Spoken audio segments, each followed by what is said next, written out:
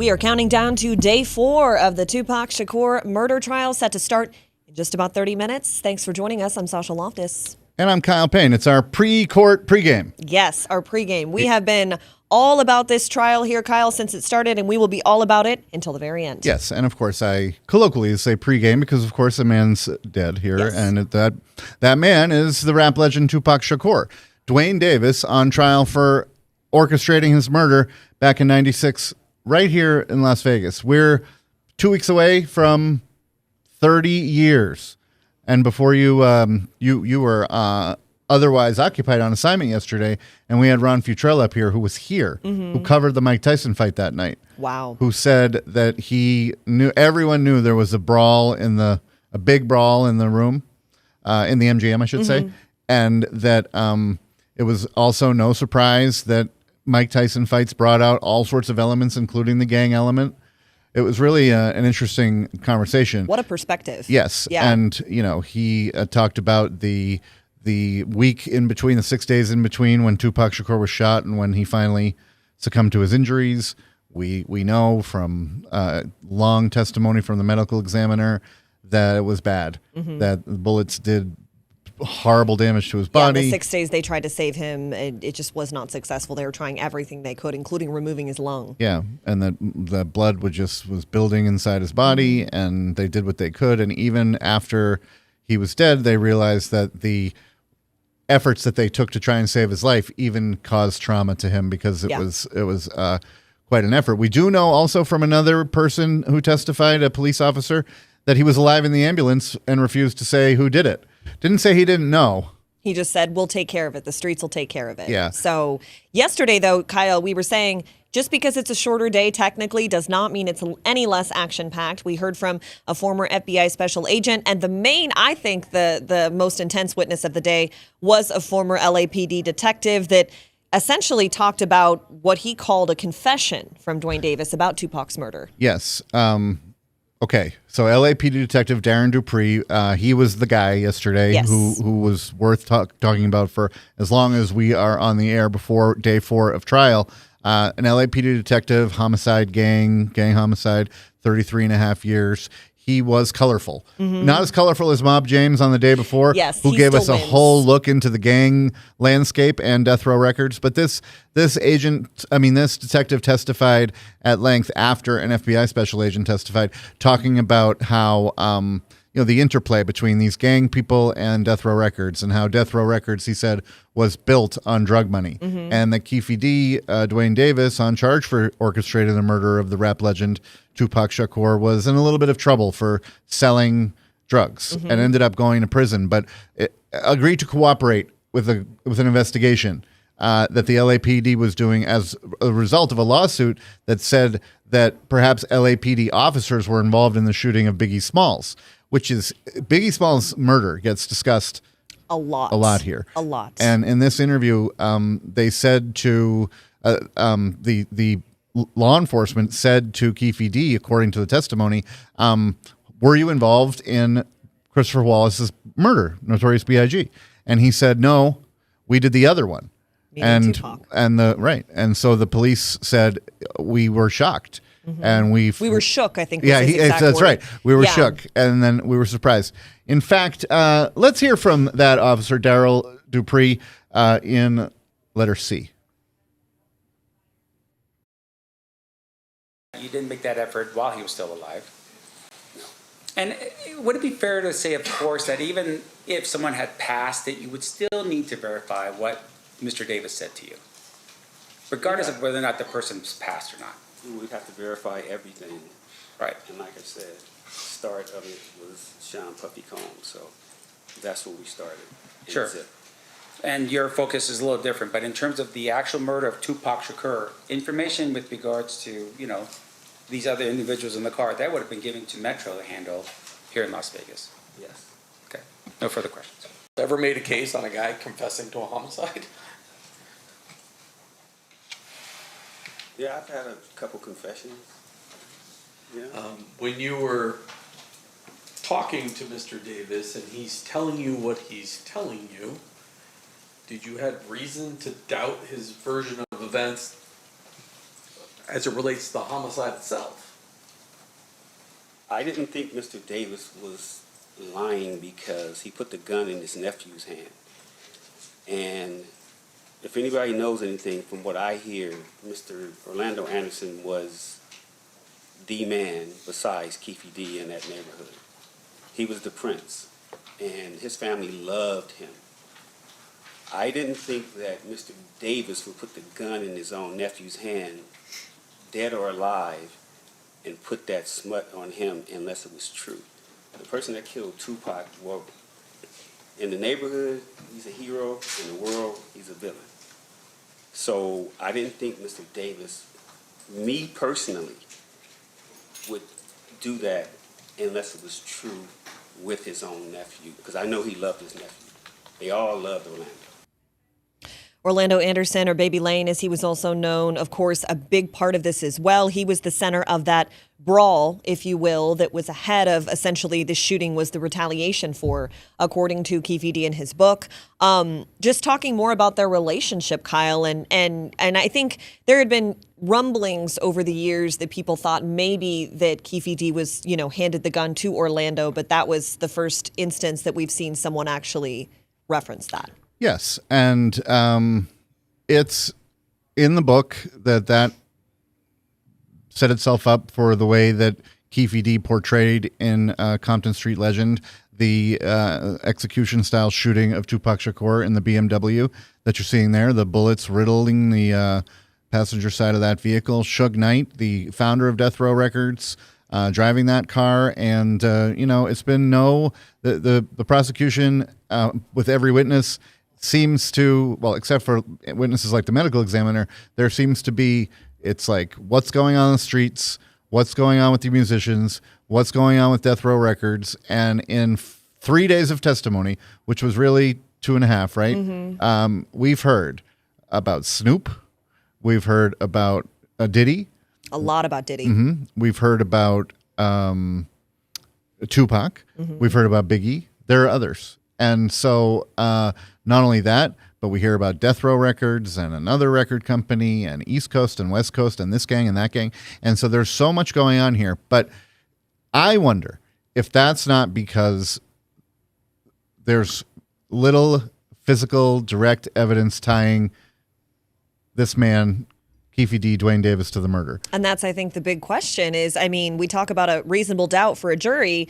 Yeah, you have his words and you have his, quote, confessions in his book and in all these interviews and according to this LAPD detective. But even the, quote, witnesses that they have, I say obviously witnesses on the stand, but they didn't see it. They heard the shots, yes. And this was, again, 30 years ago. So they don't even have anyone coming up and saying, I saw him do it. So, like you said, and then there's no physical evidence, no fingerprints on the shell casings, anything like that were found in the street. So that'll be interesting. Obviously, we're still early in the trial, so they could still present that, but we have a long way to go. Yeah. And we might not have predicted in 3 days all the hard left and right turns this has taken with, characters like Mob James, and then you have very serious a law enforcement come on, and then you have someone who came on yesterday who said, he told the jury, I'm from the street. I know how this works. Mm-hmm. I know who these people are. I know what was going on. And that's the LAPD detective. And he had a lot to say. And he also explained that the Death Row Records was built on drug money. And they got to the point during the testimony of Reggie Wright Jr., who was the head of security for Death Row Records and ultimately became Suge Knight's de facto leader of Death Row Records when Suge Knight went to prison, that it was worth $500 million. And Reggie Wright sort of shrugged and said, well, I thought it was $3 million. Yeah. Okay, well, that's just a lot of casually. dough. Yeah. Yeah. And there are so many, even in this, with just 14 prosecution witnesses, we've heard several theories beyond what Keffe D has told people, authorities, his book, of what might have happened. One, that Keffe D told an FBI agent, we're going to deal with this when we get to Compton, not in front of all these people who, there's so much police, there's so much heat over what happened with Tupac, we're going to deal with this in Compton. And so a lot of the law enforcement testimony deals with what goes on back on the streets. And then the money.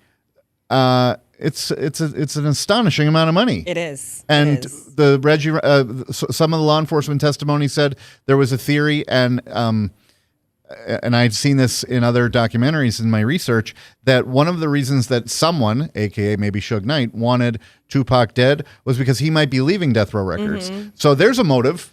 Yeah. Like, yes, there's the motive that Orlando Anderson got his butt kicked inside the MGM and taken down and kicked, and you can see him getting walloped by these, Tupac, Suge Knight, a and large other group. security guards Yes. from Death Row Death Row. Records. Yeah, that Reggie Wright actually pointed out when Yeah. they played that video. When Basically, he was on the those were stand. our guys. Yes. Yep.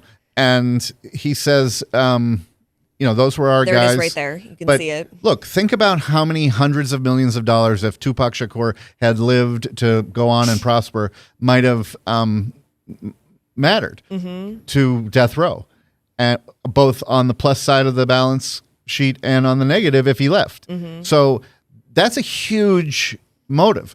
And I think the prosecution wants you to know that this was the motive, that there was ongoing battles between the Pyru gang and the Crips, and we're learning so much about that. It really, it's fascinating. And here you see the kick down, the beat down, and Tupac is in there somewhere in a gold shirt, and you're eventually going to see Suge Knight come into frame. He's one of the taller people. So there's definitely a few different ways to approach what might have happened, and even by his own admission in his book, Keffe D, Duane Davis, on trial for orchestrating the murder of Tupac Shakur, said, "I'm the last living witness to this crime." And that's because everybody is dead. Yeah, or a few in prison. Right. Yeah. Suge is in prison. Suge is in prison, but the rest have passed. Right. A lot due to violence. Including Orlando Anderson, his nephew, who was killed in a shootout. So, the 2008 interview where Keffe D allegedly shocked the police by saying, "We did the other one," as opposed to the Christopher Wallace one, doing the Tupac one. We heard from Wade Lee, a special agent with the FBI in the 90s. He was with the FBI for 25 years. He retired about 5 years ago. And he talked about a different interview that he did with Keffe D, Duane Davis in 1998, where he had a different version of events. That's E. Mr. Davis, Anderson, Orlando Anderson, and their girlfriends went back up to their hotel room at the Excalibur Hotel, and he said that was it. They didn't have any involvement. They stayed in the room the rest of the night. He tells you that the room was in Anderson's name. Yeah, the room was in Anderson's name, that they had driven up to Vegas from the LA area in a Land Cruiser, and that they had some other associates, Corey Edwards, Kevin Davis, Terry Brown, a.k.a. Bubble Up, Big Dre, and Wynn also traveled to Las Vegas. They stayed at the MGM. And he repeatedly denies to you knowing who killed Tupac Shakur. Yeah, he said they didn't have any knowledge of what happened, that they weren't involved. He did later speculate that maybe it was some Compton police officers that were working for Suge Knight, and that maybe it was because he had heard that Tupac was talking about possibly leaving Death Row Records or something to that effect. But His suggestion was that perhaps Knight, who's driving the car, had Compton police officers shoot Tupac in the car Suge's driving. yes, something to that effect.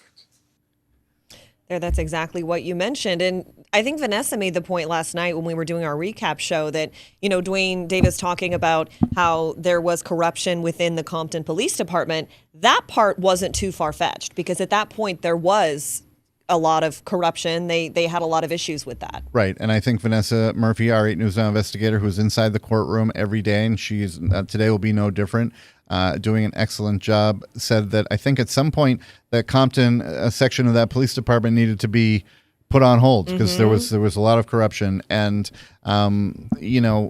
that's one of the many little branches this trial takes. And it also reinforces how many different things Keffe D, Duane Davis has said, that he was involved, that his nephew did it, that it wasn't his nephew, it was Reggie Wright Jr. He told that to Vanessa Murphy. And then he wasn't even in Nevada. And then Reggie Wright Jr., when he went on the stand, seemed to have tremendous contempt if you were able to read between the lines of what he was saying, that when he called Keffe D, well, I didn't know him very well. I knew him as a crackhead, and his level of drug dealing never raised to the level that I would have been familiar with. But, Suge did it. Compton cops did it. I did it. Who knows who did it? Yeah. And I don't think the jury knows 3 days in. They're not supposed to. No, but I don't think they know. You and I don't know. Well, and going off of memory of all of these people, I mean, I think it was day 1 or day 2, I believe it was day 1, there was a former, I believe it was a Metro police officer that was looking at the lineup of photos and saying, man, I'm doing my best, but it's been 30 years. I don't remember a lot of details, which that's understandable. It's been 3 decades. Right. So they had the photo array on the board for the jury to see, and we were able to watch it. And the prosecutor said, "Oh, is that him, number 3, let's say?"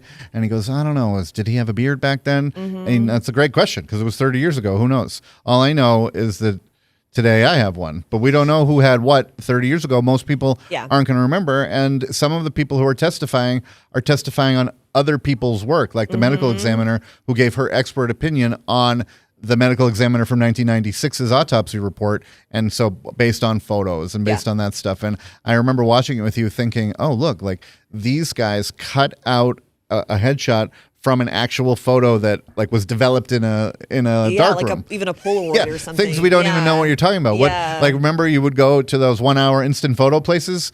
Probably the people who are watching this on 8 News Plus have no idea what we're talking about. If you're young enough to download us on the app, you probably don't know what it means to like get a picture in an envelope, one of those yellow envelopes with a sticky. Oh my gosh, that was. Sometimes I order photos to like put in frames and stuff, and it is a little bit of a a throwback like that. I will go to CVS occasionally, and then like on the app, I can print out the photo on their thing. Mind blowing. Yeah, it is. It makes you feel like you're back in 1996. Yes, and this departure brought to you by 8 News Plus. Who is streaming this trial, as we like to say, gavel to gavel from beginning to end, and while we're having a light moment for our viewers all across the world, north and south, east and west, and we appreciate that they're watching. And I think that some of our viewers are watching on YouTube, and we keep threatening this. Eventually, we're going to have to wean you off of YouTube so that you will download our 8 News Plus app and look at. This is very serious. This is murder trial. There's a man. But it is our pleasure to bring this to you. We are enjoying watching it. We're enjoying discussing it, and hoping that it brings you some information. And people are watching. The world, the national and international media are downtown in Las Vegas as we speak for this crime. Everybody wants to know who did it. I don't know if we're ever going to find out. Even if they convict Keffe D on his own admission, I don't know if that is a full answer. No, because he's not accused of actually pulling the trigger. Right. So we'll never for sure know who actually pulled the trigger, it sounds like, because it appears that the person who did that, I would assume, is no longer with us. And right. Well, yes, the odds are. Right. Yeah. So it really, well, and I think the interesting part of this too is I've had so many people ask me, who do we think is going to take the stand tomorrow? We don't really know. Oh, no, we have no idea. I mean, it's kind of a surprise. I remember when Reggie Wright Jr. sat down, we went, oh, it's Reggie already. So it really, there's really no, we kind of have an idea of the story they're trying to tell and the way they're trying to do it chronologically, but it is a bit of a surprise. The only thing that we do know for sure is at one point we are set to hear the audio that the LAPD detective was talking about where Keffe D essentially, he says, admitted to Tupac's murder as opposed to Biggie Smalls' murder. They talked about that audio, the prosecutor and the defense, that they would play that at some point. But we, again, don't know when that's going to happen. So that's, I think, the only thing we know really for sure. All we know about that is that the prosecutor said they have hours and hours of audio to play, which for me, as someone who's watching every minute of the trial, seems like it could be agonizing. It's, we know from the lengthy testimony of the FBI agent that there was a very long report that the prosecutor went over paragraph by paragraph. What did he tell you next? What did he tell you next?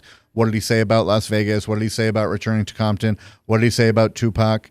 And then there was an argument. Well, it's a strong word. Yeah. There was a little back and forth between the prosecutor and the defense about this witness and whether he'd be able to complete his whole testimony, given the fact that there are what I think sounds like an entire day's worth of audio tapes, and I think they're tapes because they were from 2008, and I don't believe that it's a video. I think we're going to have to listen to the audio. I believe that the state will generally give you a transcription to follow. Which they did with other audio. I think if we can use the first day as a judge from when we heard an even older interview with what I believe were audio cassettes, even the defense attorney, when he spoke with Vanessa Murphy and the gaggle of media down on the first floor of the Regional Justice Center in downtown Las Vegas, said he thought that that bored the pants off of the jury. I'm paraphrasing. And us too. And so my hope is that they have that they've thought about maybe breaking it up a little. Yeah. So, if it's an hour, great. And if it's an hour 8 times over the course of the next couple of weeks, wonderful. But if they're going to sit us down for 8 hours, what are we even going to talk about? Yeah, exactly. Well, I would hope that, the previous audio that they played us was from the mid-90s. Right. This audio would be from 2008. So I would hope that there would be a little bit of a difference in the quality so you could maybe hear it a little better, because I think that was the issue with the previous audio that we heard, is that it was from the 90s and it was very difficult to hear it. The technology just wasn't there. So we'll see if there's any kind of difference on that front. I mean, 2008 was still a very long time ago. So we'll see, how this moves forward. We have a shorter day today and we have a shorter day tomorrow. It's earlier, but it's shorter. I believe it's 9 to 3 or 9 to 3:30. But that, again, we've learned shorter day does not mean that it's going to be any less action-packed and any less dramatic. Correct. And to your point about 2008, Michael Samp, the defense attorney for Keffe D, Duane Davis, says to the LAPD detective, "You remember that? Was that in your report? You remember that?" He goes, "Yeah, I remember that." And he's like, "Well, good for you for remembering that from 30 years ago. That's off the top of your head. Oh, that's great." And he was being very sarcastic. And then the LAPD detective, who was not intimidated by the cross-examination, says, well, it was actually 17 years ago. But still, 17 years, 30 years, we're talking about old memories. Yeah. And so one of the things he's doing to try and show to the jury, like, how can we rely on some of these things that are being said, is there a report from 1996 that you would have memorialized that in order to be able to say 30 years later, this is what happened? And 30 years is a long time, and we're so close to the 30-year anniversary, which is really insane that we could still be in trial on the 30-year anniversary. Right. Okay. So let's talk about that. Today's day 4. Yes. We know. Let's just say, for the sake of discussion, that there's one day of audio recordings that we have to listen to. That would bring us to a 5th day.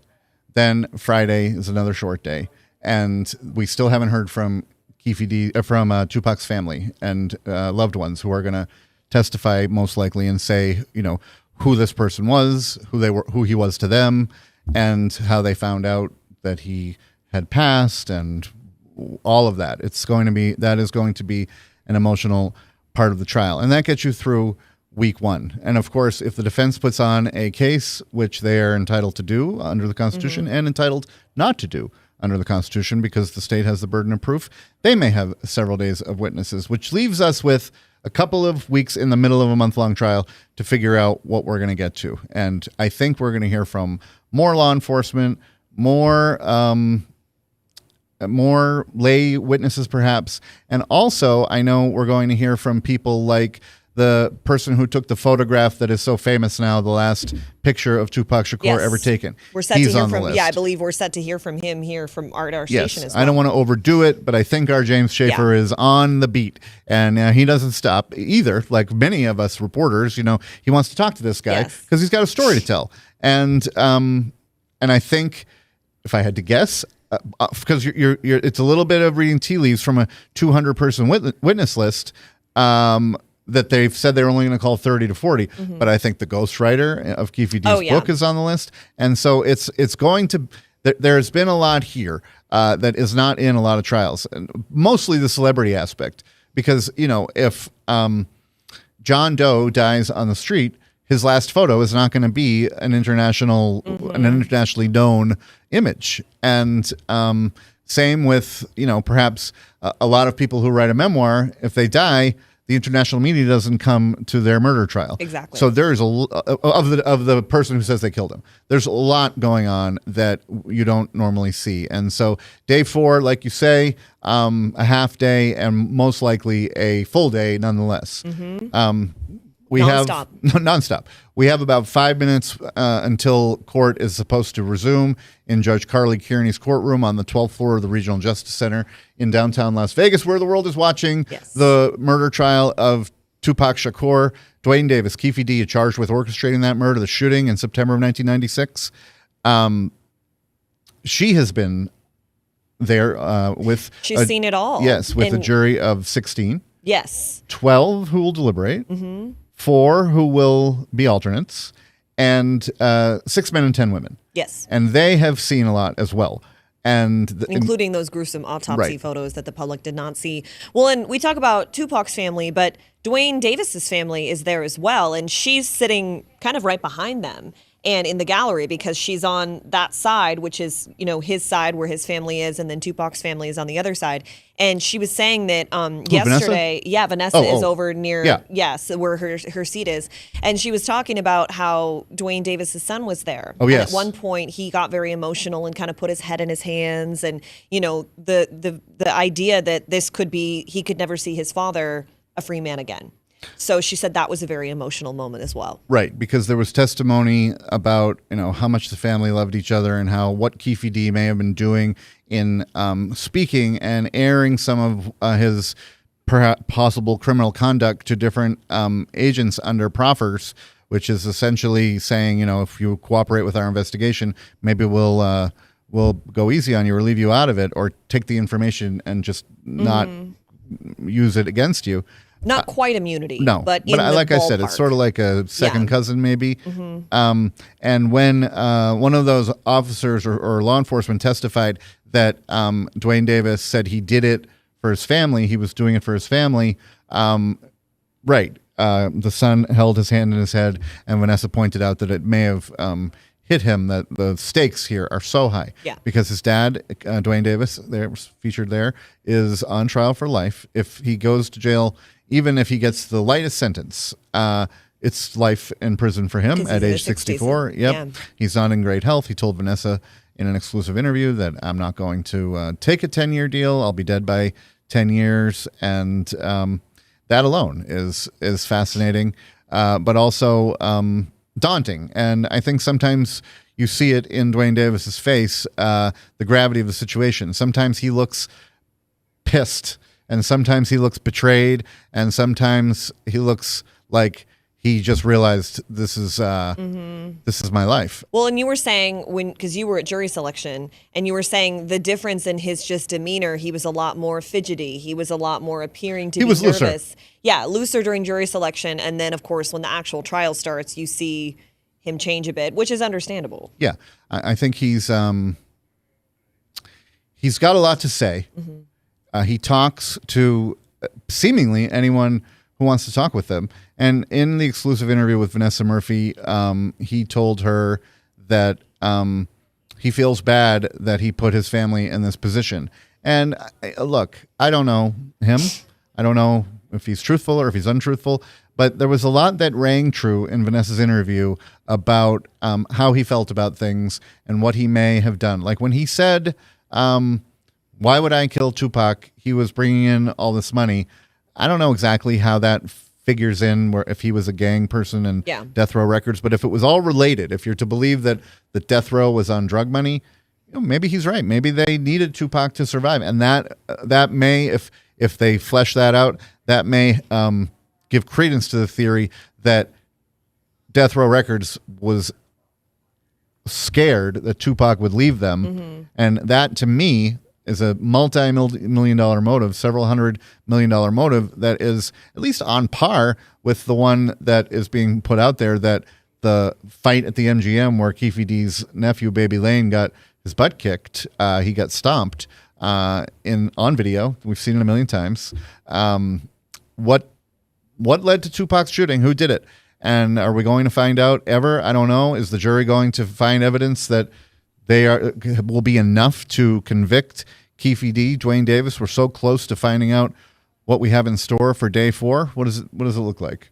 It looks like we are still on the seal, the Nevada seal, which means that I would assume people are still kind of filing in. It is 1:00 right now. That's a live look to There's nothing more thrilling than the Great Seal of the state of Nevada, but it's equally thrilling when it pulls out and we see the activity in the courtroom. It's bustling. And we see the defendant come in, Duane Keffe D. Davis, then we see his attorney, usually coming shortly after him, and then everyone rises for the judge and everyone rises for the jury. So it seems like the jury is always the last to enter. The jury is last to enter, and then, of course, they bring in the witness. But,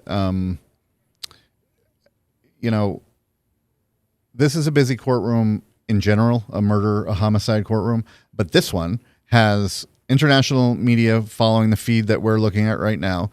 There is a by invitation only, by lottery only amount of media seated in the courtroom. Vanessa Murphy, our 8 News Now investigator, is one of the ones who was lucky enough to get a dedicated seat. And that's why she's able to bring you live reports to the extent that she does every day on our broadcast site on Channel 8, KLAS television. Here, for those of you who aren't watching from Las Vegas, with Denise Valdez and Brian Loftus and Kirsten Joyce. We have such a talented crew of people. And you're watching on 8 News Plus. And 8 News Plus, this is what they want me to tell you. It's free. It is. You download it for free, and you see an entire different lineup of content with internationally known media like George Knapp, who has the beat covered on the extraterrestrial. Yes. We have sports programming. We have investigative programming. We have tremendous programming. Everything you could ever want. And we have live newscasts as well. This has taken over this, but once the trial has concluded, we'll go back to those more often. Okay, here we go. My plug came at the right time. Yes. So you're watching 8 News Plus, day 4 of the Nevada versus Duane Keffe D. Davis, the Tupac Shakur murder trial. Davis accused of orchestrating the shooting of the rap legend. This is a familiar scene to those of you who are watching. Metro Police has charge of Keffe D. He's at the Clark County Detention Center, so they bring him in through the courtroom every day. I look to see what he's wearing. So far, I've noticed 2 full suits and 1 shirt and tie combination. Yes. So I'm curious to see today if he's recycling. Well, he always talked about he was big on clothes back in the day, but he's been in custody for 3 years. Yes. So I assume, I don't know if his family helps him take care of that. Well, yeah, somebody generally, his lawyer, somebody sets up, okay, look, we need some shirts and ties. There's his attorney you can see in the frame there's there, Michael Sanft. Okay, everybody seems in good spirits. This is a collegial environment. It's it's adversarial in nature, the legal system, but you have to be cordial. Yeah. And there's drama, but it's not quite to the level that you see on like TV shows or movies or anything like that. It's rarely personal.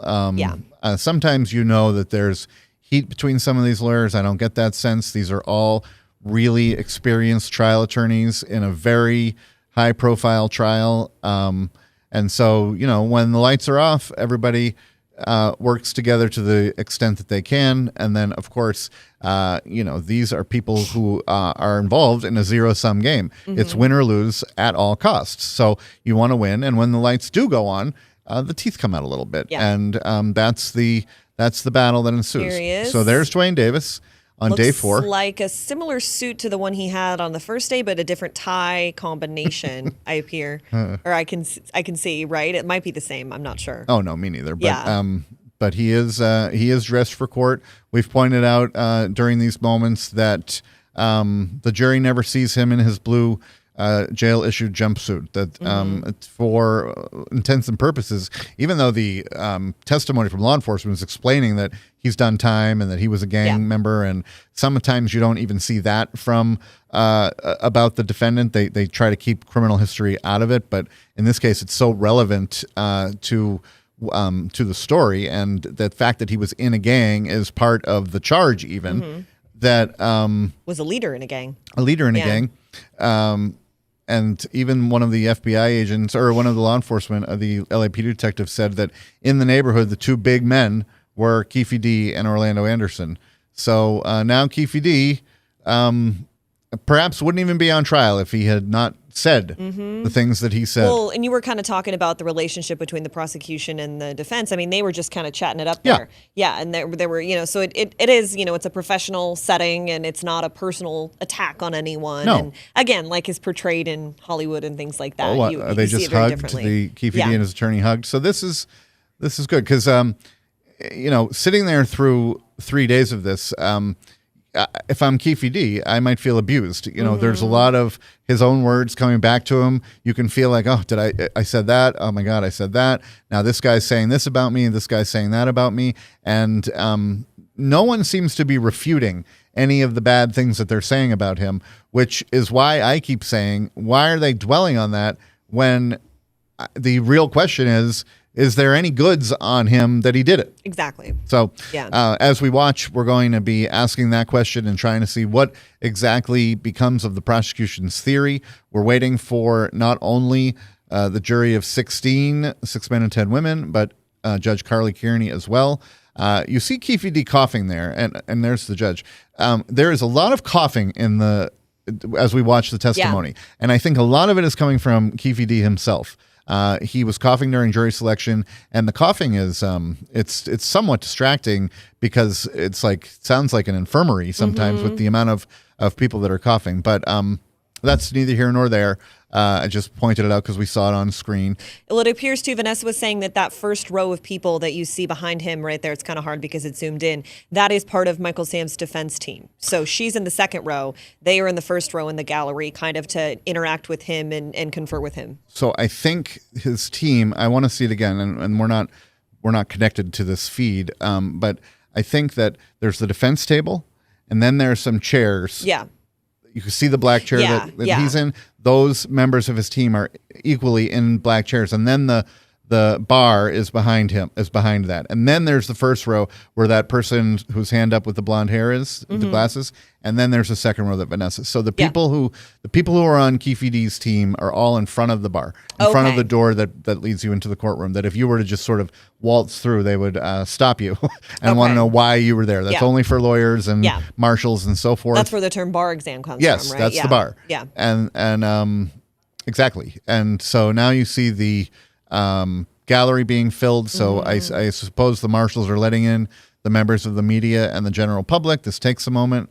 You may see some familiar faces as people sit down because some of the national, international, and local media are in there, interested parties, family members, and soon the jury. And go ahead. No, please. I was just going to ask you a legal question, if you would know the answer to this. So going on his team, so how many people, obviously, he's the main defense attorney. So the people sitting in those chairs and the people, helping him, are those other attorneys that are on his team, or how does that work? Often there are other attorneys. Often there are assistants. Okay. In a case like this, I don't know this to be the case, but in a case like this, there might be a jury consultant. It might be anybody who can help with his, might be someone doing research. It might be someone who has researched the case and knows every fact and is able to say to Michael Sanft, here's the page that you need. We have the audio. Judge Carly Kearney speaking to the lawyers. Let's listen in on 8 News Plus, our coverage of day 4 of the Tupac murder trial. We'll see you in the next break. State proposed 145, and I said 149. And so the clerk marked it as admitted 149 instead of admitted 145. So we just need to correct the record. We're going to replace the 149 with the 145. She asked me to put it on the record. Perfect. Any objection, Mr. Sant? No objection. Perfect. That'll be done. Was there anything that you needed to put on record regarding a statement not being introduced? I don't think we need to put it on the record, but Okay. I know the court has ruled on it, but we made the determination not to offer it. Which statement is that, just so if we ever need an appellate record? approach. Okay.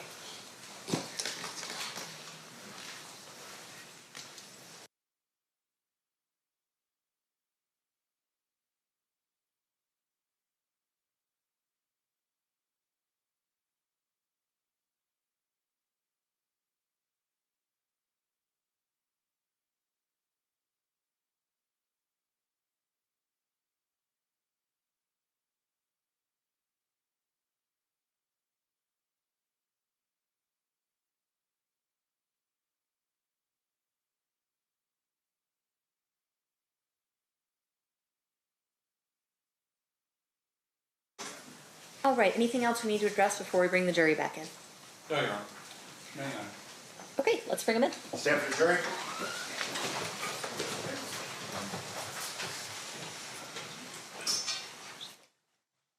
The jury is being brought in now, as we were saying earlier, everyone rising. A second ago, they cut the audio because the attorneys, defense and prosecution, had to speak with the judge about something, which they do that, Kyle, of course, something that they don't want the public to hear. Well, yeah, sometimes it's evidentiary. Sometimes there are some things that aren't necessarily for the public's consumption. Although I think outside the presence of the jury, most everything should be said. Yeah. That's just my belief as a reporter, that if the jury isn't hearing it, why isn't everybody? But we can get back to that another time as Keffe D sits down and we resume day 4 of the Tupac murder trial here on 8 News Plus.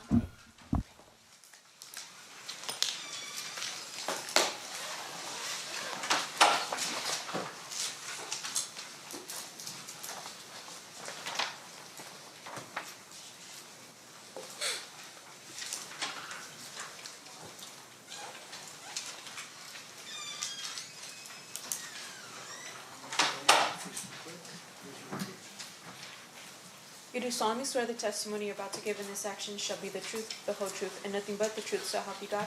Yes, I do. You may be seated. May I please have you state and spell your first and last name for the record? Duane Lee, spelled Denvonta, last name Lee, Lee. Thanks, Mr. Lee, for being here. Mr. Ball, whenever you're ready, you may proceed. All right, thank you. Sir, you did not volunteer to be here, is that fair? No, I didn't. In fact, you're under a court order to be here Yes, through a subpoena. yes, In fact, you have expressed many times the fact that you do not want to participate in this. yeah. But understanding that you're a court order, you don't have a choice whether or not to sit in that chair. Is that fair? Yeah, that's fair. I want to ask you a little bit about the mid-1990s. Where were you living? At the time, I think Hawthorne. Did you ever start spending time in Compton? Yes, And what was who were you spending time with? my homeboys and people around, friends. At some point, were you spending time with a person you knew as Big Dre? Yes, Would you describe him as a friend? yeah, And then later on, did you start spending time with a person by the name of Orlando Anderson? yes, I did. Would you consider him a friend? Yes, As a result of your relationship with Orlando Anderson, did you start coming into contact with the Southside Compton Crips? oh, yes, I did. Can you tell us how that happened? Meaning, we used to go over there and, hang out. And we wasn't from over there at that time, but we knew a couple of people. So, we go over there, hang out, or whatnot, chill. And then, is it fair to say at some point that you were given a option of joining Southside Crips or facing a different kind of repercussion? Yeah, I would say it was an option, like, either or, basically. And can you tell us what the either or was? Well, at the time, it was either, we're going to join or we just can't come around no more. And did you ultimately join? Yeah, I did. And how does that work? How did you join? Or you get put on, meaning, have a fight or whatever, Now, things of that nature. is it always this fight? Is it always a one-on-one, or sometimes is it multiple people on one? Sometimes it's not one-on-one. If you get lucky, you might get a fair one like that. But other than that, sometimes it's not one-on-one. And when you say a fair one, you mean a one-on-one, basically. All right. And so when you did you get a fair one, or did you have to get jumped in by multiple people? Oh, I had a fair one. Yeah, it was not multiple people. And how'd that happen? How'd that come about? You getting a fair one? Well, I don't understand the question. Well, did Mr. Anderson assist you in joining the Southside Crips? Oh, honestly, he didn't assist us on joining nothing. He just was there to make sure, because we was, we're friends of his, to make sure basically that we had a fair, shake. We get a a fair chance. You know, won't get dogged out, or not unless you got dogged out by that one, whoever he was fighting. So yeah, he was, you know, he was there to make sure that everything went pretty much as smooth as it can go. And so Orlando Anderson was basically looking out for you. Yeah, he was looking out for all those. Now, are you familiar with a person that went by the moniker Keffe D? Yes. And who was he in the Southside Crips in the mid-90s? He was a hustler. He was known for hustling. That's what he was known. You know, what I knew from him is he was a hustler. You know, grew up around there. You know, that's basically what he was. Yeah. And when you say he was a hustler, for those of us who don't understand what that means, what does that mean? Is he getting money? Is he doing other things? He's getting money. Yeah, he's getting money. That's what it is. And how is he getting on money? A higher level? On a higher level. So he's not just getting. There are some people who are let's say hustling. They get money on maybe a lower level, and then there are people who are making bigger money. Is that fair? Of course, you could say that's safe to say. He's on a bigger level. He was on a bigger level. And when we're talking about getting money, are we talking about through working a 9 to 5, or are we talking about narcotics? It was narcotics. All right, and then when you got initiated into the Southside Crips through a fair one. After that, would you hang around the Southside area a lot? Yeah, of course. Yeah. And is it sometimes referred to as the neighborhood? You said it was the neighborhood is like I mean that's where we're from. That's where we're going to be. Okay. And you had said we had talked about Orlando Anderson. Did he have any relation to the Keffe D? Did Orlando? Yeah. Yeah, that was his nephew. Okay. Orlando was Keffe's nephew. Okay. Yeah. And being a Davis, or being part of that family in Southside, was that a big deal? I wouldn't say it's a big deal. I mean, because there's a lot of families in our neighborhood, you know. But they were pretty, you know, prominent family, you know. And then, did the day you got initiated, did DeAndre also get initiated? Yes. And are you familiar with somebody by the name of Terrence Brown? Yes. Was he older than you, or was he your age? Yeah, he was older than me. So, yeah, he was older than me. So I assume he was in before you were in. No, yeah, way longer. Yeah, before, yeah. He's more of a you were kind of in the group that Big Dre, Orlando, that age group. That was that. Yeah, that's that era. Yeah, that was. Yeah. And then Terrence Brown was, I'd say, would it be fair to say Terrence Brown's part of an older group along with Mr. Davis? Yes.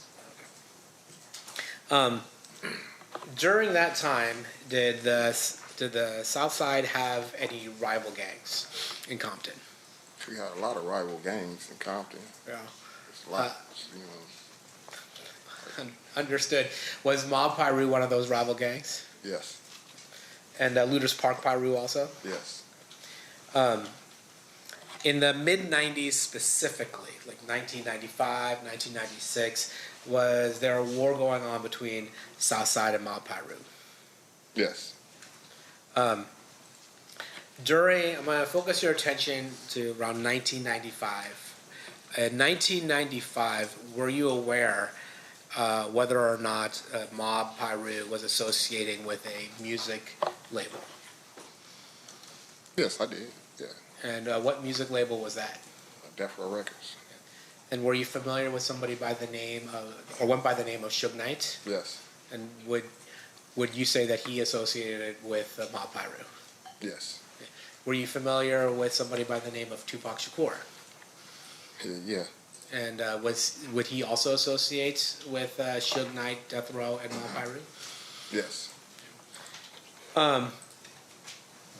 Now, with regards to Southside, were you guys hanging out with another record label? I mean, we have hung out with another record label. Yeah. Yeah. And what record label was that? It was Bad Boy. And Bad Boy, is that the record label that was being run by Sean Puffy Combs? Correct. And when you say you would associate with them, what would you go to concerts? Would you just hang out? What would be the nature of the connection that you saw between Southside and Bad Boy? I mean, we went to a couple of like concerts. I've seen them before. That concerts or they came to our neighborhood before. And that's it. And when you would go to concerts, who would organize you going to that concert? How would you know to go to the concert? Well, we just basically all do because they say we got tickets or da-da-da-da, and we all, they'd be like, okay, we're going to go to the concert. You get your ticket and you go. Would you, was your understanding part of it was to ensure that Bad Boy was not bothered by other gangs? That was the basics of it, I believe. I would say that. And was there a particular gang that people in Bad Boy were worried about? Yeah, they was worried about the death row. I want to take your attention to the summer of 1996, in particular the Lakewood Mall. Are you aware of an incident that took place at the Lakewood Mall in the summer of 1996? Yes, I am. How are you familiar with that event? Because I was there. And that summer of Lakewood Mall, what happened? What were you doing at Lakewood Mall?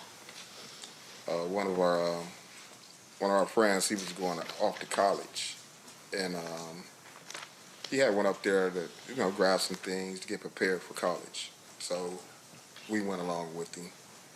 And, do you know where the money came from for this person who's going to college to get these things? Yeah, Keffe was helping, try to get he needed, a lot of, I don't know what college kids need really, but, need a little TV probably, a little, clothes, and things of that nature. And Lakewood Mall's not in Compton, is it? Not at all. Is it fair to say it's about 15, 20 minutes away from Compton? Yeah, if that. And just so things have changed in the last 30 years. Of course. Back then, you couldn't order things on Amazon and have them delivered to your house, right? You actually had to go No, I someplace. doubt it. I don't remember. So at the Lakewood Mall, you're there with other Southside Crip members. Is that fair to say? Yes. And was Orlando Anderson one of the people that were with you? Yes, Orlando was with us. Okay. And then did you happen to run in that day into people from Mob Piru or Death Row Records? Yes, we did. Can you tell us about that? We basically were coming from different sides of the mall, and we're, walking towards each other, and I guess we basically seen each other simultaneously, and we noticed people, they noticed us, they kept, coming our way, we kept coming that way, and a couple of words was exchanged once it got close enough, you know what I mean, and that's when the fight broke out. So a fight broke out? Yeah. And by that, we're talking about people punching each other and tackling each other, that type of thing. Yeah. On the other side, were you aware of somebody by the name of Trayvon Lane there? Yeah, I was aware of Trayvon, yeah. And in particular, there's talk about a death row chain or medallion hanging from Trayvon Lane's neck. Did you see that? Yeah, did I see the chain? Yeah. Yeah, I seen the chain. Okay. During the fight, did anything happen to that chain? Yeah, during the brawl, it came off his neck. Now, let me ask you something about the significance of a chain or something like that. Is there any special significance to taking somebody's chain? Yeah, I would think so. Yeah, yeah, of course. And can you explain that? I mean, that was their logo, and so it's like you taking that from them is, like you got something, to at least harp about or to say, hey, look, I took this. That's all it would be. Would it be considered disrespectful to rip somebody's chain off? Yes. How did that brawl end? Like what made you guys stop fighting? Oh, well, the police came, you know what I mean? The police came, separated the parties. They didn't even try to talk to nobody or nothing. They just wanted to get the situation under control. Everybody just, you know what I mean, leave. Just get out of there. So that's what they did. They came in, they separated us basically. We went our way, they went their way. Is it fair to say that Lakewood is a little different of a place than Compton? Yeah, somewhat, yeah. Yeah, it A is. little more suburban? A little more, yeah. Yeah. It is. And at that point, it sounds like that whoever the police was in Lakewood just was asking you guys to get out of there, right? Yeah, they just wanted it to be, you know, you in the mall. It's, you know, families, kids, you know, they just wanted to get it handled, situated, and get people out of there. Permission to approach, Your Honor? You may.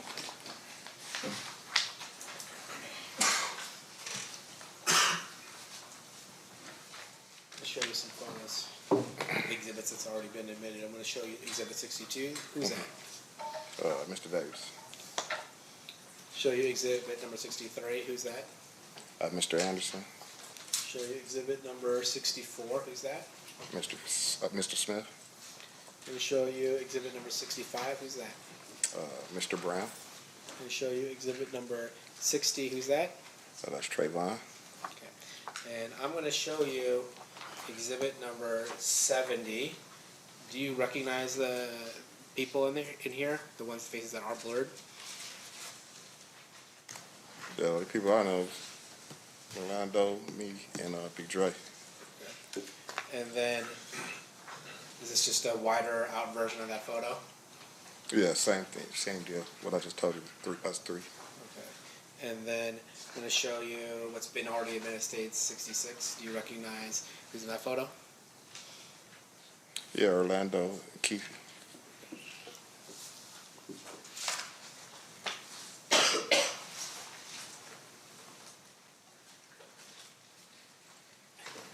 Did you go to the Mike Tyson fight when Mike Tyson fought Bruce Seldon the weekend that Tupac Shakur got shot? No, I didn't. How come? I was incarcerated. It's fair to say that that incarceration began in July 8th of 1996? Yeah, somewhere around there.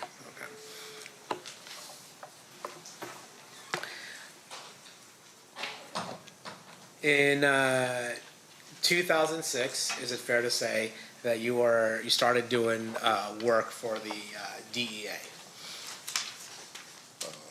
Yeah, HIDA. Yeah, HIDA, yeah. Yeah. And is that after you got caught trafficking some drugs as well? Correct. Okay. And in the mid-2000s, you got 5 payments, is that right? I think something like that.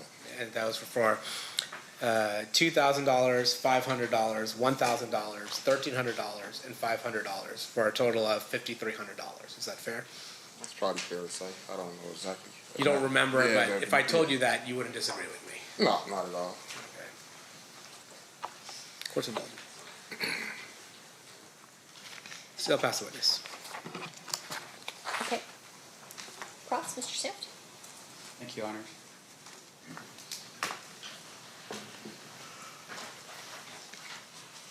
Mr. Lee, your street moniker is Dirt Rock.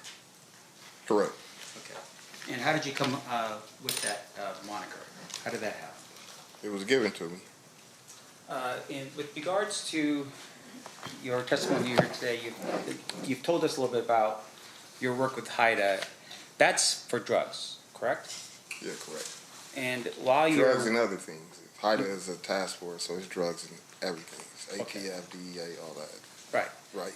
And with regards to your work with HIDA, of course, because it's about everything, technically, if you saw other types of crimes being committed while you're working for HIDA, you would tell the HIDA people because it's part of the overall task force, right? No, I'm not necessarily. I'm tell them what they asked me about. You know what I mean? What I'm not going to tell them nothing outside of the realm of what they're seeking or looking for. Right. And fair to say, though, with regards to what they were seeking and looking for, at some point they were targeting Mr. Davis as a drug dealer, right? Yeah. And so you were helping them with that information that they needed, right? And that information came in early of 2008, meaning that you were helping them in April and May and that kind of thing. I'm not sure the dates, but I eventually was, helping them. Yeah. Okay. I don't remember the dates. Your Honor, would a review of a report from the DOJ with regard to your participation help refresh your recollection? It might, yeah, sure. Yeah. You may approach.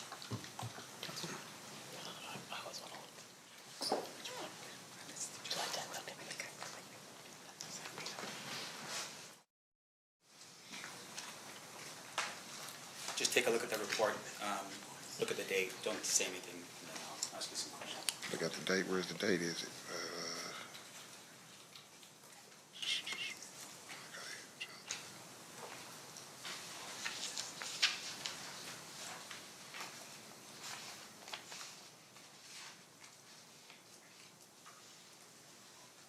Okay, I recall. Yeah. Okay. And with regard to this document I gave you, it looks like the date that I've shown you is a date for July 10th, 2008. Is that right? Yes, that's the date that's on there. Okay. And fair to say for the jury, once again, you're working with the HIDA team, and that's even prior to July of 2008, you were working with the HIDA team. Fair?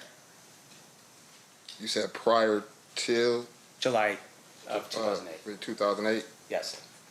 I was working with HIDA. I only worked with HIDA one time, so I don't know what you're trying to insinuate. Like, All right. And I want to make sure that the jury, that we're clear for the jury. I So understand.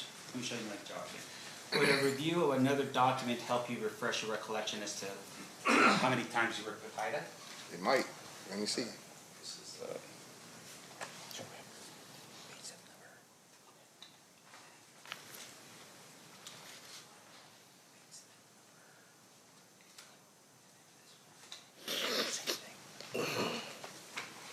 Yeah, Bush, Your Honor?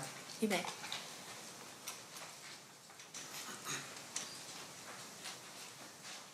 Sorry.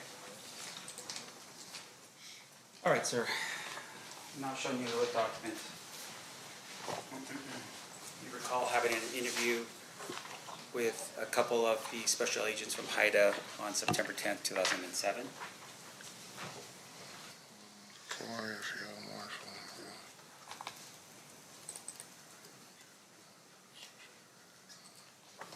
Yes, I recall. All right. And then also, once again, just for the jury's edification, I'm showing you a document here.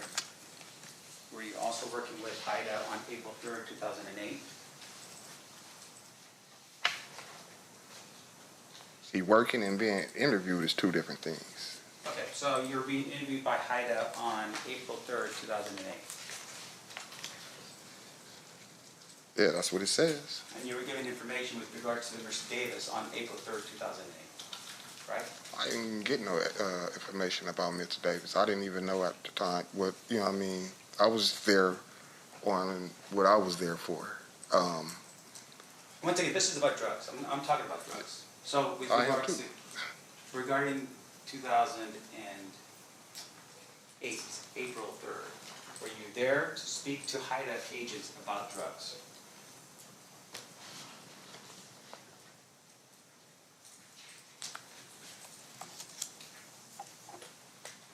Yeah, pretty much. Not entirely, but yes. All right, when you say not entirely, what do you mean? I'm saying we did talk about drugs. We talked, yeah, we did. Anything else besides drugs in your 2000, I want to make sure the jury understands. Okay, Anything yeah, in yeah. April of 2008 besides drugs that you talked about?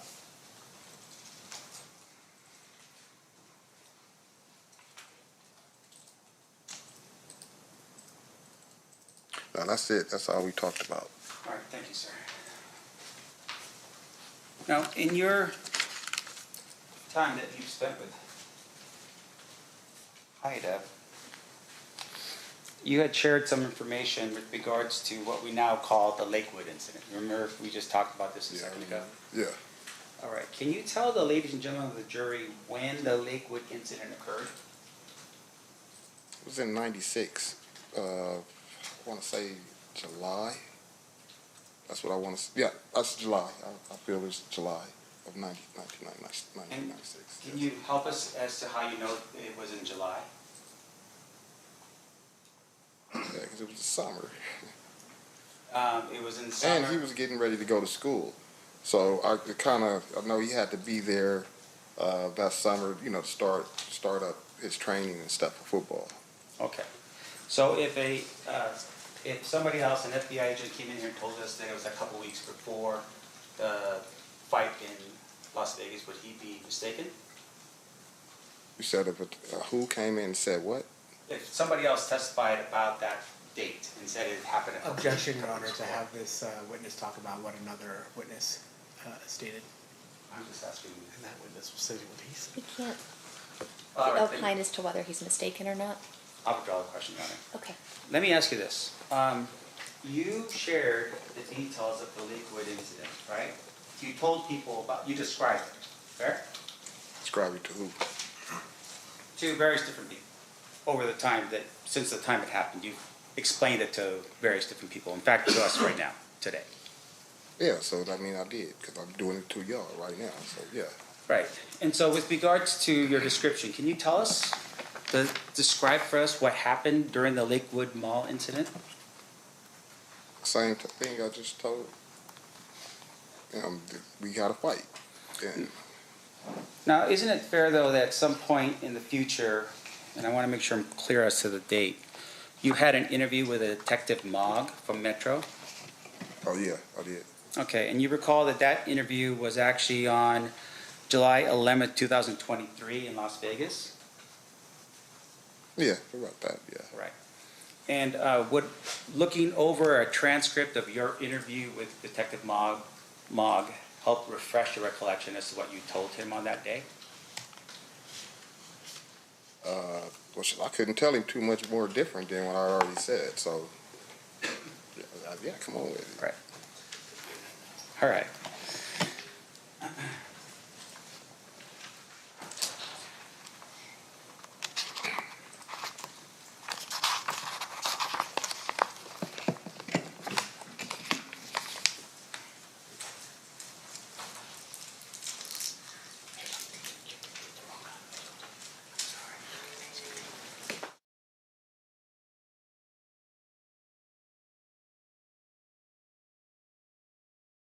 May I approach you on it?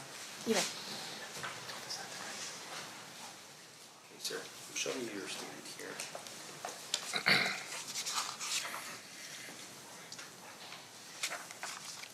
And I want you to read The highlighted. the question. Yeah, just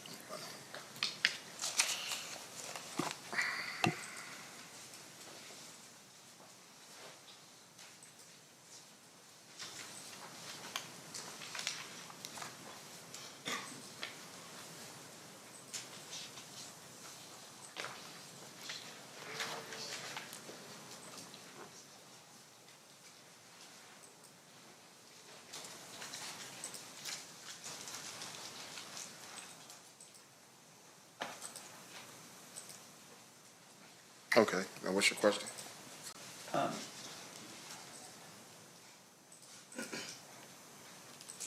Now, with regard to what you reviewed, fair to say that you told Detective Mogg a more specific sort of thing that happened at the Lakewood Mall, right?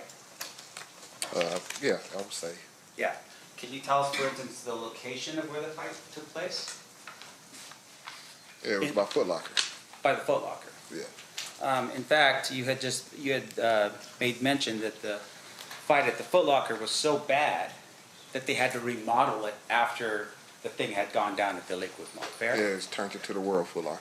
Right. You described it as mayhem that was occurring in that Foot Locker. Yeah. Okay.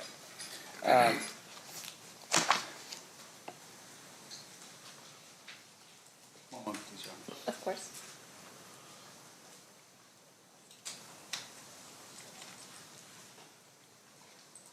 Your Honor, I have no further, actually, I do, sorry, let me back up real quick.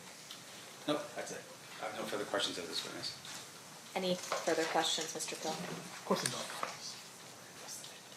Shake your head.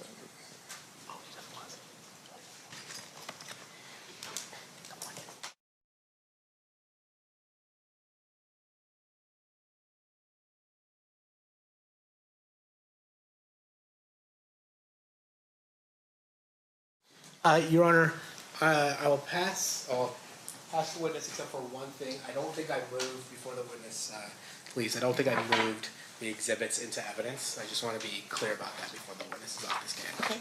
Which is state is moving proposed exhibit 71, 70, 65, 64 into evidence. 64, 65, 70, and 71. That's impressive, yes. Any objection? No objection, Your Honor. They'll be admitted. Thank you. Then with that, no further questions. All right, one final thing, Mr. Lee. Anybody from, any members of the jury have any questions for this witness? Okay, got it. Can I have the parties approach?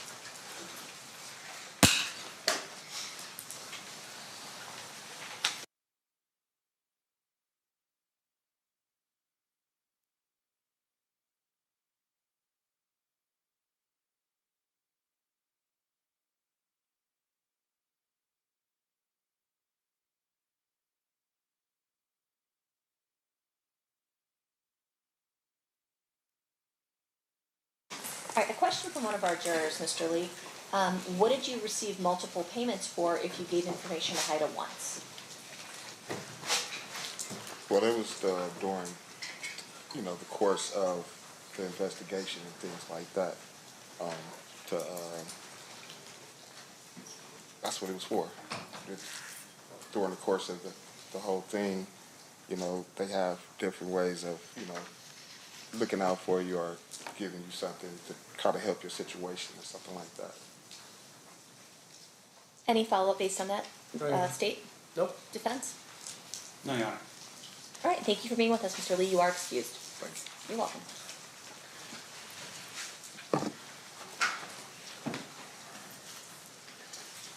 Who's your next witness, State?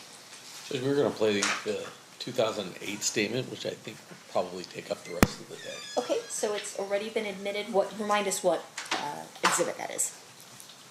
That's a great question. I think it's gonna be, actually, I don't know. I'm gonna have to grab the disc. Okay. I have it uploaded on my computer. Do you know, Ryan? Okay.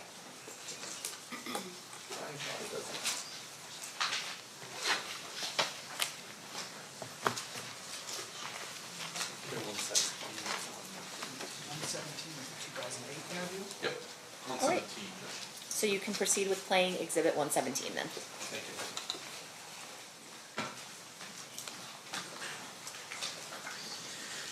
If we just maybe the volume down in the beginning because it's really staticky, and then we'll turn it up when they start talking.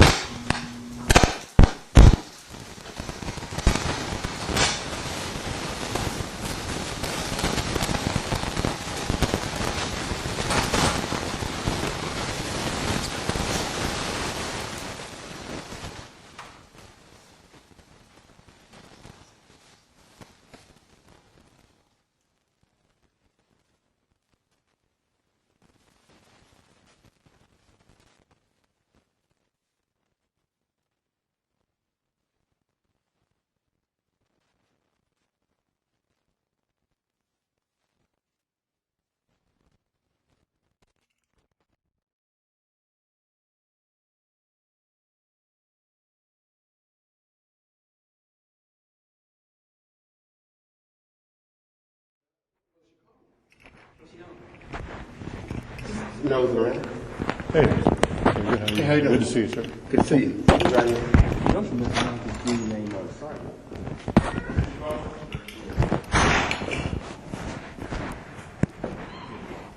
Mr. Higgins is here now.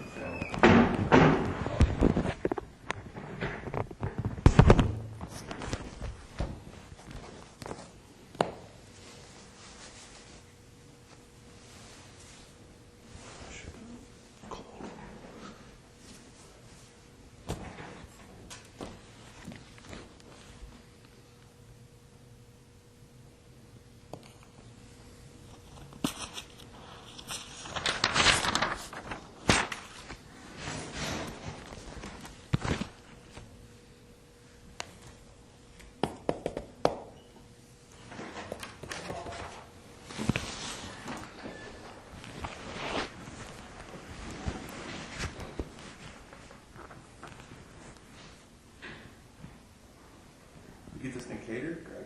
Yeah, figured we'd be here for a while.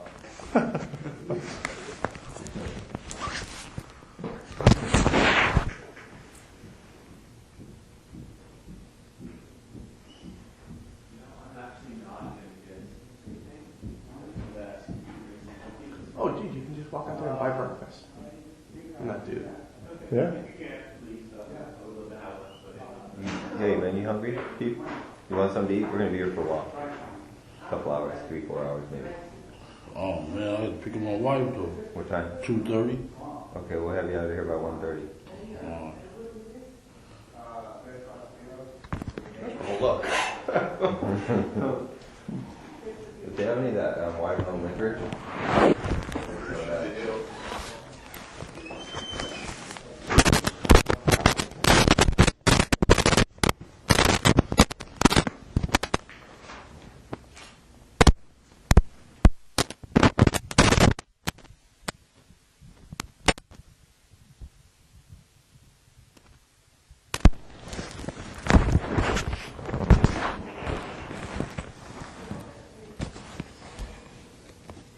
I didn't say no spook down gang either.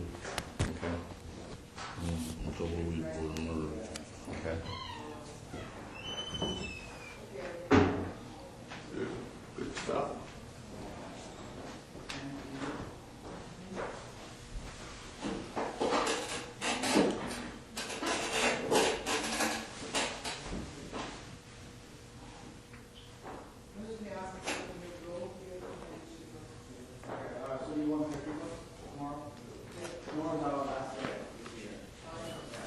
Who was this guy again? Fufula? He was a guy, he was a witness that got shot and killed after the incident. And before he really had a ability to make any statements.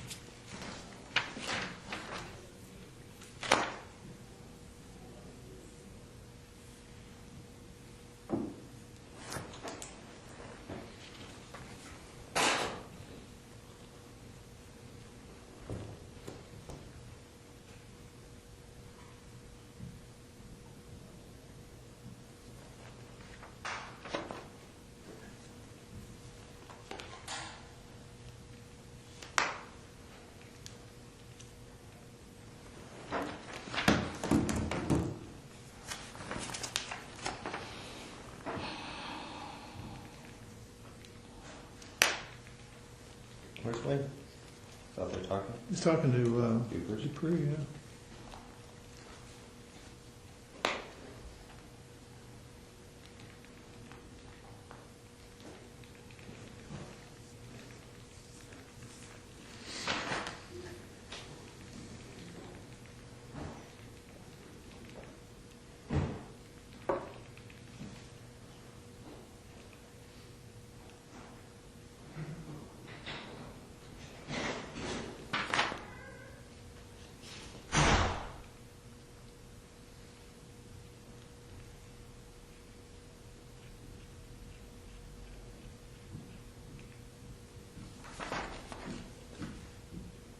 I never said I seen Reggie Wright up there neither.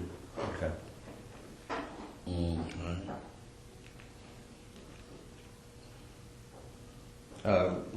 Regarding what? In Compton or at the Biggie thing? At the Biggie thing. Okay.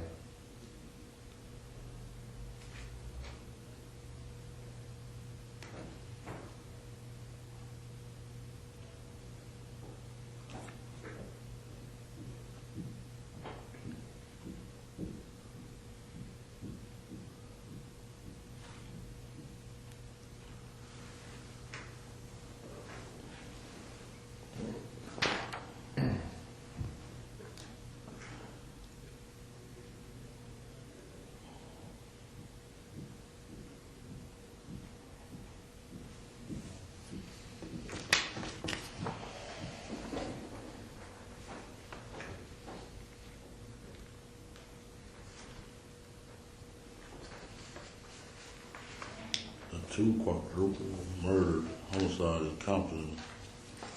Concerning the 2, okay, yeah.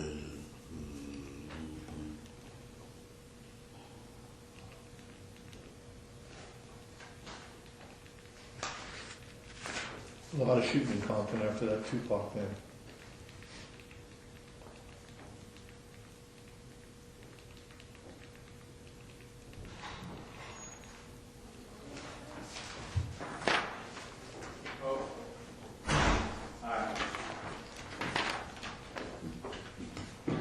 Sorry for the late, guys. You know how it is. It's so difficult out here to make a living. Trying to hustle? Oh, I'm trying, man, but nobody wants to buy anything from me. No, just kidding. I'm kidding. Wayne Yes, sir. keeps going over his original statements that he gave after his arrest back in 90, whatever. Are you hiding the donuts and coffee and all that? These guys wouldn't let me get in. See? I know how y'all is. I'm trying to help you out, man. I'm looking after your heart. See a fat boy here, you guys like, man, we're gonna fool him, make him come to me. Okay. Oh, God.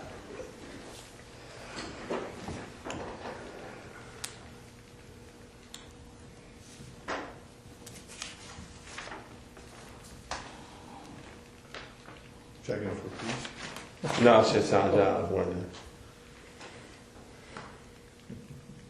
How you guys been? Good, man. Good. How's the holidays going? So far, so good. Really? Yeah, it's coming up fast, isn't it? Faster than I expected. Next week, it'll be here and be over. Which is always a good thing. Yeah, no, it is.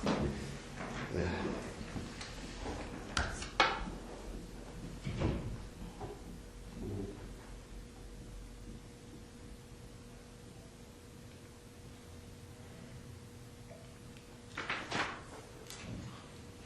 Is my secretary here? Or someone else let you guys in? It was open. Oh, it's open? Yeah. Oh, okay. Some dude came in with like a cart full of food. People came out like ants, man. Oh, okay. I got some guy pulling a cart around selling sandwiches. Oh, yeah, they do that around here. That's pretty cool. For people that don't want to go to the cafes, that they just they come from sweet to sweet. Right. I know, it is pretty, because there's not a lot of restaurants around here. Yeah, that's convenient, man. Yeah, it's convenient. Because, restaurants are kind of expensive, I guess. Yeah. Yeah, I never eat around here. So. Does that dude charge a lot? I didn't ask him how much it was. Yeah, probably $5 or $6 or whatever they can get. Yeah. Cool. But it's a smart move. It's smart because, if I make a couple $100 a day.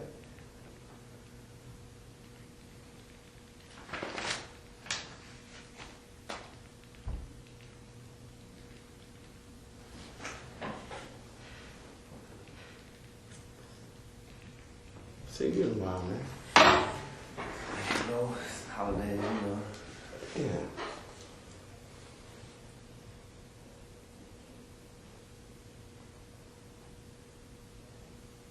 Nice office, man. Meager surroundings. Yes. We're moving down the street actually to the death row building. Is that right? Yeah, we thought we wanted to be part of history. That's kind of ironic. It's nice that we did it. Yeah, it's real nice. I seen it from outside, not the inside. Yeah, this lawyer and doctor bought it. I know the lawyer. Her name is Shelley McMillan, and this doctor bought it. And they, he's at the hospital right now with his father. He's a minor. It's Right nice. Okay. Yep, I've already, okay. That's a Nike watch? Yeah, I've already spoken with somebody from your guys' office and provided it all. Probably 2 weeks ago. Nice. Thanks, man. My wife got it for me. Yeah. She loves you, huh? A little. Only on my birthday. Yes, pretty by. Yeah, birthday. Pretty by. Yeah. Only your birthday? Yes. I don't have it with me right now. I'm actually at work and I'm in a meeting and he has his medical card with him because he's going back in for another pre-op today. His mom does and she's with him, so you can probably call her. What is that exactly? What now? No, oh no, that's his statements from. Prior statements during when he was arrested. Oh, okay. Yeah. It's 909 331 Well, I'm not gonna look in that machine. 6272. $19 phone, man. What? Is it really? Doesn't look like it. Yeah. What kind of throwaway? Boost. Oh, Boost mode? Oh, they changed them. They're nice. You start laughing. Okay. Throwaway. No problem. Bye-bye. That's what they call it? You just gotta throw them away faster, man. I was, you had a motherfucker sitting next to me. Punk ass mother, he ain't even went and bought a phone for me.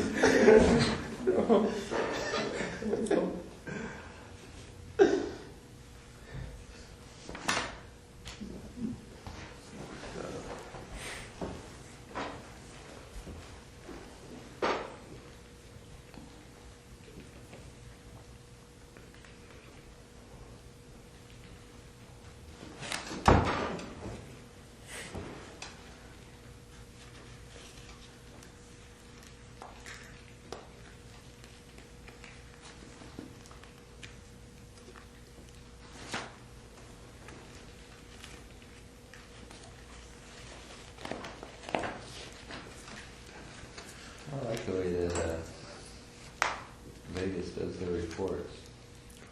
It's almost like a federal report. It's pretty neat.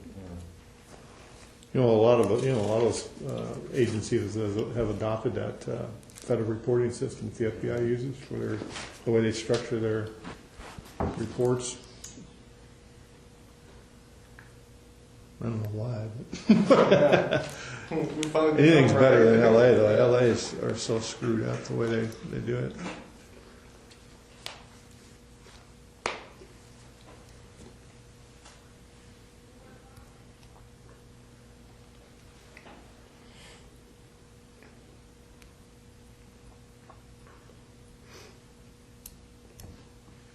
Hey, Greg, can I have a piece of scratch paper? Thank you. Just need one, or do you want a couple? Just one. Sorry.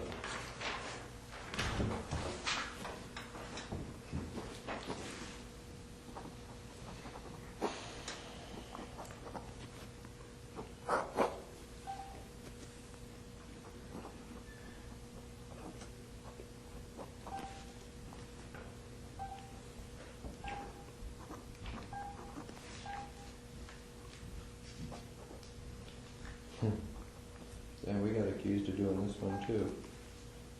This is an anonymous caller said an off-duty LAPD working security killed Tupac. We can't win, can we? Some of those weed tip ones. Yeah, LAPD, a bunch of killers, man. Here's interesting, 9/24/96, a caller from New York claiming to be Sean Puffy Combs said he hired someone to blow up night. Something went wrong. Girls got involved. This is interesting. I believe that one. Are you going to call in on himself? Yeah. No, but somebody. No, is this somebody just calling in. He called. Yeah. Well, he had to put some credibility to it, yeah. Mm-hmm.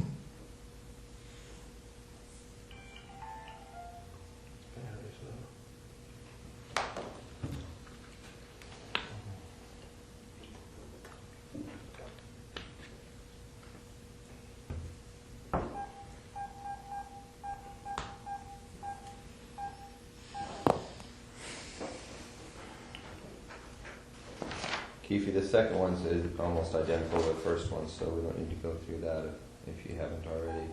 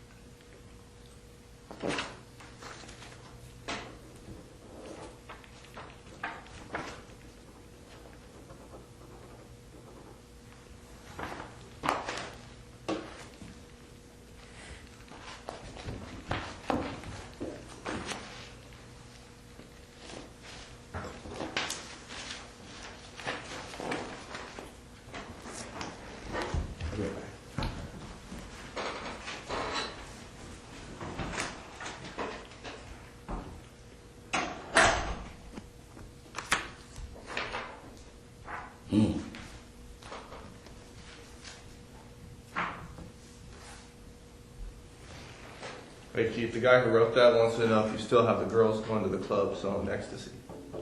Selling ecstasy? Yeah, that's the guy Man, who wrote it's that. crazy as hell. I don't know. Got no ecstasy. Okay, and Graham, I was the leader. So really the only thing is the thing about Santana Block, the thing about getting dope from Pat back in '93 or whatever you said it was, and then what was the third thing? Oh, Reggie Wright. Those are the only three things? Yeah. Well, what about that whole bullshit about Tupac? What's that? The whole... Oh yeah, that was bullshit. Okay. Alright. You can pass this back over here. Today, Keffe, today what we're going to do, we're just going to go over with a fine-tooth comb the Las Vegas incident, because we're going to draft up our report as regarding that specific thing. And then we're going to cover a few other things that we do have to emphasize to you that everything in this report has to be right on, because if down the road it's determined that some of these details are incorrect, then everything's off the table. So everything in this report cannot be like that report. Hey, I want to say this though too. I feel like I said that day, don't bullshit me, and I won't bullshit y'all. You know what I'm saying? I feel I'm being bullshitted. Regarding what your deal? You said yesterday, how Mike, I need to talk to Mike. You said it was over. I need to talk to Mike. One is because I've still got a tracker on his car. Two, I need his statement regarding the place in Paramount that was in his name. And there's some questions that are regarding to Mike. We're not bringing Mike in order to arrest him. But since Mike already knows that the police have contacted you and you're working with them, there should be no problem. It's up to Mike to keep his own mouth shut, and we're not going to be asking him about his people or his associates. That's not of concern to us. Yeah. If you hadn't told Mike, we wouldn't have talked to him. Or we wouldn't want to talk to him. Okay, another thing. I know y'all been over Kevin's house. On surveillance? No, we've never been to Kevin's house. y'all haven't. Ever. Because I feel, why would y'all why not hire Edie? There's some problems, in my opinion, and this may not be a shared opinion, but I just don't believe in Edie's ethics. I think he's a dirty attorney. I think that Edie will lie, cheat, and steal in order to get himself out of any kind of problem. I think that there was ethical problems with the way that he had Orlando testify on behalf of Suge Knight, and that whole thing is a problem we don't want to have to deal with. And as you know, Edie Fall also represents Michael Thoreau, and we just don't want all those problems. He represents Michael Thoreau right now? Well, right now. Him and Renee Campbell. Yeah. You know Renee Campbell? And I know Al was in San Bernardino. He ain't had no fucking reason being down there. You know what I'm saying? I'm up on everything, dude. You think I'm not? Well, Keffe, you got to do your homework. We respect that. Don't read too much into anything. I'm not gonna do nothing to them dudes. I'm over, man. But I'm up on everything, dude. Well, now that's why he was in San Bernardino. What the fuck? He wrote me a letter. Keffe D, I'll never tell on you this and this and that. Ooh, man. I know you was in San Bernardino, coming to MDC, coming to see y'all, all that. I know all that shit, man. It was about 2-3 years ago. I know about the Tommy thing over there in Carlton Square. Boom. He told, man, I know a whole lot of shit, dude. Okay. Well, you probably know more than us. We're doing our homework as we go. But again, we just don't want to deal with those problems that come along with Michael and that attorney. I don't believe in the guy.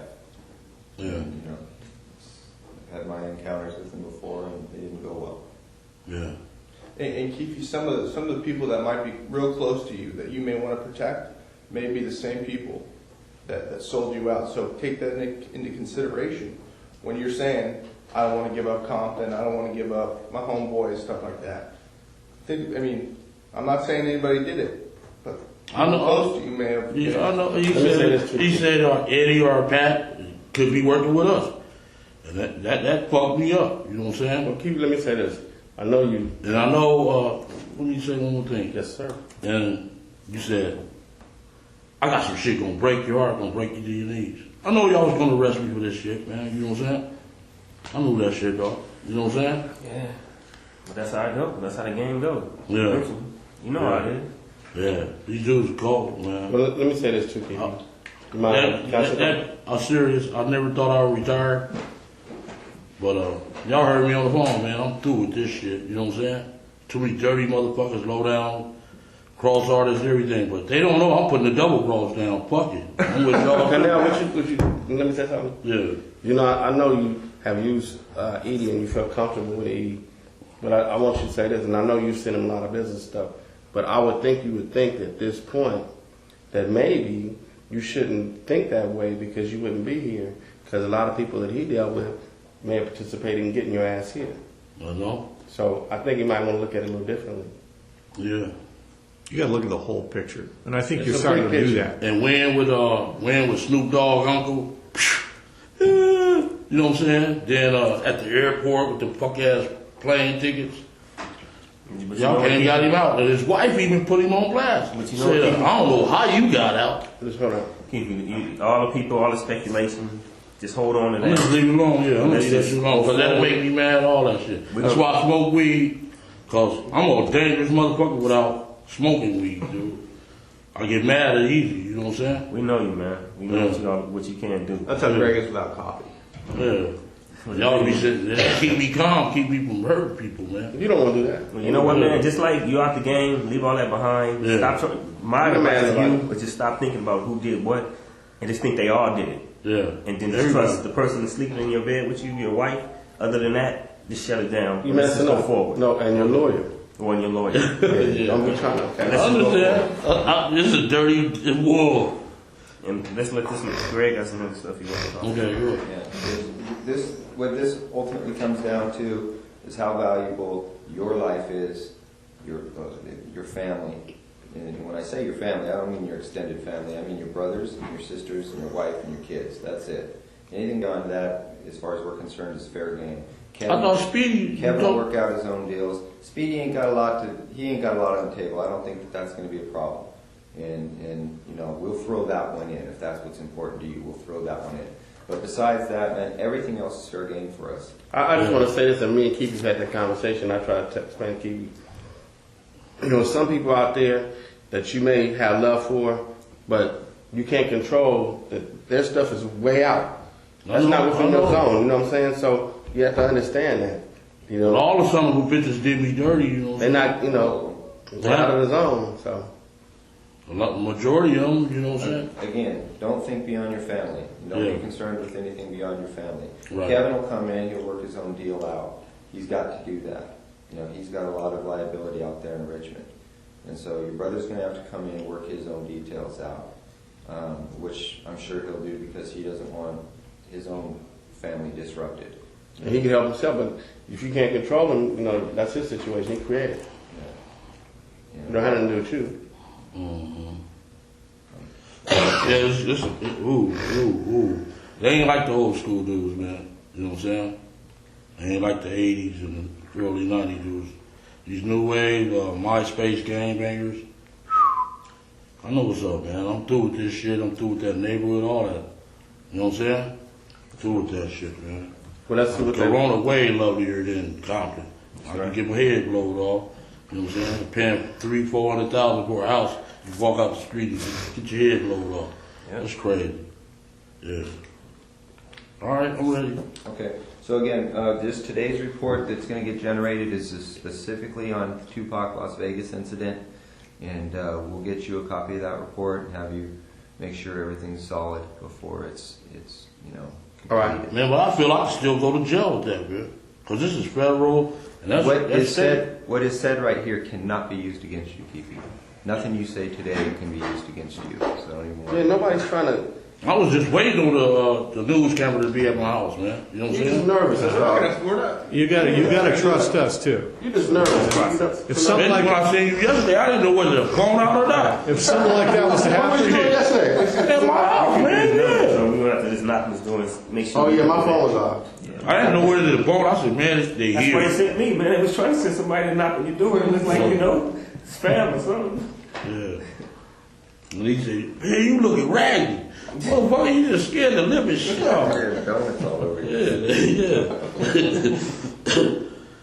That spook, I swear, I had a dream that the cameras was there. Here go our man, bam. Just give us a number. That ain't gonna happen. We told you that nothing leaves this room, and that's the way it is. We wouldn't do that. Yeah. Then my sister, you a punk motherfucker. You know what I'm saying? Why? Huh? Is that in your dream? No, Lando mama, man, is crazy as hell, man. Why? What's she doing this? No, she don't know. Oh, don't tell her that, man. I know about Charlotte, man. Yeah, huh? I know about Charlotte. She gonna bring the business if it comes on. Hell yeah. Bust me in the head with a pistol or something. Motherfucker, you stupid. That's what we're saying. We're gonna keep meeting from time to time like this. Live your life, stay out of trouble, do what you do. If you don't say nothing, it's cool. But if you go out there and start talking and looking for people who you possibly think talk to us and all that kind of stuff, you're gonna cause you gonna cause a problem. Yeah. But with that, we gotta move forward on these questions you get ready to ask. We're gonna keep going over and over this stuff. It's gonna take too much time. All right. So that's it. We're going to start. Me and Jeff went back to New York and did a little bit of groundwork back there. As far as the Tupac thing is going, we just want to run down all the leads as far as they relate to Zip and to Puffy, and that kind of thing. But at some point in time, we will have to go hit up Bubble Up, get his statement, and the other dude that was in the car that's still alive. Ain't nobody else still alive. Corey wasn't there. Oh. No. Big Dre and Lane, they both did. No, the other dude, Guitar Carol, or what they can't In the car behind. You want to show them the diagram first and see? Yeah. Maybe more clarifying it. Who was in that car with Zip, or the van with Zip? He wasn't in the van. He was in that van. That's the way we had it. You let us know if that seating arrangement is right or wrong. Anything you want to change towards the seating arrangement or whatever, just mark it on that one. Wherever you were sitting, wherever Lando was sitting, who was in that car behind. Well, y'all know this shit already. But the seating arrangement might be. Because were you driving? What? Were you driving in the first car? Because see that line says you're driving. Okay.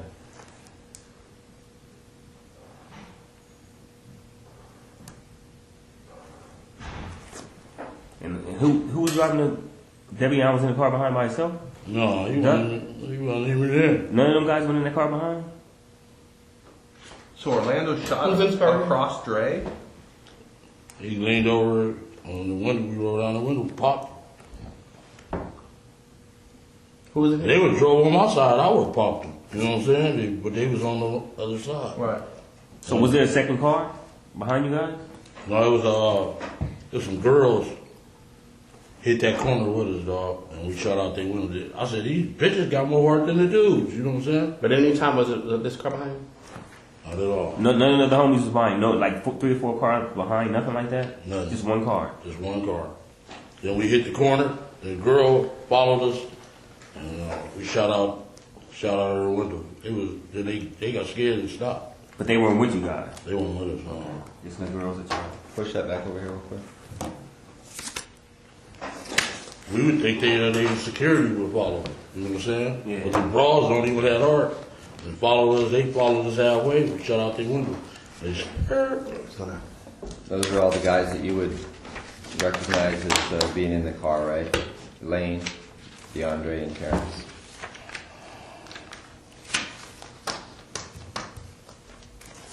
Yeah. Okay. T-Brown. Yeah.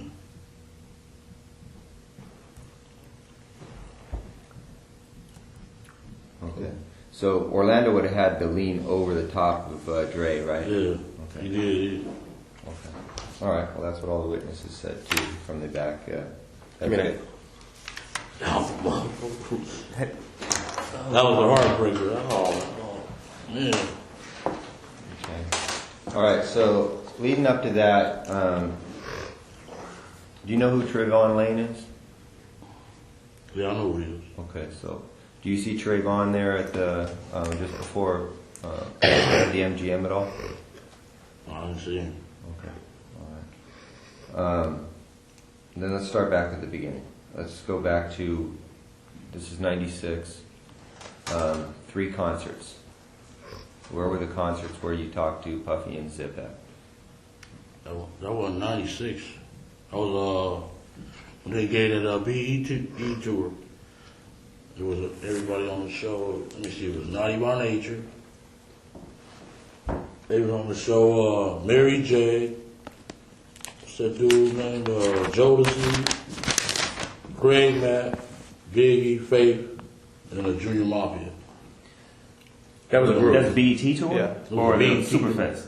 It was a BET tour. BET tour. Where was it at? You remember that? It was in San Diego. We went to one in San Diego. Went to one in Anaheim, Irvine, then in Vegas.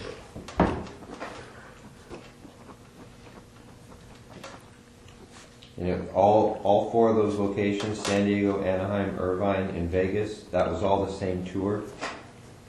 It was all BET tour with those acts? Except the Irvine. The Irvine was a summer jam. Okay, can you hit those acts again? Naughty by Nature, Biggie, Faith, Jodeci, And Mafia, Junior Mafia, and Biggie. And Faith Evans, right? Yeah. Okay. All right. So all the acts on there were from Bad Boy, basically. Mostly, yeah. And, he had managed Jodeci Jodeci and Mary J during the time. So it was pretty much a Bad Boy Puffy tour. Are you going to be able to track down those dates, Darren? Yeah, I can look it up. Okay. What that? Yeah. All right. Now, on all 4 of those occasions, there's San Diego, Anaheim, Irvine, and Vegas. Which ones do you actually talk to Puffy at? Every one. Every one of them. Yeah. Which of those 4 is it when you talk to him about murdering Tupac? It was really about both of them.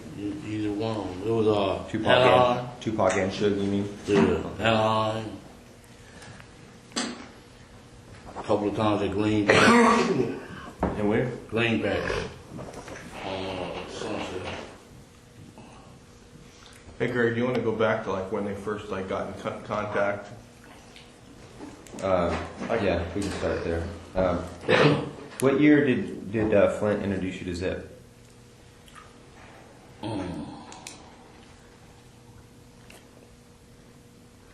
It's like maybe like 91, 92. Oh, way back then? Yeah. Okay. Early 90s? Yeah. Where does Flint introduce you to Zip at? We had a baseball game, and he was, they was calling him Dwight Gooden. We got a Dwight Gooden. We used to play for, like, cases of champagne. They bring their team, and we played in Southside, yeah. Southside Santana kind of like thing? Or just Flint? They really think he an imposter, the Santanas do. You know what I'm saying? Because he just, like, really, they charged him, you know what I'm saying? He wanted to join their gang. They was the baddest gang back then. But they don't really recognize them. They be on their ass, asking them for money and everything. But it was Santana's baseball team? No, it was some LA dudes. It was Kelly, Keyshawn Johnson, a few more dudes. So is it like a high school field? Like a local No, field? not far. South Park. So, okay.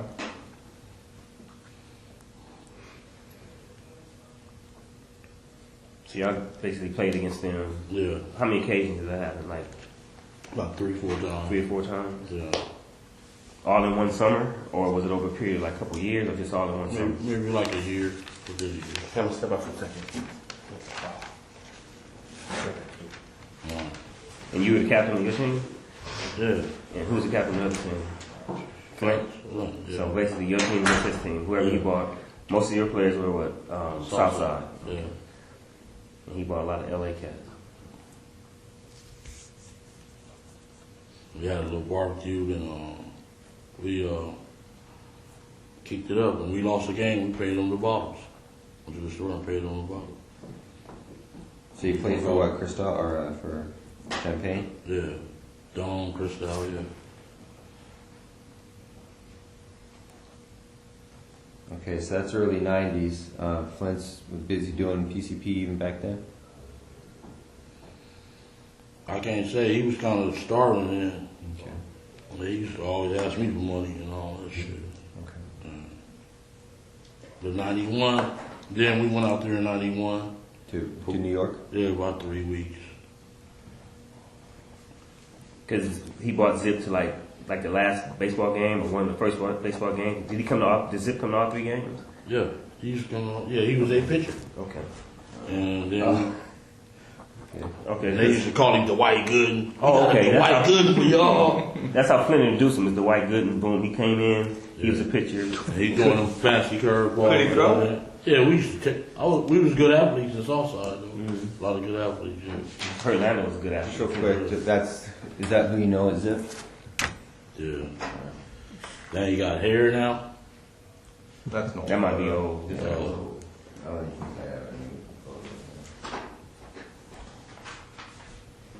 So when you went out there to New York, where you guys stayed in? Who you stayed with? We stayed at different. We stayed at what was that in the Bronx? At what is that? Best Western in the Bronx. I don't mean to take over the interview, but Then we stayed at his house a couple times. During that period of time. At Zip's house? Yeah, his little apartment. It was in Jersey City.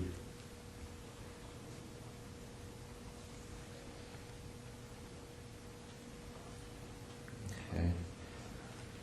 When you're out in New York, is that when you meet Puff out there? Not doing that. I met him. He gave a party at some little club down in Santa Monica. Paradise. Oh, you 24? Was Paradise 24 used to be? Yeah, it was Paradise. Yeah, on Santa Monica. Okay. Right off Highland. Yeah. That's where I first met him. This was like. That's okay, Keith. We're going to try to keep this in order, so we'll get to that part. Okay. So now you're in New York with Zip and Flint. And what's happening in New York? Why are you guys out there? I had brought some birds out there. Okay. They kind of like ran the sham. I guess he gave Fast the money. A couple of days later, he jumped in the cab and leave. Okay. So I'm still out there like 3 weeks trying to get my fucking money. You know what I'm saying? Flint fucked you over? That's what it looked like. You know what I'm saying? So what's the name gave me the rest of the cash and said I gave Flint the money. How many birds did you have when you took there? 3. Just 3 birds? Okay.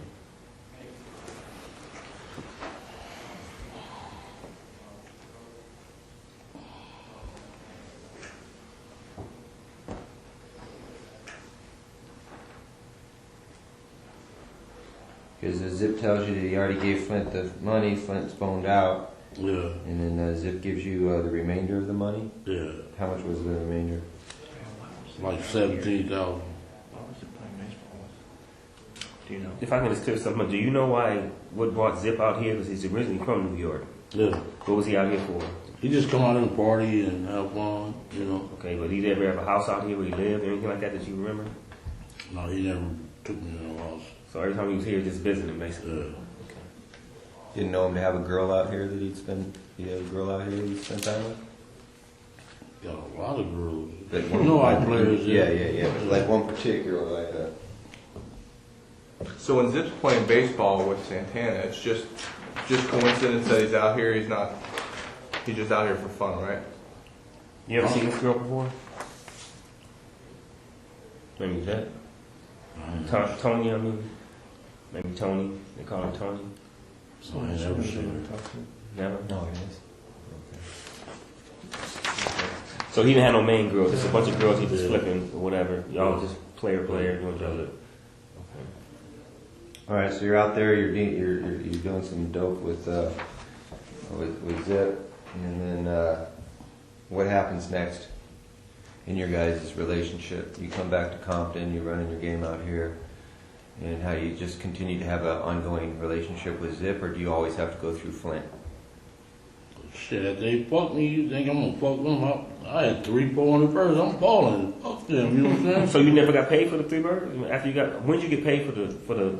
They gave me the 17,000, and he said, "Fats, stand the rest of the money." So I just, okay, fuck you. When he come around, so you just ate it. You didn't even get that money, never. Yeah, just fuck it. Then he come by 2:10 sometime. He had to be all COD from then on. No more front seas and all that. So Flint used to get a lot of the stuff from you? No, he's talking about Zip. Flint used to come. After he did that. Right. COD from now on. Okay. Oh, okay. But you just let that first one go, huh? He was balling back then. Yeah. That's Teach just a yourself, fool. That's just a On cost of doing yourself. business, huh? Yeah, you on yourself. That's all I took it. So Flint would keep coming to you, but he'd be COD, cash on delivery, buying birds over the years? He went to jail maybe.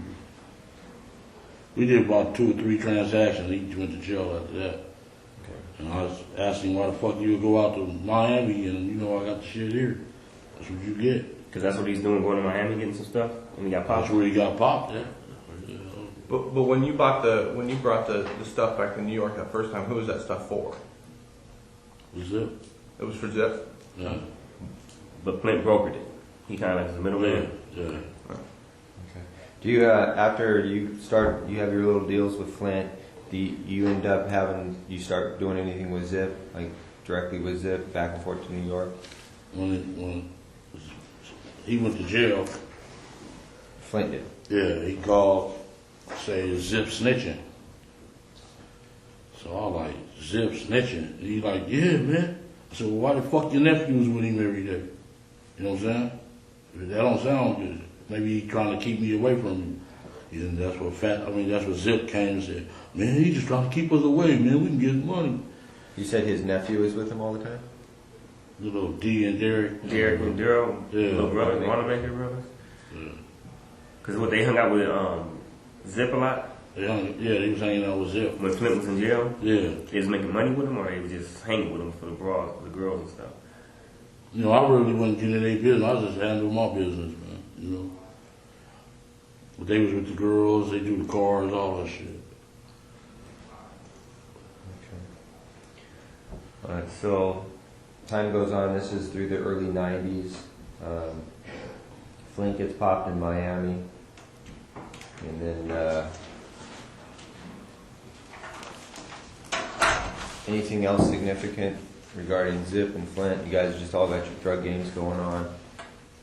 No talk or issues with any of the no talk or issues with anything about Tupac at those early stages? No. Okay. He was still with them Digital Underground or somebody, them other people. So he hadn't turned death row yet.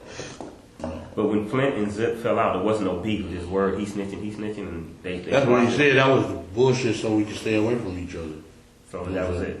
Yeah, that's what I said. Why your nephew still hanging with him? Okay. If he's snitching, that don't look good, you know. So then you hook back up with Zip? Because you know it was bullshit? Then I did that water deal with him, with Pat Bernard. It's in the paperwork already. Okay, so you do the water deal. Was that pretty accurate what you said regarding the water deal? That Pat Bernard. You guys fucked Patrick over? Patrick Bernard? Yeah. I didn't say we fucked him over. He did. I think he got his money. Okay. He did? Okay, he probably didn't. 15 years ago. You know, the deals that went down between them, you know?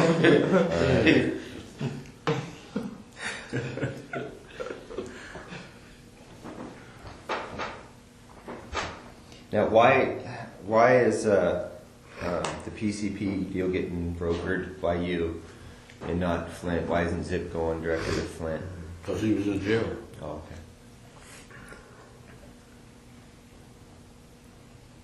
So you became closer with Zip while Flint was in jail. You started doing business with him. Yeah, we started hanging out when he come to LA. He'd come and hang out with me. We go partying. First class. And everybody was cool on Flint at that time. Like, man, because he was in jail, whatever. And this shit don't match neither. 100 fucking keys. You get 3 years. Oh, son of a bitch. Oh, So y'all Lord. thought he was just like, he was telling, huh? Nobody want to mess with him. Man, we know in Corey, 200 keys in Columbus, Ohio, you get fucking 30 bucks. Oh, man, I got more than that on a phone call. You know what I'm saying? Who's your lawyer back then when you got that time? Eddie, you had some assistants. Oh, Eddie. Okay. Yeah, that shit don't add up, boy, I swear.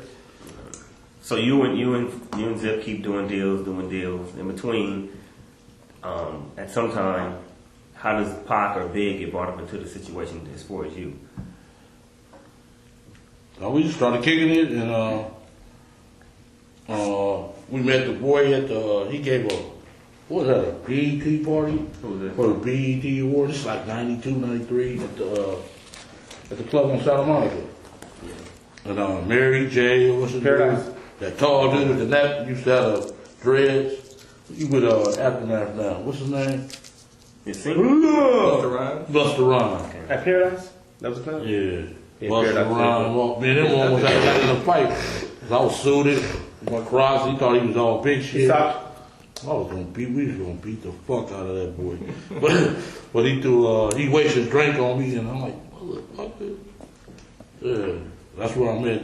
First day I met Paul. And Zip introduced you to this my boy. What do you introduce him as? This my friend. This my nephew. my boy. This my boy. They didn't see themselves as relatives or anything like that. Like that was his nephew, or is that how he act towards him? No, this my boy. This Paul. Okay. And after that, they used my car on the video. Which car was that? The '64 Chevy I had. What color was it? Brown. And Usher, he had Usher. Him and It Usher was driving. was Usher's video? It was Usher video, and Puff was driving the car. That's when he had LA going with him for a while. You remember the song? Can I Get With It? Can I That was Get- his first song ever. Usher's first song ever. He was in a Laker uniform. And he had the little kid dancing on my car when he got back. It was fucked up. And he paid to get it repainted. He sent me $2,500 for that. Puff did? Yeah. You directly? Because were you dealing with him directly at this time, or because of the car, or were you dealing with somebody in his management team? Or? No. How'd you get the money? Was it a cash check? It was a check. It was like from Bad Boys? Yeah. In the name of Keith Davis? No, we put it in Compton Hydraulics. Oh, okay. That's when we owned the hydraulics.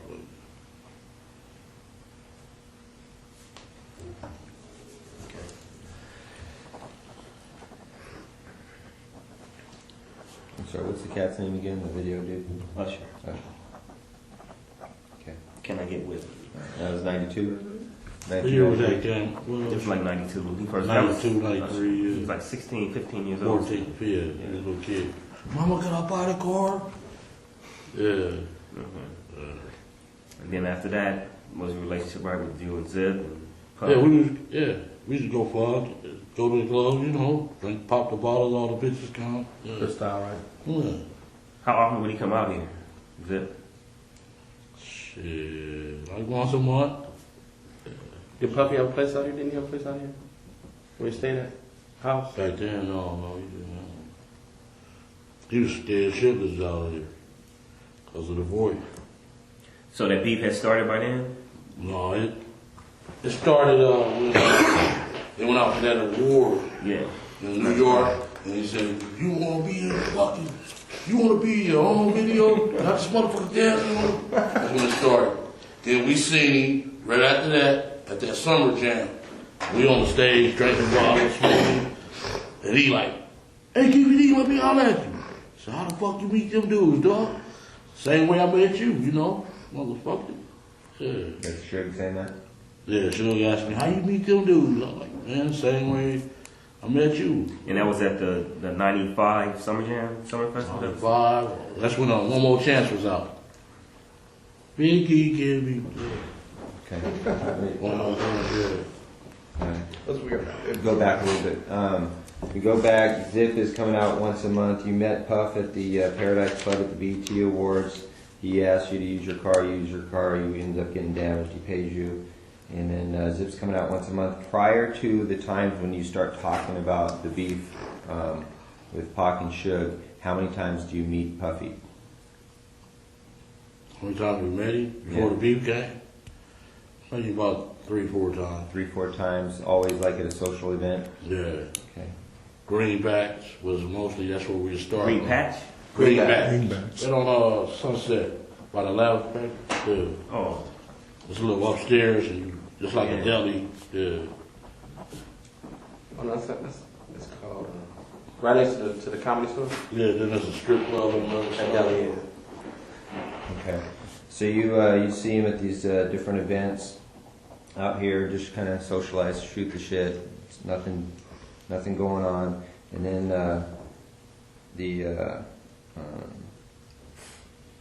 does the incident at Summer Jam take place before Puffy gets up on stage and makes that statement about if you don't want a producer being in your videos? Which happens first? I don't know. I would have to check the dates. Okay, but well, I'm quite sure that the Summer Jam happened first. Cause he got jealous because Biggie took over the record charts. You know what I'm saying? Like, bam! Biggie was, that One More Chance was hot. Yeah. So when you saw him at the Summer Jam, he wasn't mad at you for being with them. Like he was traded. He was just saying how you knew them. So how the fuck you beat them dudes? Yeah. He didn't really mess with you like that anyway. He couldn't get mad at you, right? What? Yeah. That wasn't the issue. Okay, so you meet him there. Who was all at that Summer Jam with you? Was Flint with you then? Was he out of jail? No. He was in jail? He was in jail. Zip was with you? Zip. You know, your boy Win, the face that you love. Come on. Yeah. It's not even like that, man. No, he told me that. It's just a face you just love. Oh. Man, my partner, man. I've been with that dude for 43 years, dude. Give my number every time. Oh. Man, show him some love. Like, he ain't like that, man. It ain't like that. I know. It ain't like that. He's just trying to help himself. I'm telling you, I didn't even say that, man. Just let it go. All right. Move forward. Leave him alone. That's my dog, though. Fuck it. Y'all still hang out? I got to. Shit. He gave me the hug of my life.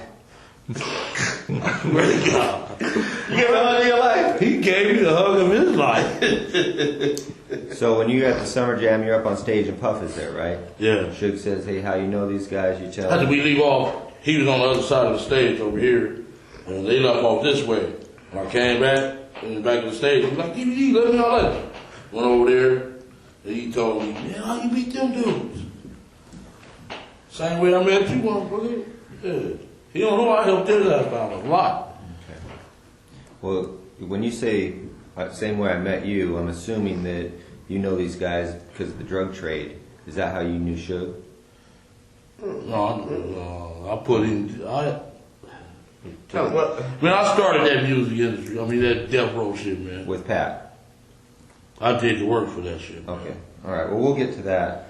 But that hadn't even started yet, really. In 95, you've already got some kind of little. You've got your relationship with Suge because of the money that you gave him from Pat, right? We've been knowing each other before him and Pat even met. We was little kids. Same neighborhood. No, football team, Great Compton. Okay. Well, that's kind of going to be a different issue. Let's stay on track here. So after the Superfest, you say that to Suge, and then you walk off. Everything's cool. Was Puffy scared of Suge at that time? No, he was scared. Okay. Yeah, dude. Then one day, me and Zip rolling up Greenleaf, and the phone rang, and he wanted to speak to me. Like, man, you think it's cool to come out there for our concerts? I said, why not? Why you can't come? Talking about Big Boy CEO. I'm like, man, that dude ain't nothing. Come on. You got your back. This is Zip on the phone with you? No. Okay. Zip, he called Zip home, and I was in the car. Said, his boy want to speak to you. Hey, man, you think it's cool to come out there? I'm like, yeah, it's cool, man. You know, just give us like 40, 45, 50 tickets. So Puff calls Zip's phone. Zip gives you the phone. Yeah. Puff says to you, is it cool to come out there? Yeah. You said, yeah, just give me some tickets. Yeah, give us a gang of tickets. So he didn't give you no money, no security, nothing like that, just tickets. He gave us some tickets, and I brought the crew. You know, yeah. We went up there deep. They didn't show up, you know. And that's the big concert you were talking about, the tour that they were on with Anaheim. Jodeci and all that? This was Anaheim. This is when we brought out the Okay. choruses. So that's the Anaheim. We went about 12 deep to the one in San Diego. 12 cars? Something like 12 people. Yeah. And you're saying he didn't show up to, are you talking about shows? They didn't show up, no. So no problems at the concert. They're having a good time. Pop bottles already out here the whole time. Nothing else happened. No other events happened. No problems during that time, right? Right. No problem. Okay. You and Zip keep doing what y'all doing. No business or whatever. What's the next little thing that might have happened? You know, as time went by. Because by then the beef should have jumped off or been coming that way. Yeah, that's where it started. I think the boy in Atlanta got shot. Jay. That shooting partner from, I think he's from Capitol Park. Yeah. He got shot. That's what really scared the boy, you know. You know anything about that murder? Did he do it? Did Sugar have something to do with it? I mean, did Puff have something to do with it? Yeah, his boy shot him. So that's the truth? You know from fact or you know from hearing? I mean, you know. I wasn't there. I know you weren't there. I was from hearing. Inside stuff or just street stuff? Inside. So Wolf did? Yeah. Dude, Wolf did kill him? Yeah. All right. There was some talk that some Southsiders were there too. Is that true? In Atlanta? No, we wasn't there. Nando wasn't down there? Nando wasn't down there? He wasn't hanging out there? We wasn't there. Okay. So Big J gets killed. Oh, real quick, you said that Puff calls you on the phone. You tell him I need like 50 tickets, and I'll, we'll make sure everything's cool out here. And that's the Anaheim concert. Yeah. Then when you go to that Anaheim concert, that's when you guys. That's start what he fighting. said that in front of all the people. Andre Herrera, he was there. Andre who? Herrera. He was, yeah. Andre Harrell. Yeah. Who else was in that room with him? It was just them two. Hold on. Specifically, Andre Harrell, you. About 40-some Southsiders. What, from New York? Puffy, that was only Andre Harrell and him? Yeah, Zip. We picked up Zip from the airport, Long Beach Airport. Okay, so it's Harrell, you, Puffy, Zip, and a bunch of Southsiders. And what Puffy makes kind of an announcement? Yeah, that was stupid as hell too, you know. What did you actually hear? What was the words? If the best you can remember what he says. Shit, he said he'd give us anything for them dudes there, you know? Yeah. We'll give you anything for these guys' head? Yeah. Where were you exactly? He was in the main, it was like he had the Navy SEALs in one room over here. We was in that middle room. The middle room was like a living room, like a suite. And the other room was like a bedroom. We was in there shooting dice. D-Mac was there. That other dude, what's his name, Trev? We shooting dice. OJ daughter, she was at the motherfucker. Did she hear this being stated? And It was mostly, this was after the concert. Before the concert, he stated that. After the concert, that's when everybody came back to the room, get a little party, shoot dice. Okay. Was D-Mac there before the concert? No. D-Mac wouldn't have heard that? No, he wouldn't have heard that. So were you in a hotel? Were you at the venue? We was at the hotel when he. At the hotel. What hotel? That was at Anaheim, the Hilton or something. Okay. Was it Sheraton or Hilton? I think it was the Hilton. So you're like in the suite at the Hilton or something? Yeah. Okay. I think it was Halloween night because she had on a cat suit. And Tretch had her on the bed like, make me out for me, baby. T. OJ daughter. She was a bad motherfucker, boy. Back then. Yeah, I wanted to hit that thing. Yeah. You said there were Navy SEALs in the other room? Yeah. What for? To protect him. He was that scared of that dude. He had hired some Navy SEALs? I swear to God. Like, you know they were SEALs, or did you? He told me they were SEALs. He was Navy SEALs. And they had on their little ear things and everything. So this is after Jake got killed. So he was on point. He was worried about something happening. Yeah. Should have miles off about a bunch of different stuff. So he was scared. It was He was scared to death. Yeah. Okay. And he like, man. Now, why does he, if he's got these Navy SEALs guys out there protecting him, why does he call you and ask you for protection? Would you rather have some Navy SEALs or some gangsters? Well, yeah, but that's my point. I mean, if you have a choice between the two, you've got some trained gun, you know. Explain to him.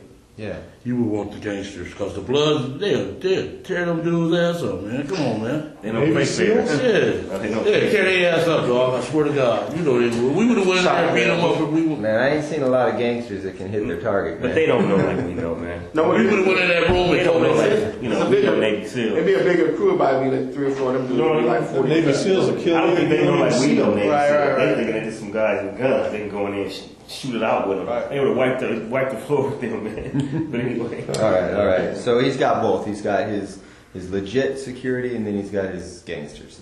Yeah. Well, let me ask you a quick question. When you guys rode, who was all with you? As far as the main crew who rode with you when y'all was, you know, with Puff, hanging out with him, or, you know, bodyguarding, whatever you want to call it. You, who else?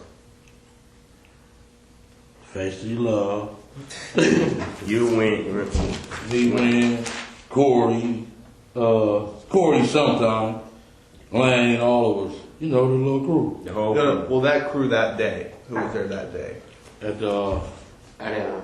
At Allen? Mm-hmm. Everybody. Everybody. Yeah. Whole fucking neighborhood. Give us 5 names of people who would say, "Yeah, we heard Puffy say that." You don't have to come from. They don't. Al, Corey, Win, Third Rock, all of them will tell you shit. I'm quite sure they did told y'all already. Al, this is all the main crew. Was Duck there? Was Lil Duck there? No, he wasn't there. He was still in running. Okay. Bram, none of them, the G's from the other side went over there. No. This your crew. Yeah. The Birds, right?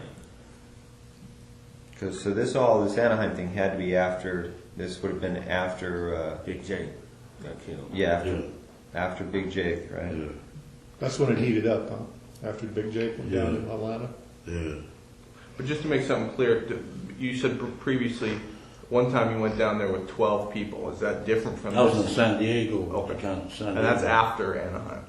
This is before Anaheim. Okay. Before Anaheim. So Anaheim was pretty much the last big concert you guys went to, and that's when all that stuff happened. As far as Puff saying, you know, I'll give y'all this. Yeah. Then we went to Vegas at the MGM. They got pictures and everything. You should. Magic Johnson that gave a big party out there, and we went to that thing. Were they there? Who? Puff and them? Yeah. Okay. We smoking weed. I ain't never seen them smoke weed in the MGM like that. But man, y'all is crazy as hell. You know what I'm saying? They're smoking wherever they want? Yeah. Had the thing roped off. Yeah, that was some big shot shit. I was like, boy, y'all got, because in Las Vegas, they'd take your ass to jail for a joint. You know what I'm saying? A half a joint. Now, Go ahead. I just wanted to get back to the schedule. Yeah, just get the timeline in order. Big Jake gets killed in Atlanta. The thing in Anaheim happens after that. What point, if you remember, is it when Puffy takes the stage and says, "Hey, if you don't want your producer," or I'm sorry, that's Suge when gets the up on beats. Yeah. When does that happen, though, in relation to these other events? Because we're trying to set the stage here, and it's important we get this in order. Had that already happened before Jake gets killed in Atlanta, the bodyguard? My girl got all that memorabilia. I could go look through that shit. You know what I'm saying? That was back in New York, right, when that occurred? Yeah, when he was on the stage. And really, the Wu-Tang was on their ass. They was the one dancing all in their face. You should have started a beef with them. You know what I'm saying? Puff and them was like little kids, you know, Junior Mafia. Yeah. I think it happened before, Before Jake? Yeah, before Jake. So you could see Suge getting up on stage, making fun of Puffy. Yeah. Because that was like the thing that started. It triggered it. Everything. Before anybody got shot, killed, security. That was a lot of disrespect. Yeah, that was disrespect like fuck. I mean, 'cause that would set kind of a motion for Atlanta. That had to be before. Okay. Yeah. All right. Okay, so right now we just got to Anaheim. Let's go back to, you said San Diego was before Anaheim. Yeah. What happened in San Diego and how'd that develop? Zip came on the street and said the boy wants to come down there to the concert. We jumped in Zip van and my SS and rode down there by 12 deep. Matter of fact, the Dallas Cowboys stayed in the same hotel room. Okay, let's hold on there just for Same a second. hotel. Same hotel, yeah. Okay. Same hotel, not the same room. So Zip called you or you were with him? He came on the street on Burris and we jumped in the van, went out there. Now, when he said that you guys going out there for business, like to work with Puff, or just going to have a good time? Going to have a good time. Okay, so Zip came on Burris, is in the van. He says, "Hey, my boy wants to come down here." Did come down to San Diego. And then from that point, when Zip tells you that, you guys leave that day, or is it? That second. Oh, yeah. okay. So it's that day you guys go to San Diego. Yeah. All right. Who drives down there with you? Who drive down there with me? In the van. Shit, I was in my own car. It was me, Lane, Big Dre, and somebody else. We jumped, and everybody else jumped in the van with him, the party van. What color was that van? Black. Is that a different one than the one in Vegas?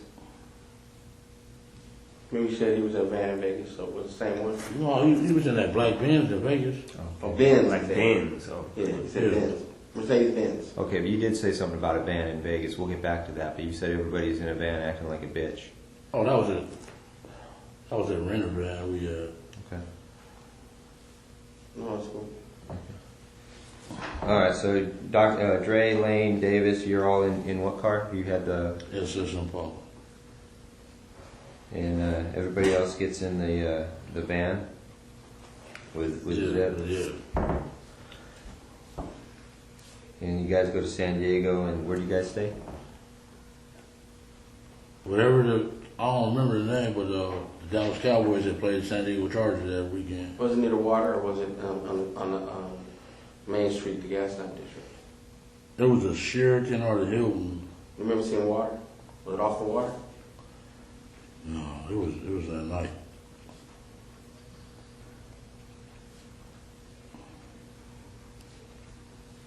That'd be a nice place. The Cowboys are staying there. Yeah, that was my team. Yeah. Well, that should be easy. There was a lot of girls, boy, they groupie business. Yeah. Okay, so you and Zip and the rest of the crew down there, you run into Puffy at the hotel or at the concert?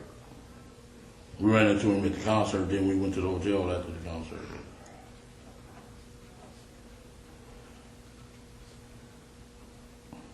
You kind of look like Emmett Smith. You could have used that. Yeah. Yeah. Okay, let's go back to the hotel.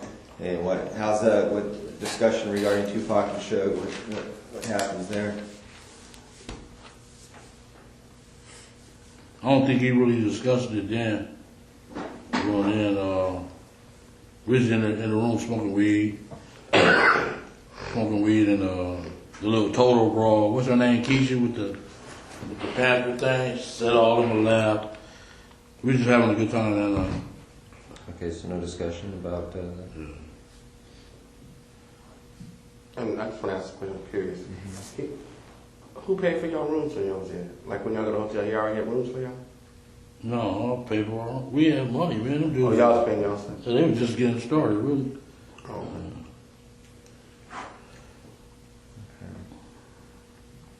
All right, so San Diego happens. Then is there anything else that happens between San Diego and Anaheim?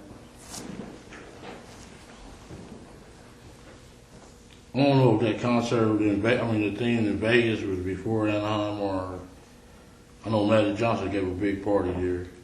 Okay, let's go into that. Magic Johnson gives a big party out there. In Vegas. And you go out there with Zip?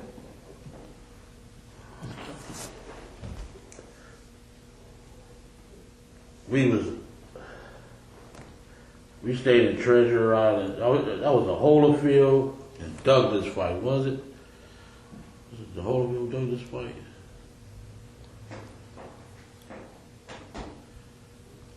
The night fan man. Fan man. You know, Remember Fan man? Holyfield Bowl, wasn't it? Okay, it was the night of that Yeah, fight. Holyfield We Bowl. stayed at the Treasure Island. Al, they got the rooms for us and everything. Then Al got the room for you? little while? Yeah. Yeah.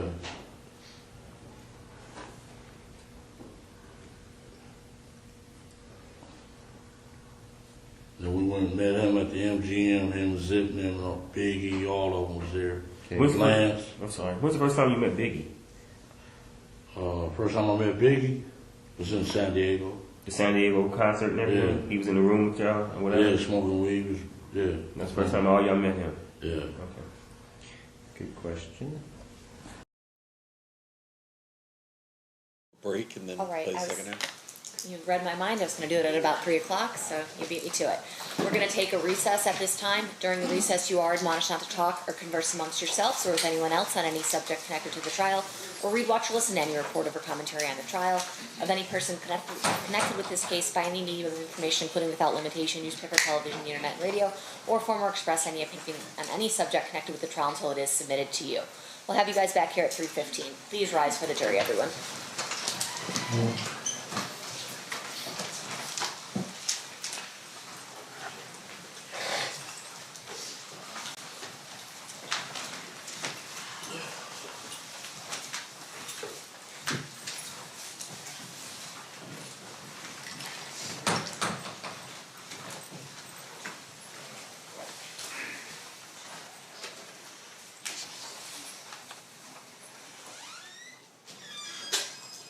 You watching live coverage of the Tupac murder trial in downtown Las Vegas on 8 News Plus. You're now looking at the Great Seal of the State of Nevada because the jury has left the room in the murder trial of Tupac Shakur.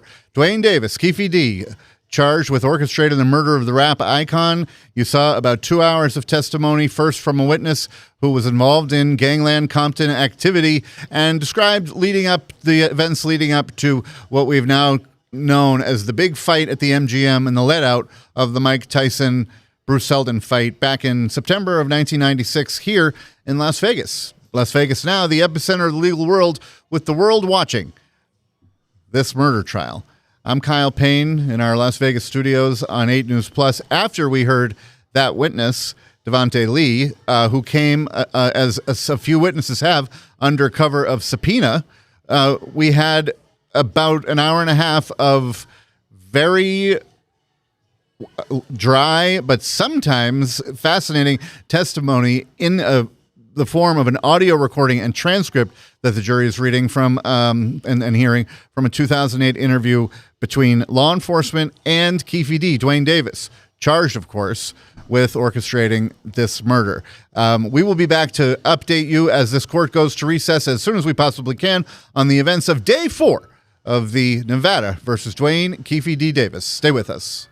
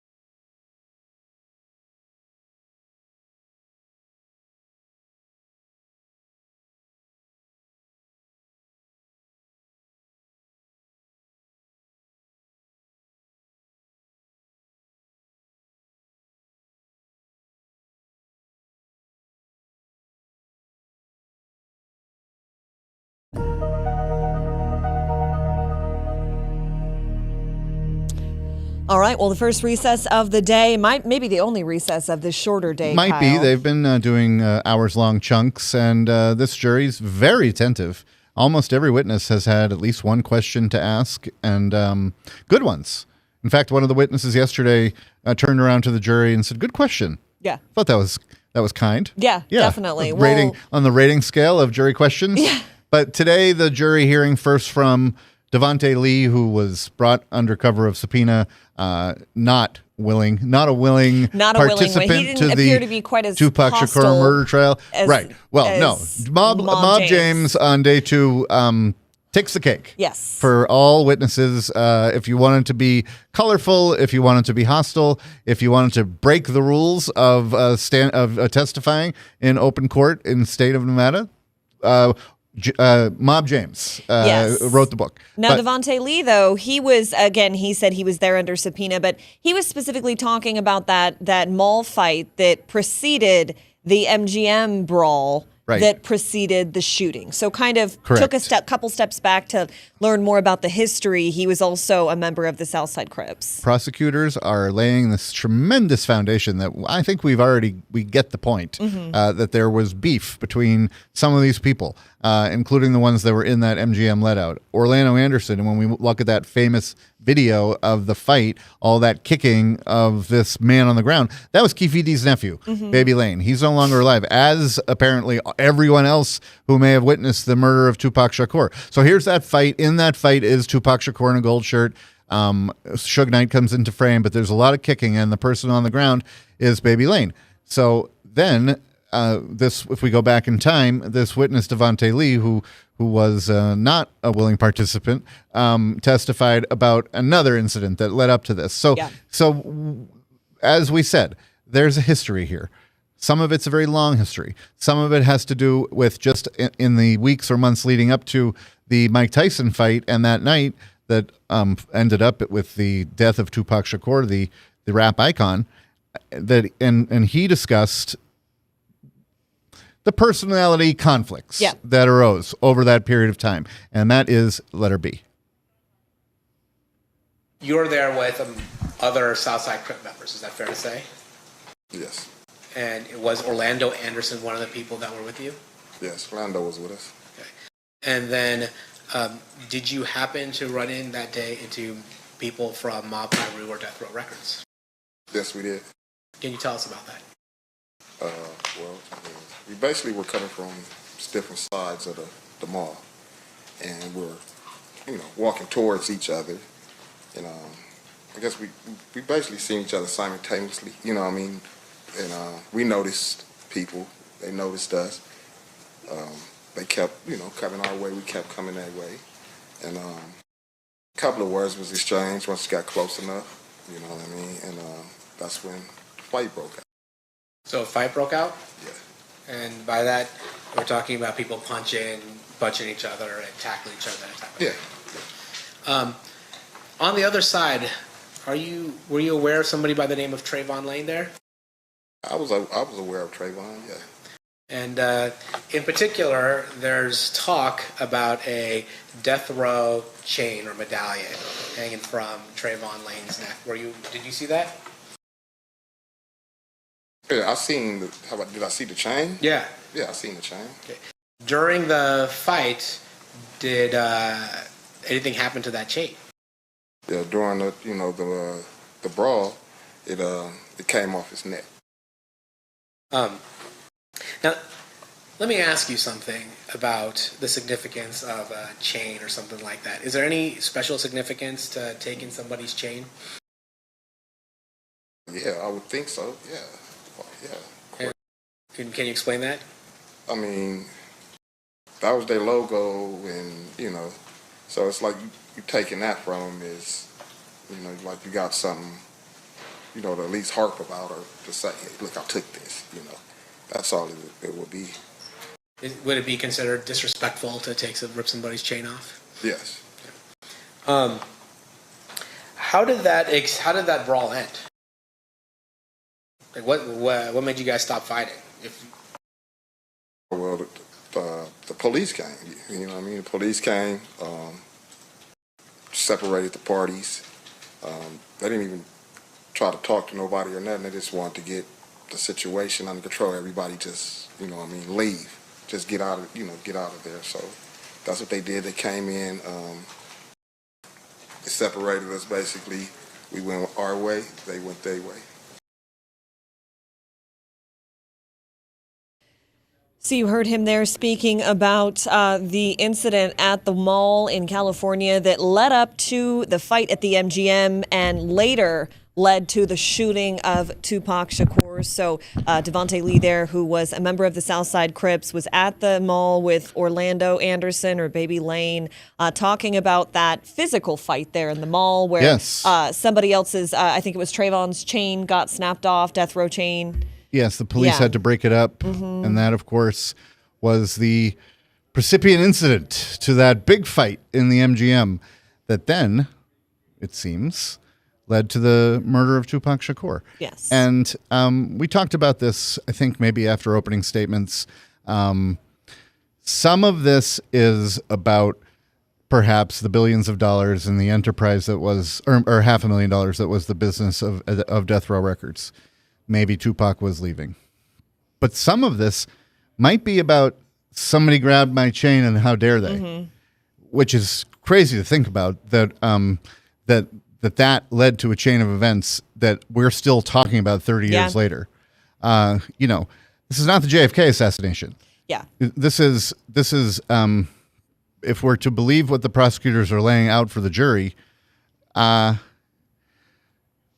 gangs stuff. Yeah. It's really what it comes down to. And that was a big fight that we saw at the MGM. And it sounds like the mall thing, if it's worth the time of the jury, is at least partially significant to that degree that that they're talking about it, that they're showing video of the mall fight. And then, of course, as we await the return of the jury in probably what's a 15-minute recess on 8 News Plus, we're talking about what's going to be hours of this recording. Yes, we've already heard at least an hour of it. Yes, and it sounds like the celebrities and some of the gang members were on like a West Coast tour of San Diego and Anaheim, going from concert to concert. We're hearing about A-list singers, some very famous and popular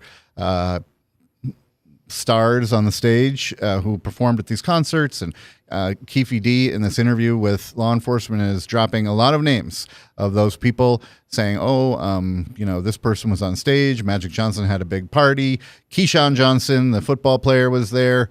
And occasionally, as he gets into this huge narrative that seems to be spanning several months, if not years, of history,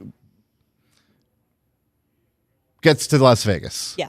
And gets to the Tupac Shakur things. And that is description is soundbite A. He leaned over on the window, we rolled down the window, popped. Who was it? They would have drove on my side, I would have popped them. You know what I'm saying? But they was on the other side. Right. So was there a second car behind you guys? No, it was some girls hit that corner with us, dog, and we shot out their windows. I said, these got more work than the dudes, you know what I'm saying? But any time was it this car behind you? Not at all. None of the homies was behind. No, like 3 or 4 cars behind, nothing like that? Nothing. Just one car? Just one car. Then we hit the corner, the girl followed us, and we shot out her window. They got scared and stopped. But they weren't with you guys? They weren't with us, no. So Orlando would have had to lean over the top of Dre, right? Yeah, he did. Okay. All right, well, that's what all the witnesses said, too, from the back. That was a heartbreaker. Oh. So describing there, Keffe D apparently describing in that audio file what led up to the shooting and the shooting itself of Tupac Shakur.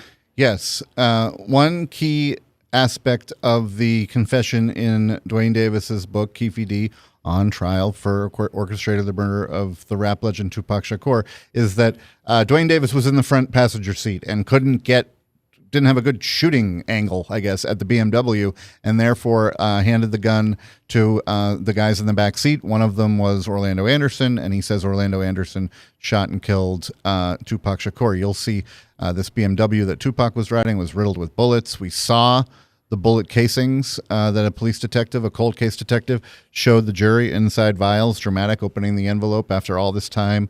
The vials, those were the shell casings that that night in 1996, almost 30 years ago to the day, and that's the cold case detective right there. So in order to give the jury context and chronology, we are listening to what we are told is hours and hours of testimony from this meeting with Duane Davis, Keffe D, and law enforcement back, I believe, in 2008, discussing a whole bunch of things. And Keffe D, in his dropping names narrative, he meanders away from chronology because they want to keep it. They want to go step by step, the police, and they keep trying to keep him in the lines to get, okay, we'll get to that. Let's stay. And he let's keeps kind stay of here. going off here and there. I personally am eagerly awaiting the West Coast trip to get back to Las Vegas so we can talk about the matter at hand. As we approach 15 minutes of that recess, you're looking at Keffe D there. We talked about Devontae Lee, who testified. He was a member of one of the gangs. Of the Southside Crips, okay, and there was an exchange, apparently, our Vanessa Murphy seems to be aware of inside the courtroom, and that I think we witnessed the other half, because she can't see Keffe D's face, and we can't see the witness walking off the stand, but I think they had a momentary exchange. He was very animated through Yes. that entire testimony. The camera would pan back to him, and he would be kind of smirking or smiling or putting his hands up like this and He was almost hiding sneering. his face. Yes, sneering is a perfect way to Yes, describe and it. shaking his head. Yes, But where he's been very, I don't want to say stoic because you could see anger at his face, but he's been a little bit more, or attempted to be more subtle with his reactions until this. Well, yes. Although the range of emotions has been interesting because today, before court started, he came in and he hugged his attorney and he was laughing. Yeah. And then he watched this guy and you could see he was shaking his head. He was mumbling things. And then at the end of the testimony, it was a completely different version of Keffe D than we're used to seeing, because you've pointed out that sometimes you can see betrayal on his face. You can see absolute, and there he is. Is that There live? he is, smiling again. See, there he is. He's jovial, even though he's having to hear every confession he's ever made from the history of time that's ever been recorded, including the book that he wrote that he says his ghostwriter wrote. So you can see his attorney, Michael Sanft, in the gray suit. You see Keffe D. The audio is up, though we do have the Great Seal of the state of Nevada as we come down the stretch to the last couple of hours of testimony in day 4 of Nevada versus Keffe D in the Tupac murder trial in downtown Las Vegas. Let's listen in. No, we have 3 people we have to get up tomorrow, so.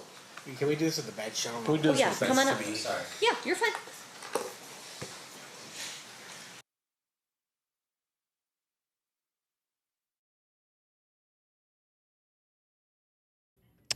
You heard attorneys there saying they were going to discuss at the bench. I did hear someone say we have 3 people we have to get to tomorrow. Yes. I don't know if that's referring to witnesses. So we are at the end of week 1 as we look at Duane Davis, Keffe D, on trial for orchestrating the murder of Tupac Shakur.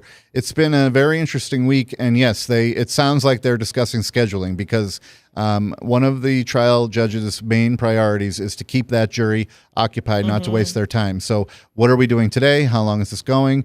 Are we on schedule for tomorrow? Do you have witnesses to last the whole day? I need the jury to be, for a reason for them to be here. Yeah. And we need to keep this trial moving, because these people's lives are completely on hold. There's Upended, yeah, if you 16 will. of them. Yeah. 12 who will deliberate, 4 who will be alternates, and 6 men and 10 women. And they their interests, as well as the interests of justice, guide this entire process. So if the judge feels like they don't have enough tomorrow, or they don't have enough today, they're going to excuse the jury. And the lawyers are very good about keeping witnesses updated, making sure that there always is someone to testify. And I think that this is just a basic logistical discussion here. It seems rather informal in the gallery. And when we have a chance to look behind Keffe D, far fewer seats occupied than we've seen. And you've been predicting this correctly over the course of the week. The daily dwindle. Yes. Yes. And I feel like it'll start ramping back up again toward the end of the trial when we inch closer and closer to a verdict, which could be in 2 weeks, 3 weeks, 4 weeks, 5 weeks. I mean, we've been told this could go anywhere from a month to 6 or 7 weeks long. That seems like a stretch. It seems long. But yeah. But you're right. We were told at the outset 4 to 6 weeks. There was essentially a week dedicated to jury selection. They are still discussing now. Those are the prosecutors on the right-hand side. Their job is to prove beyond a reasonable doubt that Keffe D orchestrated the murder of Tupac Shakur, both with a deadly weapon and under the guise of gang activity. And his defense attorney, Michael Samft, on the left there, you saw him with the long hair and the gray suit. He's doing his best to, as we say here on 8 News Plus, poke holes in that theory. And he's even said, my client was full of crap. I think he said it even better than I just did. And the jury, if you're Keffe D, hopefully remembering that, because all you're hearing over and over again is Keffe D saying he did it. Yeah, as we've said a million times, but I'll say it again, no actual concrete evidence tying Keffe D to that car, to that night, to Las Vegas, other than his word. Right. He says he was in Las Vegas in the book. There's a picture of him in the book where he says, this is me and my wife at the Mike Tyson fight. But I suppose if you're really parsing words and language and you believe him that, the ghostwriter took the story and went off for money's sake, that could have been any picture, any night, or any Mike Tyson fight. Not necessarily the one in September of 1996 that led to this media circus, this 30-year question, cold case, who done it, who killed Tupac Shakur, the rap legend. Shakur was young. 25 years old. Rising star. This man was young.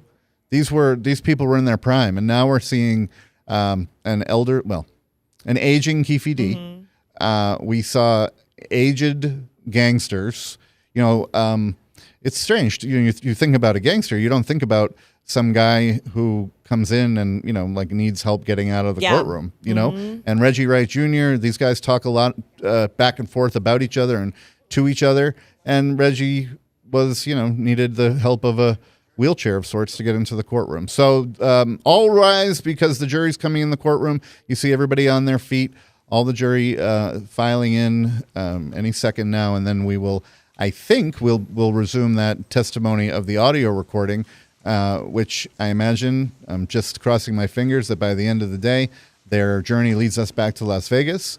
But you're right. We heard them say they had 3 witnesses for tomorrow, and then the end of week 1. Yes, on to week 2 after that. And so the plot thickens.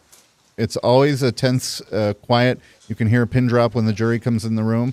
I am scanning the background for our Vanessa Murphy, 8 News Now investigator. I think she's a little out of frame in this particular one, yeah. But she's in the courtroom every day providing excellent reports, not only for us, but for 8 News Now at 4, 5, and 6, and 11 for that matter, with Denise and Brian, our friends, and Kirsten Joyce. So now people are seated. The judge appears to be ready to go. And on 8 News Plus, let's listen in to the afternoon session of Day 4 of the State versus Duane Davis.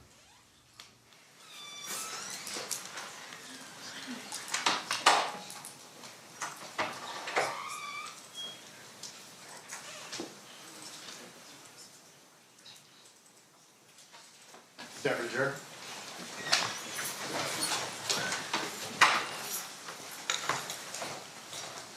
Do the parties stipulate to the presence of the jury? Yes, Your Honor. You may be seated. All right, it looks like we are still in playing Exhibit 117. State, you may resume at this time. Thank you. Okay, so Jerome got you guys the rooms at Treasure Island? Yeah. Okay, and it's Magic Johnson party you guys to go to at the Holyfield fight, and you remember it? Who's fan? Fan came down in the ring. Remember? Yeah. To the ring, got beat down. Yeah, they beat him down. Rock, Newman them beat him up. They beat him down. Yeah. Ooh, boy. I didn't realize That sucks. Sucks to be Are you just playing a joke or something? No, man, because they threw off their rhythm, man. They was ready to go, and this still come. It's either him. It was either him or Buster Douglas. When Buster Douglas lost to who? I think that was Bo Holyfield because it was a big fight. And I remember Rock was Bo's trainer. Yeah. So I'm pretty sure. We'll check on it, but I was with my other girl. And we all went down to the MGM with our bottles. After the fight? After the fight, yeah. Was it Buster Douglas and Holyfield? Was it that fight? We'll figure that out. We're not. Okay. That detail's not important. So you went to the MGM after the fight, and whose room's there? No, we just met in the lobby by the bar area. Boom. And he like, Magic giving a party. And we all stormed over there. that's what Puff said. Max giving the party. Then Yeah, let's go over here. And Big was there too. Big was there. Lance, all them dudes was there. So Puff and Lance were together too? I mean, they were in the same crew. I know they ran together, but anyway, go on. That's all right. And that's when they was about to fight. Lance and Puff Okay. got in each other's face. His little gay ass, because he had the money. Yeah. Was D-Mac there too all the time? I don't think he was at this one. I don't think he was there. Okay, so Puffy, so you go to the party, and then is there an opportunity where you guys talk with Zip and Puffy again about Tupac and Suge? I know he said it at that room in Anaheim and a couple of times at Greenbacks. Okay. Yeah. Okay, so I'll just put you don't recall. Yeah, excuse me. Yeah, and when D-Mac told me that Zip got the money, oh man. Okay, hold on. When we get to that, Yeah. that's a good point. We got to work our way up. Okay, so this you remember when that fight was as far as dates? And now we're getting into what? Are we in '96 yet? No, we're still like 94, 95, right? Late 94, early 95. Oh yeah, when that fight happened. And then that's the same time, in the beginning, I think, of 95, when the BET award season is in the beginning of the year, Suge said that fight came along. That was a Source Award, he said that. Yeah, but you know how all the awards started, January, February, March. And then the fight was in the summer, wasn't it? Wasn't it a summertime fight? Was it hot out there? I think it was winter. So the end of the year, end of 94. Yeah. It was Buster Douglas and Holyfield. Okay. Fight. Yeah. All right. Okay, so discussions regarding I'll give you anything you guys want to take care of those guys. That's like a year and a half, 2 years before it ever actually happens. Maybe about a year. Well, he's Six killed months. in late '96. Yeah. So that would make this. It would have to be late. 95, late 95. Okay, yeah, that's what I'm saying. Yeah. Source Awards early in the year, Yeah, beef yeah. starts, comes all the way around, Yeah. summer go through. Yeah. Okay. Concerts. Tell us what happened that made it something other than just him frustrated and boasting. Now, I'll give you guys anything. I mean, what made it a specific, like, hey, I'm serious, I want you guys to kill these guys? I mean, When he told me the Greenbacks. how'd that go? Like, what was the conversation? And who's he? Who? Puff. Puff said. Yeah. Okay. This is specifically at Greenbacks, right? Yeah. How's it go? How's the conversation go? I mean, okay, listen, I'll do it, but I need $500,000, or I've got somebody who will do it, but I need $300,000. I mean, we need really specific details regarding that. Yeah, we wanted $1 million. Okay. All right, so you meet him at Greenbacks for lunch or dinner or what? This was dinner. Okay. Who else was there? Shit, all of us, Corey, everybody. And everybody's listening to this All conversation? Huh? Everybody's hearing this conversation between you and Puff? What was he talking about? Talking to me. We had went downstairs Because when we got there, we was laughing at him. Because he was with this broad that sucked dick, just sucked every dick in it. He all hugged up, kissing with her. We was laughing like a woman. Like, man, what you laughing at, dog? Man, don't just come out here getting any broad, dog. You know? I took him downstairs and he's like, man, I gotta get rid of them dudes, man. It's gonna be a problem. Is Zip there with you? Yeah, Zip was, yeah. At that conversation? No, you weren't at the conversation, it was just me and him. So he tells you seriously, man, I need to get rid of these guys. I mean, he's looking at you in the eyes and he's like scared. Yeah. He's scary, dude. Okay. Still is, huh? Yeah. Now, when he asked about it, he always said both of them. When he said should mostly, or he just always talking both of them. Yeah, when he had Boy on after he made the record. But before that, it was a should. Yeah. And then after Hit 'Em Up came out. Yeah, that pissed him off. So he's like, kill both of them. Yeah. So there's going to be 2 separate conversations then. Yeah. It's 3 or 4. Or, yeah. So was Anaheim was just about Suge? Anaheim was about both of them. Okay. Anaheim was about both of them. And he said it in front of all the people. I couldn't believe it. You know what I'm saying? In Anaheim? Yeah. Whole room full of Crips.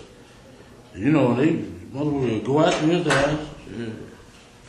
Okay, so he tells you, I need to get rid of him. Got greenbacks, you and him down the stairs, and you tell him, I do it for $1 million? Yeah. Then when that shit popped off, he Zip like, shit, this y'all perfect, you know. Yeah, I'm like, man, we ain't got no pistols. And he came over with pistols. Okay, so he says, you tell him we'll do it for $1 million, and he's like, okay, I'll do it for $1 million. He agrees. You shake on it or something like that. Yeah. What happened? Gentlemen, he like, man, we'll wipe their ass out quick. You know, it's nothing. So that done, you know, that's easy. Did he front you any money or anything? No, he didn't. But after it happened, he called, what's the name? Zip. Is that us? That's us? And the broad was even calling Faith. Yeah, that's us. You know. She wanted the gun too? She was calling Zip. Is that us? That's us? I'm like, yeah, that was us. Was Keffe, was Biggie ever involved in any of these conversations about hitting Tupac? Okay, it was always just Puff and Zip. Yeah. You think he knew about it, or he was just like, whatever, he's just doing his own thing? He was like doing his own thing. Lance kind of kept him kind of out the window. Yeah. So this is all Puffy's doing? Yeah. Puffy was scared of the dude. Period. Okay, so you guys make the deal for that, and then you guys aren't out in Vegas then with that intention. That's not why you're in Vegas. No, we've been going to the fight since Pat days, you know, the 80s. So y'all geared up to go to Vegas, and y'all was going anyway, not even knowing who else was going to be down there. Nothing. Not knowing if Pac and shit was going to be down there. We ain't down had no pistol. We ain't had no pistols down there, and shit, it was right there. This is a perfect opportunity, baby. That was Zip talking? Yeah. Because of what happened with Duane? Yeah. Y'all see the surveillance I got in the car with him, in that Benz. The broad was in there first, Foxy Brown. She was in? She was in the car with him. Okay. And he told her we need to handle some business. So she got out and I jumped in the car. He had a little secret compartment. The thing popped out. Okay, let's work up to that real quick, because that's important. Well, but there was, he said that you were there was numerous conversations, the first one taking place in Anaheim, another one at Greenbacks. Yeah. What other conversations took place where you and Puffy were talking about, doing this stuff? So fucking long, man.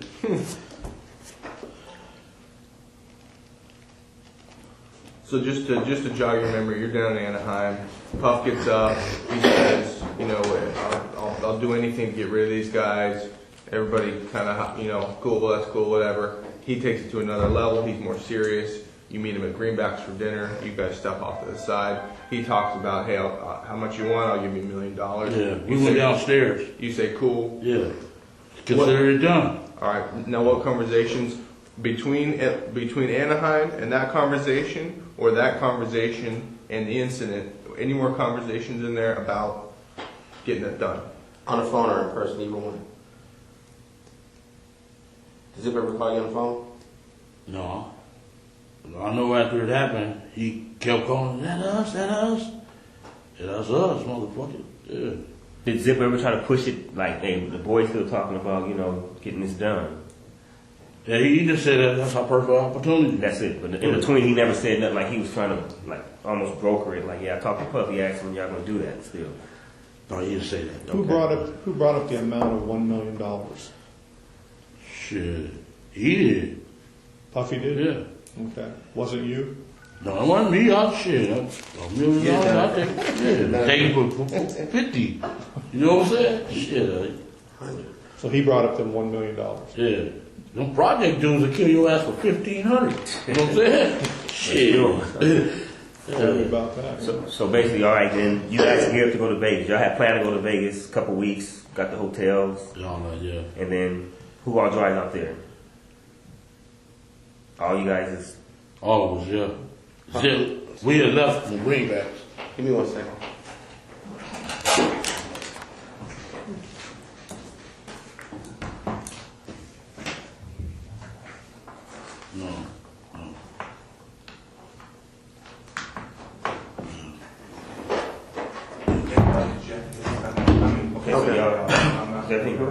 Yeah, everything good. So y'all gear up to go down there. Y'all caravan down there. Yeah. How many cars? We went to Greenbacks. It was me, Zip. It was Zip drove that Benz. Kevin drove that van. Mm-hmm. And I drove a... Kev? Yeah. Okay. And I drove what was that, a Malibu or something? Not a Malibu, but a Century. What's that, by a Buick? Buick Century? Yeah, I drove a Renner Century. And y'all left from Greenbacks like about what time? A couple days before? Maybe about, was it Thursday night? I think it was a Thursday night. We left from there. Fight was Saturday. Okay, it was probably Friday we left. Friday evening when Zip looked like he got picked up by a helicopter as fast as he got there for us, so once we got there, started kicking it, partying and all that old shit. Y'all staying at the Monte Carlo? Yeah. Okay. And who got the rooms for you at the Monte Carlo? My wife, it was in my wife's name. Okay. Y'all pay for them? They had comps. Lane had comps at MG, not the MGM, but Excalibur. Because of Gamma. Yeah. Okay. I'm sorry, Greg. No, that's right. I got thrown off track for something. We were in Greenbacks. They have the discussion, everything. How long before you guys go to Vegas is that? I think this is another time at Greenbacks, or the same time that Puffy said he, this is different time. Okay. That's our headquarters. We meet there. Okay. Every time they come out, we meet. So Puffy had said they agreed to the $1 million, and then that Friday before they were going to Vegas, they met at Greenbacks with Zip. They caravan from there on that Thursday, that Friday night. Okay, so there's another incident. You guys meet at Greenbacks. That's when we go to the fight in September '96. Okay. And you leave from Greenbacks to go to Vegas. Yeah. And that's when Kevin's driving the van.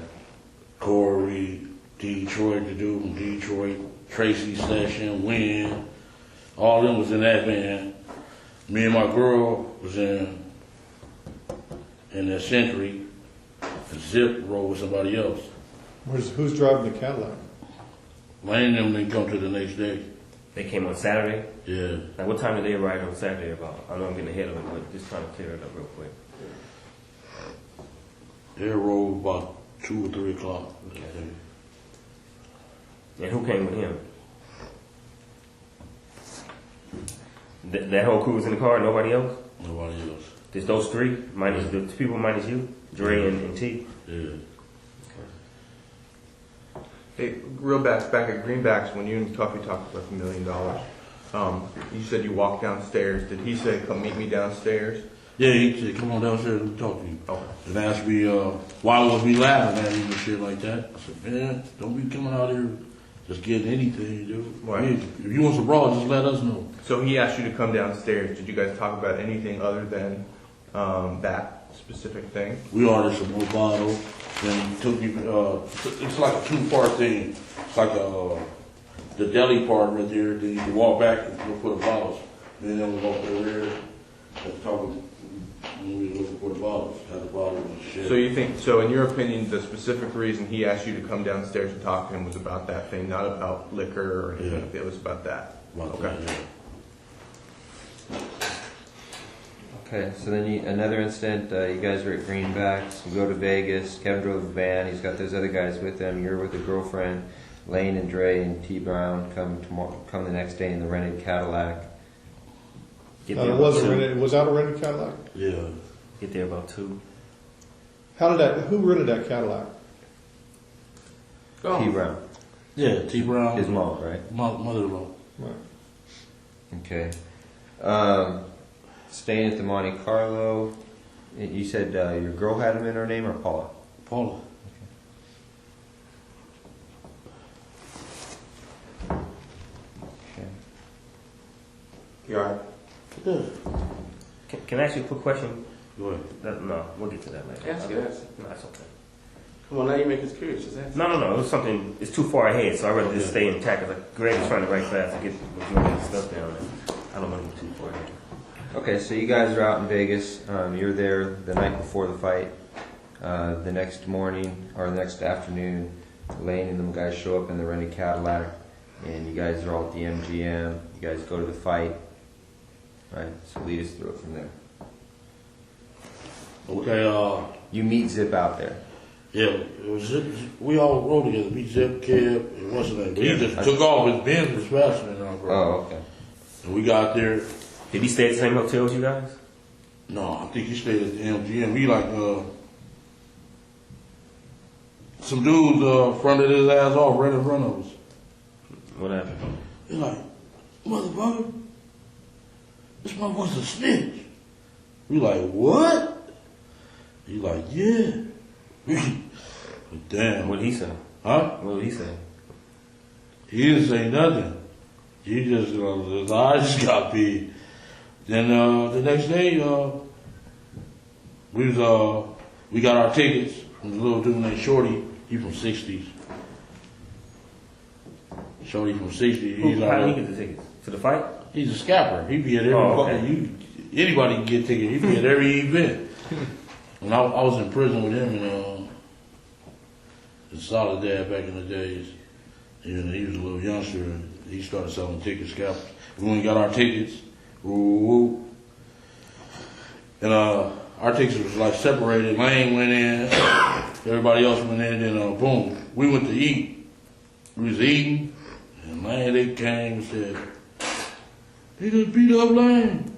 What restaurant were you guys at? Were you at? You remember? You was in the hotel lobby? We was in the hotel, yeah. At the MGM at the restaurant. Was it the cafe up there or something? They didn't change. Huh? Went to eat after the fight? Yeah. How come Lane wasn't with you?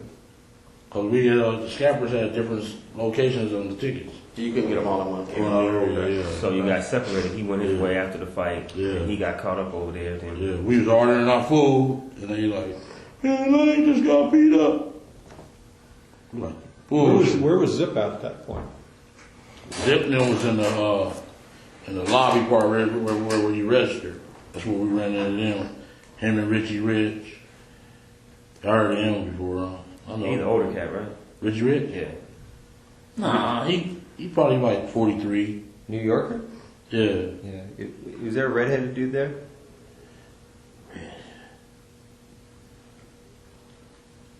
I know Richie Rich was there, and Richie Rich. There was a few New Yorkers though was with Zip. Like, man, y'all need some help? We got this. That's what they said? And all these other cats? Yeah. Well, how come everybody else was at the restaurant with you? Everybody knew to go to the restaurant, but Lane was on his own by the doors. Yeah. Well, why? Something's missing. Why is he at the doors and everybody else is at the restaurant? We all went. He was supposed to come to the restaurant too. He just forgot or something. They seen his motherfucking ass and beat him up. He couldn't get there. Yeah. Okay. But on the surveillance, it seems like he's standing there He's just waiting. hanging out. He's hanging out. Like he wasn't on his way nowhere, walking. Y'all seen us at the restaurant? Well, yeah, they got video cameras all over them. But him, he wasn't. He was. Y'all seen me? He's like posted up. It looked like he was looking at them when they walked by. Well, like he was waiting for him, you think? I mean, I don't know. Whether he wasn't waiting for him. That's what we're asking you. A lot of this, You know, we be after the girls, man. Yeah, but it seems like so you guys get your tickets from Shorty, you give them out. All right, we can't sit together, so let's all meet at this restaurant afterwards. All right, everybody bolts after the fight. Everybody comes back to the restaurant except Lane. Lane's standing by the doors. Why is Lane standing by the doors and everybody else is on board, knowing to go to the restaurant? I don't know what his thoughts was. Okay. Okay. And, but before that, before the fight, before Lando had, the beat down or whatever you want to call it, no beef with nobody as far as them. You guys even see Suge and them at all? Yes. Didn't see them, didn't nothing? Yes. Nobody said they here, them dudes here, nothing like that? Nothing. And then, okay. See, it would seem to me that Lane may be working his way over to the restaurant where he's trying to find you guys, but then he sees them. He knows automatically he's going to have beef with them just because of the mall incident. Yeah. So he may be just trying to Post it up, trying to wait for you guys to pass by. I'm sorry. Yeah, he probably looking for us. Yeah, you're right. That would make some sense. Yeah. Yeah. He just got separated. Okay. So Y'all seen us at the restaurant? He's on the film. The casino is Shit, Darren was the waiter. Y'all seen me and him get I can't believe you don't remember seeing me at the house on Compton and Vegas, all that, man. I can't believe it, man. This task force has been around a long time. I can't believe you don't remember seeing me, man. I shook your hand a couple times. I'm like, what's up, man? What's up? And started moving like you knew me.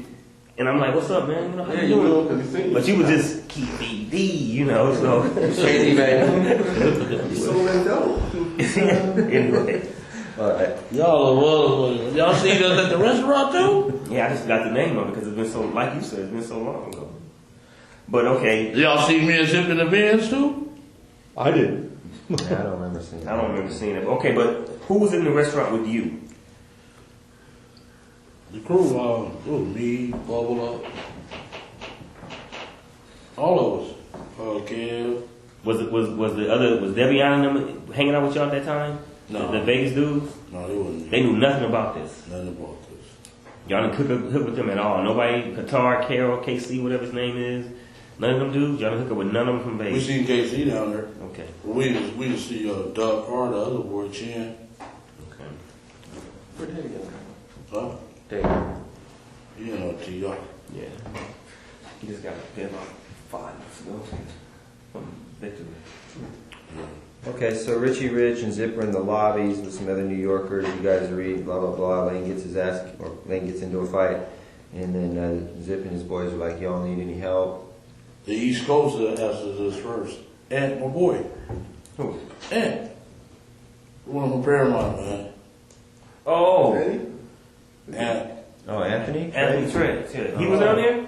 Yeah, he asked, y'all need some help? We like, no, we good. Did Treggs hear any of the conversations between you and Puffy? Was he there for anything? Who? Treggs. And. And? Yeah, the one you're talking about right now. No. He didn't. Did he? Your Cadillac? Is that Cadillac? Yeah, the one. Yeah. Yeah. Was he there for any of the other conversations or anything? No, the like Cadillac was Reed. That's true. Oh, that's Trevor, yeah. The other one was. And it was the other dude that came with the other car. That's right. The other one. He was there. We seen him first. He like, he jumped on Lane. Ooh, what's up? Y'all need us? We like, no, we cool. Then we ran into Zip and them in the lobby. That was the light-skinned kid that stopped us to talk. That was Ant. When y'all was watching, he stopped us to talk to us. And we met Zip and them in the lobby. We went all out to the parking lot to get the cars. Okay, let's stop right there. The whole crew? Yeah.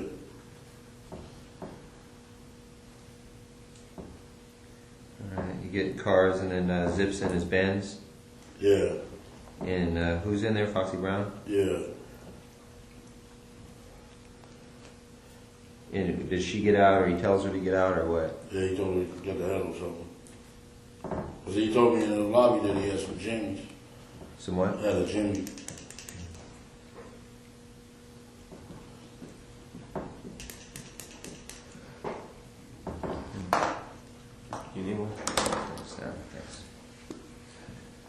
And you get in with Foxy Brown was sitting in the front seat. Yeah, and she got out. She was wearing pink, little pink thing, and I jumped in the car. He came to the gym. Who was Lane and all them? I'm sorry, Greg. He was waiting on the cars. So they was in the valet waiting for the cars. You had already gotten in his car. And hold on a second.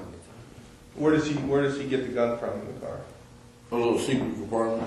Popped up. Pop up, yeah. In the armrest? Yeah. He gave it to.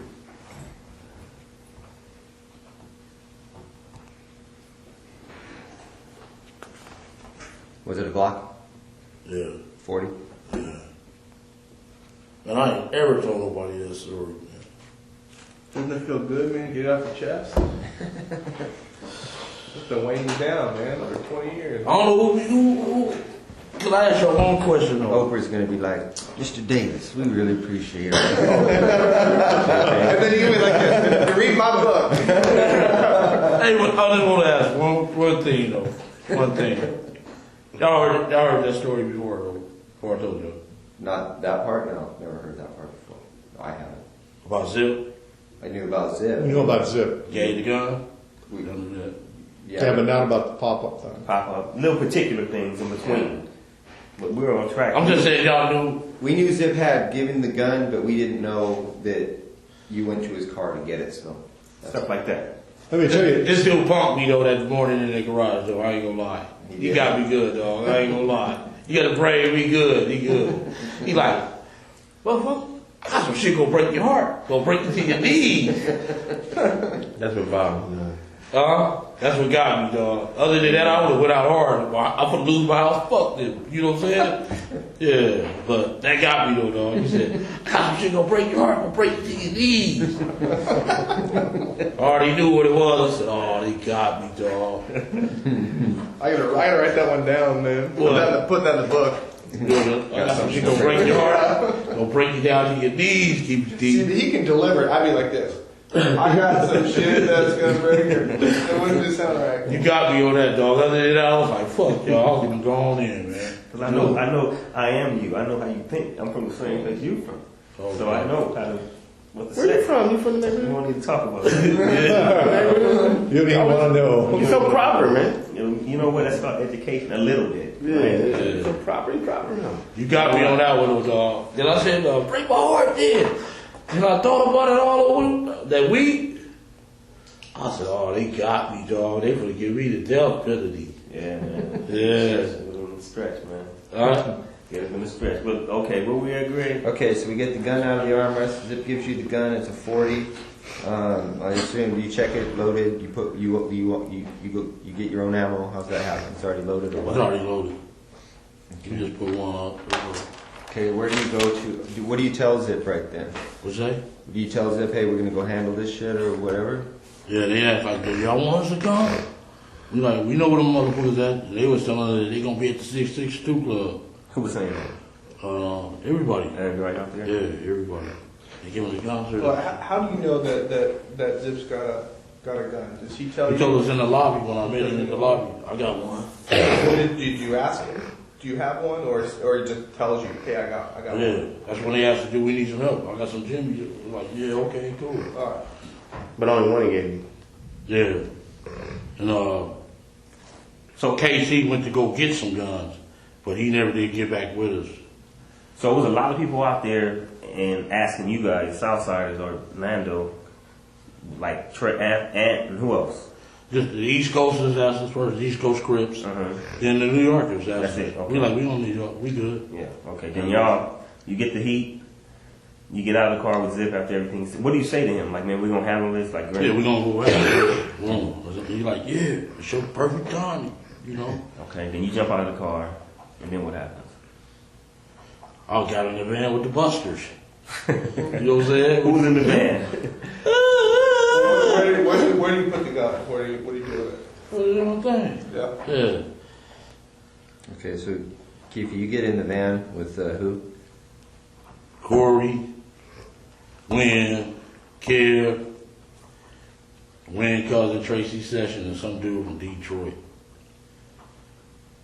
And they was, and Lane them said they had a gun up under the hood. In the rental car? Yeah, they put one up under the hood. So okay, that's cool. So we go to the 626. I'm sorry, real quick though. Lane's in the van too at that time or no? No, they in the Cadillac. Okay, so Lane in Cadillac with T Brown and Dre. Yeah. You know who's driving in? Who drove off from the hotel? T-Brown. T-Brown was driving still. Yeah. And y'all go with the van. This is 2 cars. Go to 662. Yeah, the van and the Cadillac. Go to 662. Yeah. I'm sorry, go on, Grant. So when you guys leave the motel after you get the gun from Zip, you guys never go back to your rooms to discuss anything or anything at all. You go from the MGM, or I'm sorry, from the MGM out on the hunt for these guys. You guys never go back. We went drop the girls off. Me and Lane did. At what point? Before you met with Zip or after you met with Zip? Well, that's a long time. I know I gave Paula money to go gamble and Rush. I don't know what Rush. That was Lane's girlfriend, Rashid, or whatever, Rashida. Yeah. I know I gave Paula the money to gamble on, but yeah, then we went looking for him. We went just the 2 girls that you got. That's what you're saying. You said the girls. Just those 2 girls, or just a lot of girls who were out there. Just Rashina and Paula. There was a few girls out there. Okay, with them, their whole crew. Yeah, their crew. Okay. And I gave her money to go gamble. Boom. We get in the car. We get in the fucking van. Go up to the 626 club. And Corey, they gonna kill us, dog. You know that motherfucker. You know, got the police killing motherfuckers and all that. Man, you crazy. And fuck, dude, I know dude since we played fucking football. He's a bitch. You know. They got you scared. Did you get in the van in the valet area of the MGM? Yeah. Okay. Who was driving that van? You probably already answered that. It was either Kev or Corey. Okay. And when we went up to the 626 club, they didn't show up. We waited about 15, 20 minutes. They didn't show up. So it's like, let's go get some liquor. We stopped at the liquor store. I got out the van with their ass and jumped in the Cadillac. Them motherfuckers buster, they scared. Where was the liquor store at? What's that street? It's a highway. What's that piece of highway there? Las Vegas Boulevard? No, not that one. It's east of it. Oh man, Highway. what's the one that runs behind all the hotels? It went Craig. Here's a little map.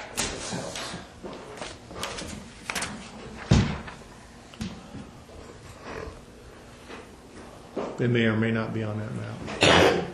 That's just the intersection where the killing went. Yeah. This east of this. Just a little liquor store. Yeah. It was a little, what was it, 7-Eleven or something? Real close to the 626 club? Yeah. 662 club? It's a big highway. It's in Merlin Boulevard. One of them. All right. Okay, so you guys go to the liquor store. You're tired of listening to the Harmon Street on there. Koval. Harmon. And where did he get shot at? On Harmon, didn't he? Mm-hmm. I think it was Flamingo and Harmon right there. Something like that. No, it's on this street in Harmon. He got shot. Yeah, Koval. We was, I think it's Merlin Parkway or something like that. Is it called that? Yeah. I think the little liquor store was right there. Then we came up Harmon. Got the Las Vegas Boulevard. And shit. Here they come in that BMW, a gang of cars. And bros like, Tupac. And we like, there they go. Made the U-turn. We wasn't supposed to make a U. We just wanted a U-turn. And they was in the middle lane. And we just pulled up on the side, checked every car to see where they was. So what directed your attention to him was some girl shouting at Tupac? Tupac. He gave himself away. Otherwise, they would have got away. He all hanging out. You know how he do. Oh, they go down to the finish. And we ain't got him. You did a U-turn, so then you pull alongside of it. You guys are in the car. Have you already handed Lane the gun at this point, or at what point do you hand him the gun? I thought he was going to pull on my side. You know, that's my little nephew. I'm going to look out for him, you know. And he pulled on their side. So you were fitting to blast if you had to, or you were just? Yeah, if we would have been on our side, I would have blasted. Okay. So you hand the gun to the back seat. Yeah. You can hear Lane. I gave it to Dre, and Dre was like, no. And Lane's like, give it, pop it. Now, when you first talked to you a few weeks ago, you did say that Orlando was in behind the driver. Is that right? No, Orlando was behind me, the passenger. Okay. Dre was behind the driver. Okay. So when you passed the gun, you passed it to Dre? Yeah. Okay. He was the closest to him. He you know. He didn't want no part of it? Yeah, he was scary. All right. I known he would be scary, but when I got out of jail, he said he was a bad motherfucker. Dre? Yeah, I'm like, is that right? He used to feign all that shit. All that shit. Oh, what we gonna do? Could be Dupac. His girlfriend liked to kill him. Huh? His girlfriend killed him, didn't she? No. I think you're. No, she did. He just had a sinus problem. Okay. Okay, so Lane, so you guys pull up alongside. This is essentially, I think, what.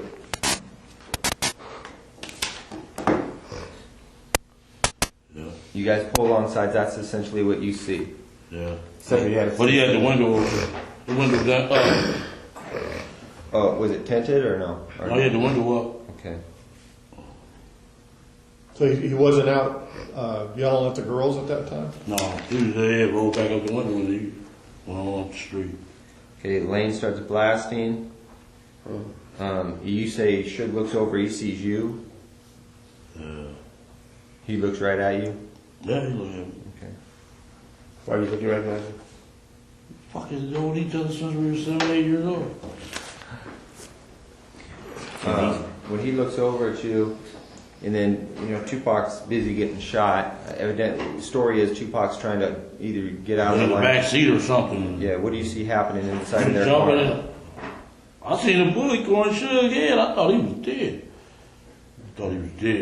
You see his He must have head? scraped him or something in the head or something. He a piece of glass went into his neck right here. And he had a thing in his head. He had a little graze on Yeah, he got a graze on his Yeah, head. I thought he was dead. Okay. So, I'm sorry, did you guys stop the Did Bolo stop the car and just let him get off? Yeah. Then we made the right. Okay, but he stopped for a few seconds while he boom, boom, boom, got off, then he took off. Then we made the right, and some bras at the sea breeze was following us. Stupid bitches. And we shot their window out, and they stopped. So Tupac's trying to jump in the back seat. And what's Suge doing? Just ducking? Ducking. He couldn't really duck because he was too big. Yeah.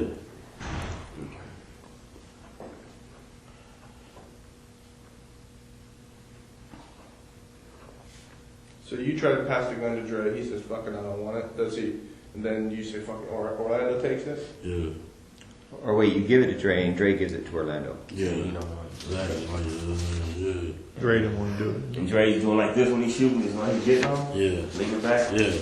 And once we got out of the car, he was acting like a bitch. Then I was like, get a hold of yourself, bitch. Dre? Fuck, yes. What was he saying? Oh, what we gonna do, big on? Man, shut the fuck up, bitch. What's wrong with this, Well, where did you go after the shooting? Went to the Monte Carlo. Do what? Real Before we quick. get there, yeah. Okay, so the shooting goes down. He's trying to get in the back seat. Suge's ducking out the way. You guys pull off, and followed by Sebring. A sea breeze, some bras. They ain't call y'all or nothing? The bras? I don't know. Can't get you. Hey, come on, man. We're talking over it. Man, we're going to be doing this so many times, man. On these trucks. Sebring. It all comes out. Lane starts blasting back on him. Yeah. So he had bullets left. Yeah. How many rounds did you say he shot in the Tupac in the car? If you had to, About 6 or 7. 6? And then how many times did he shoot at the girls?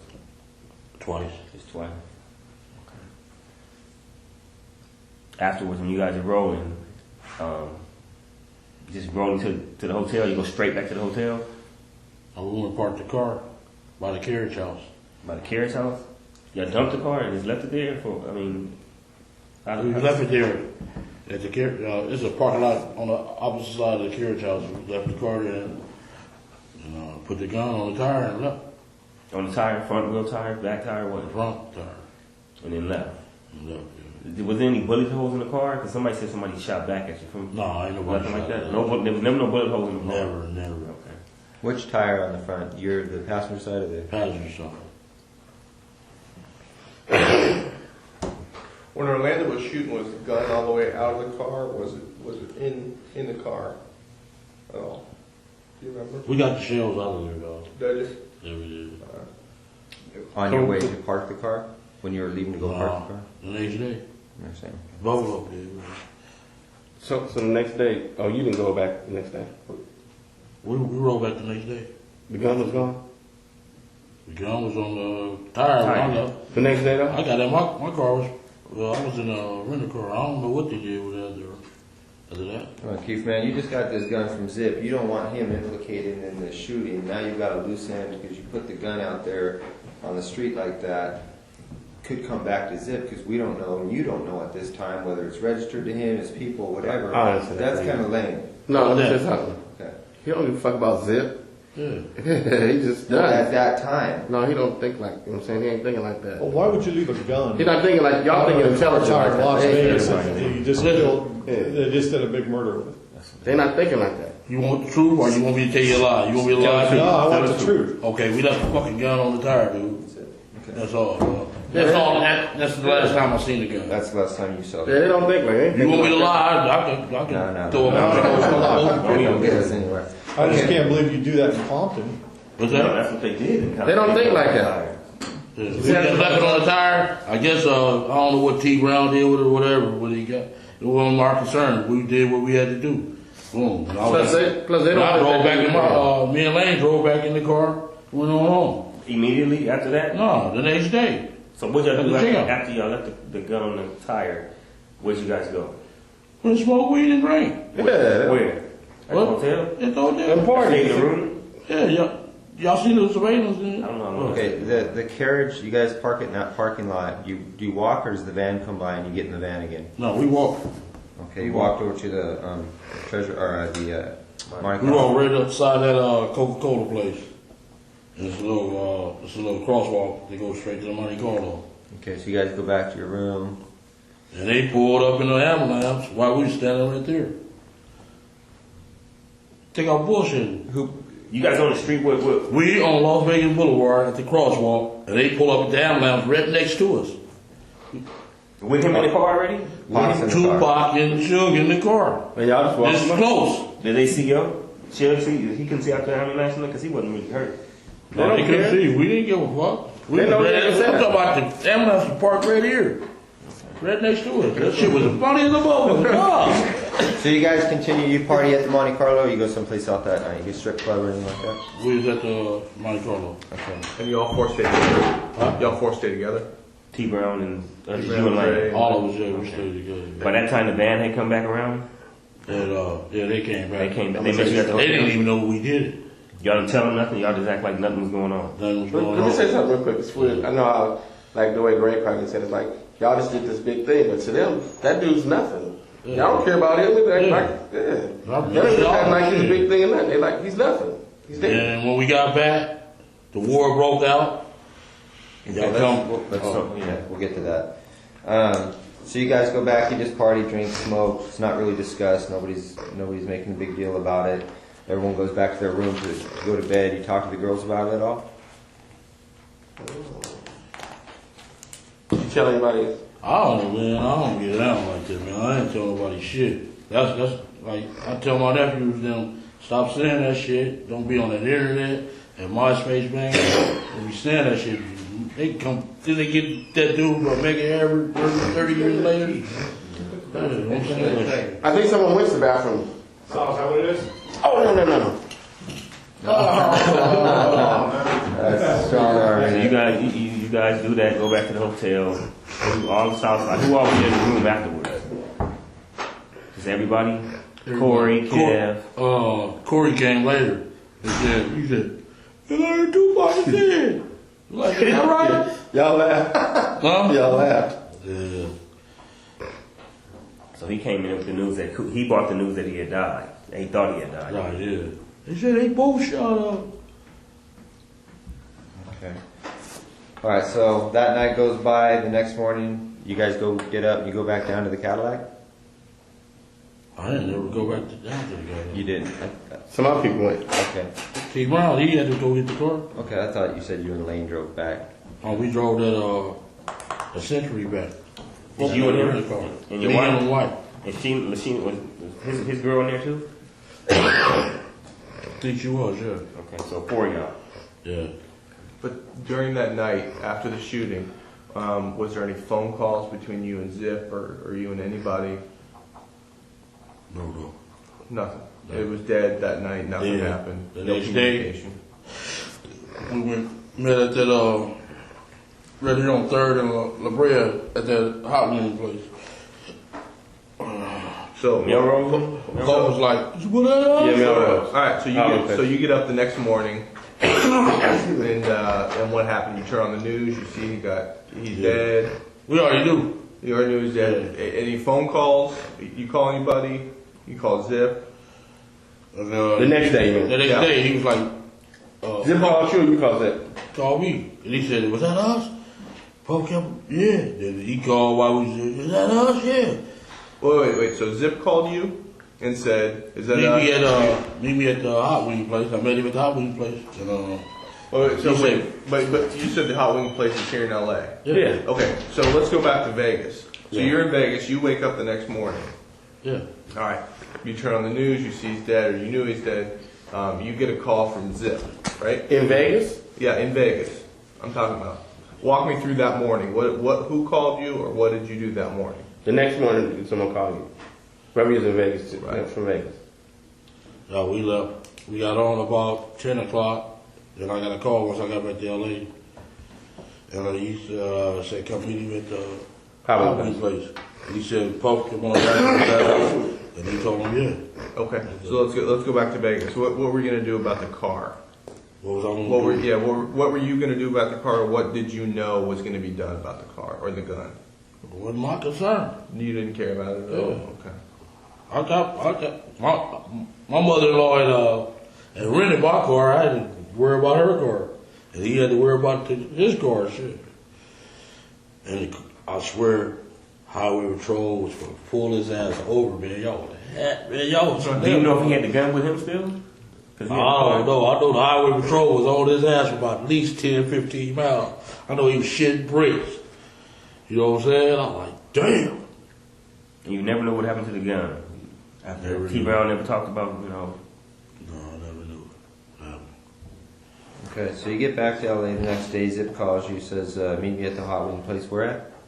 Melrose. They're by Peaks. Melrose and Brand. You know where Peaks is? Yeah.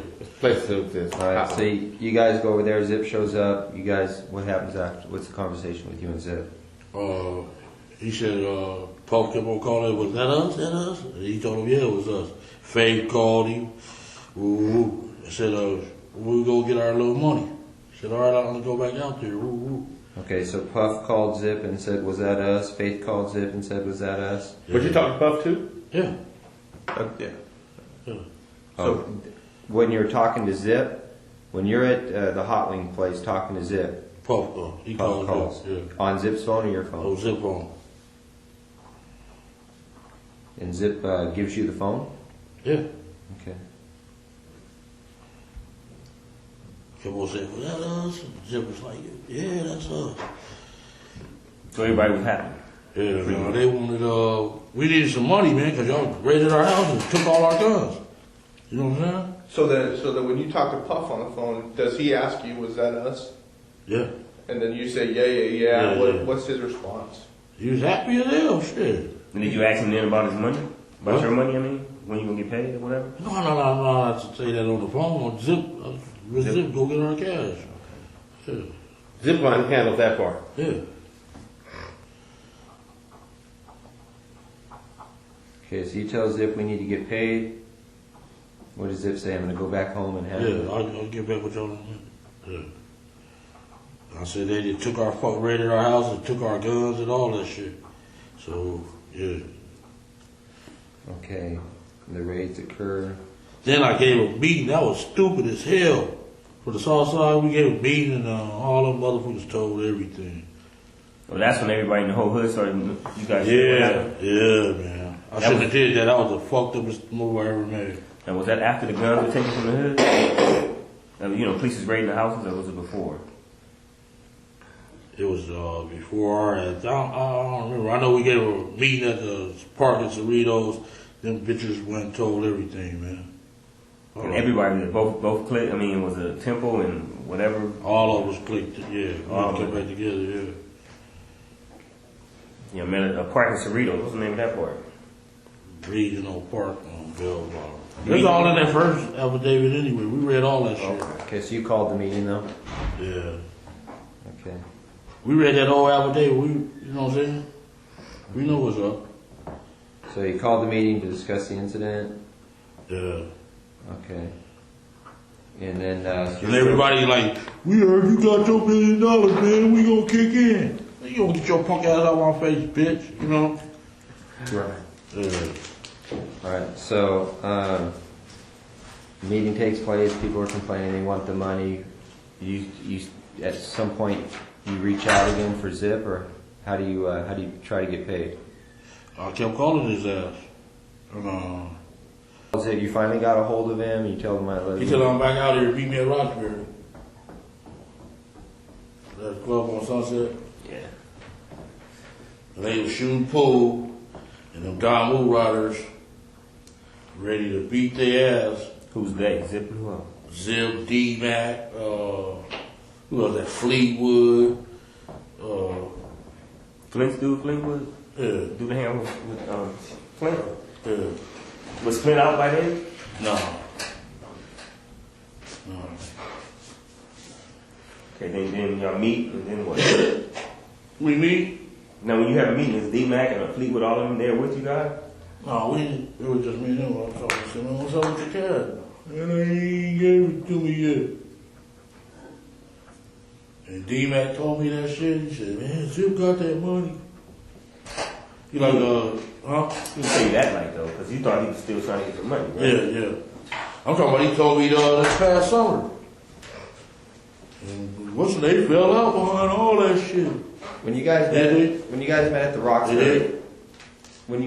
Roxbury, how long, how much time passes before I'm sorry. After that? After Halloween place? No. After the shooting in Las Vegas, how long is it before you guys meet at the Roxbury? Like months? About a month and a half.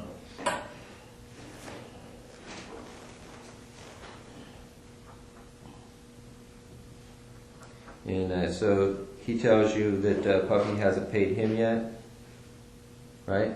Yeah. All right, and what do you tell him? That, what's up? What the fuck? I need money. Yeah. We need money, motherfucker. They took our guns, all that shit. We need some money. And you want to make got millions and more than, you know. And your business shut down, you wasn't doing no business, nothing. Y'all ran like Colombian out of town, man. I mean, we did. We should have did that shit. We shouldn't even met Puffy. We should have just stayed rolling, man, you know. Y'all was on my ass since 93, though. Gave us a good run. Yeah. Okay, so you, at what point do you lose touch with Zip when you just realize you're not going to get paid? At some point you realize... Once y'all got on our ass, man, that watch shit. I was on our ass, man. Okay. So 96 comes and goes, 97, then you end up you pick up that case. 97. Man, y'all after that shit happened, we couldn't breathe. You know that. Y'all put the heat on our ass like a motherfucker. Okay. And then so you end up going to prison. Yeah. Since you've been out of prison, have you talked to Zip? Not one time. And then what about Puffy? Not one time. Okay. I tried to call him several times though. That little daddy out shit. You left messages? Hell yeah. They didn't call back. I think if he would have just gave us half the money, you know what I'm saying? I would stay strong like fuck it. Okay, so a couple months ago you say you run into D-Mac. And D-Mac's, he tells you... I like, man, call your boy, you know. Because they went to Howard together or something. I like, man, call your boy. He like, man, what's that still mad behind? What's Zip behind that shit? Zip got that money. I'm like, what? He like, yeah, man, dude gave Zip the money. Where'd you run into D-Mac at? What street is that? By your boy, the tall guy with the Cadillac truck. What street is that off of? Florence? Where's the Cadillac truck? The blue Cadillac truck, man. Oh. I'm at a loss. The 900 pounds. I don't know. Oh. You got a lot on my mind just like you, man. No, off of Topanga. I'm ready off Topanga at the 76 station. Yeah, Cadillac truck. The anything? Is that their name? Oh, yeah. Huh? No. You know what guy I'm talking about. Dudes, Detroit Pistons. Oh, you motherfucker. Oh, out there in the valley. That's where you run into Darius. Okay. Yes, the bitch. Let me tell you what he did to me. I'm gonna tell y'all another thing. I know something. Did I tell y'all? On the 40-some thousand, this motherfucker threw the money in the back thing. The motherfucker say, hey, let me talk to you, dog. Went over there and talked to him, and here y'all come. I said, this motherfucker, I'm up on all that shit, dog. I said, this motherfucker got my money cracked. As I was thinking about it.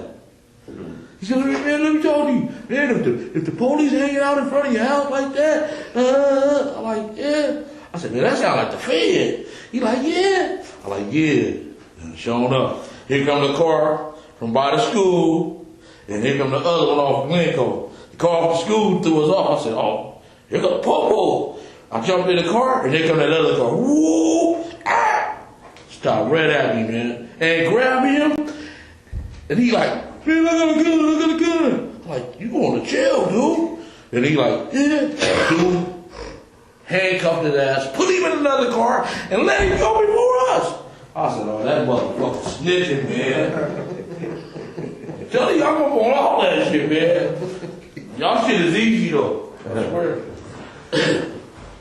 Yeah, they handcuffed me for us. Huh?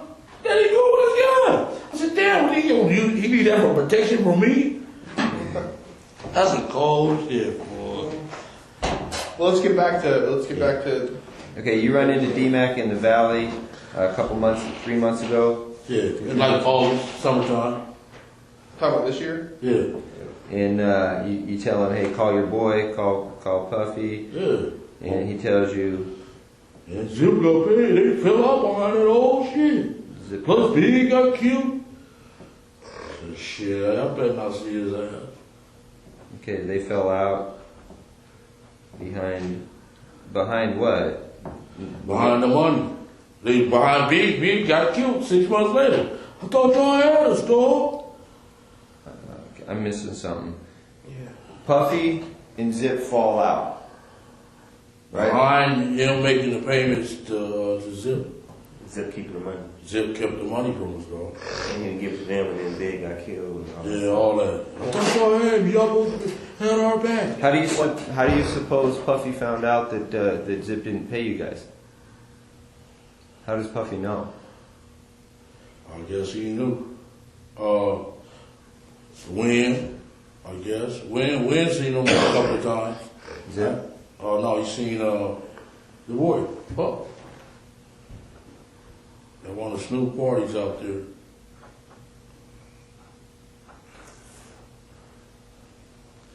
In New York? No, it was at Snoop house. Oh, in Long Beach? Claremont. His house. Yeah. They all on pictures and everything. He came. I said, man, you didn't call me. No, dog. I thought you gonna answer this. Motherfucker. I said, you get the number. You got the number. We call. Motherfucker. You know what I'm saying? Well, I would have seen his ass, man. Give me the jewelry and everything, you know? Stupid motherfucker. Okay, so Zip doesn't pay you. Puffy's pissed off because Puffy did make the payment. You have any idea what amount of money Puffy paid? D-Mac didn't say. Okay, so D-Mac tells you they fell out beyond that whole thing. You think that Win had probably talked to Puffy about the money at one of these Snoop Dogg parties? I said he didn't. He just gave him the number. I heard Keffe out. Ooh, we go the number. We called him up with the number. Phone off. Puffy gave Win his number? Yeah. I said, you let him give you a number? That was so stupid. Why you get the jewelry? Let me all, you know what I'm saying? Collateral. Yeah. Okay.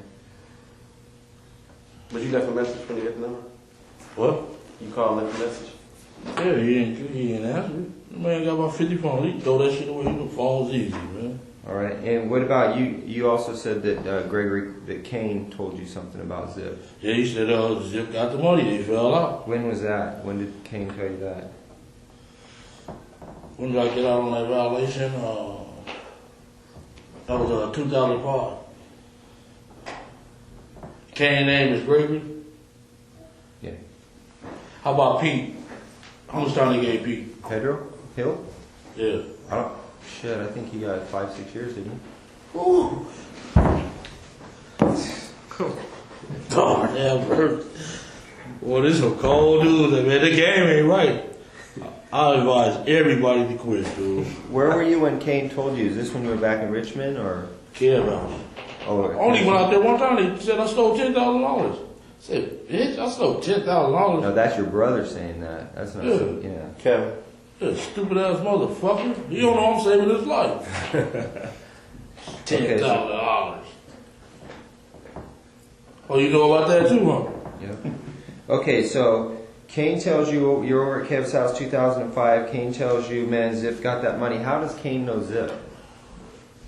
Just from out there in New York. Just the New York connection?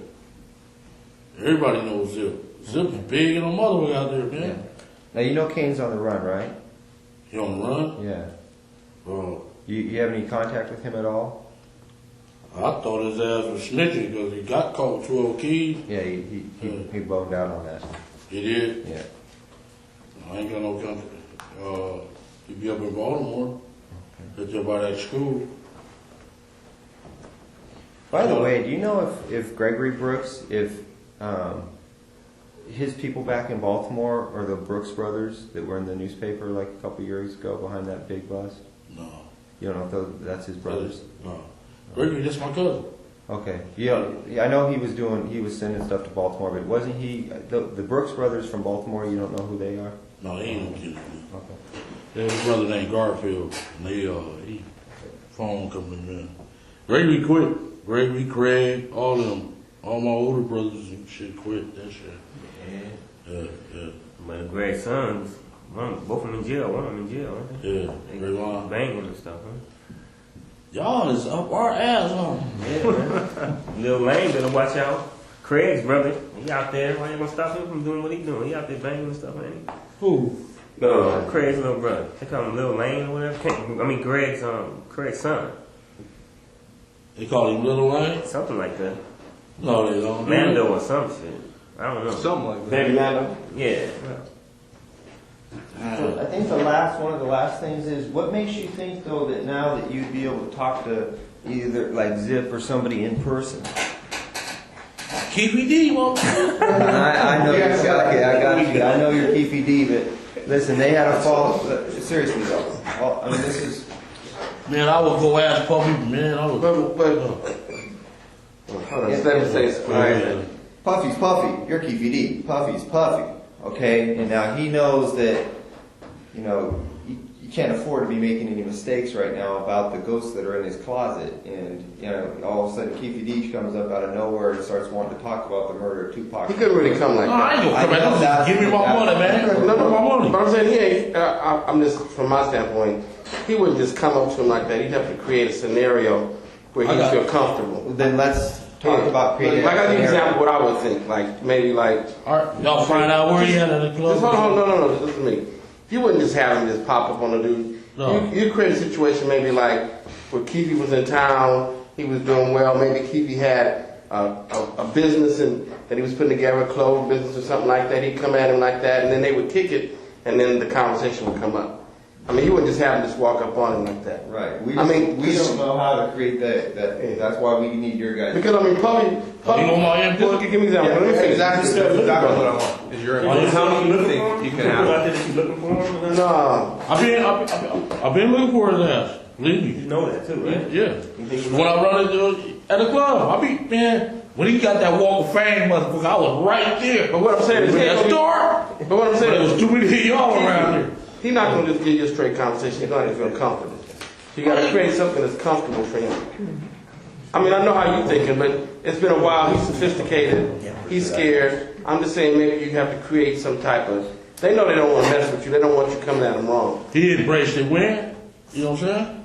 He ain't, my boy. Oh, you know what I'm saying? He cool like with win like that? Yeah, he gonna embrace the shit out of us. That's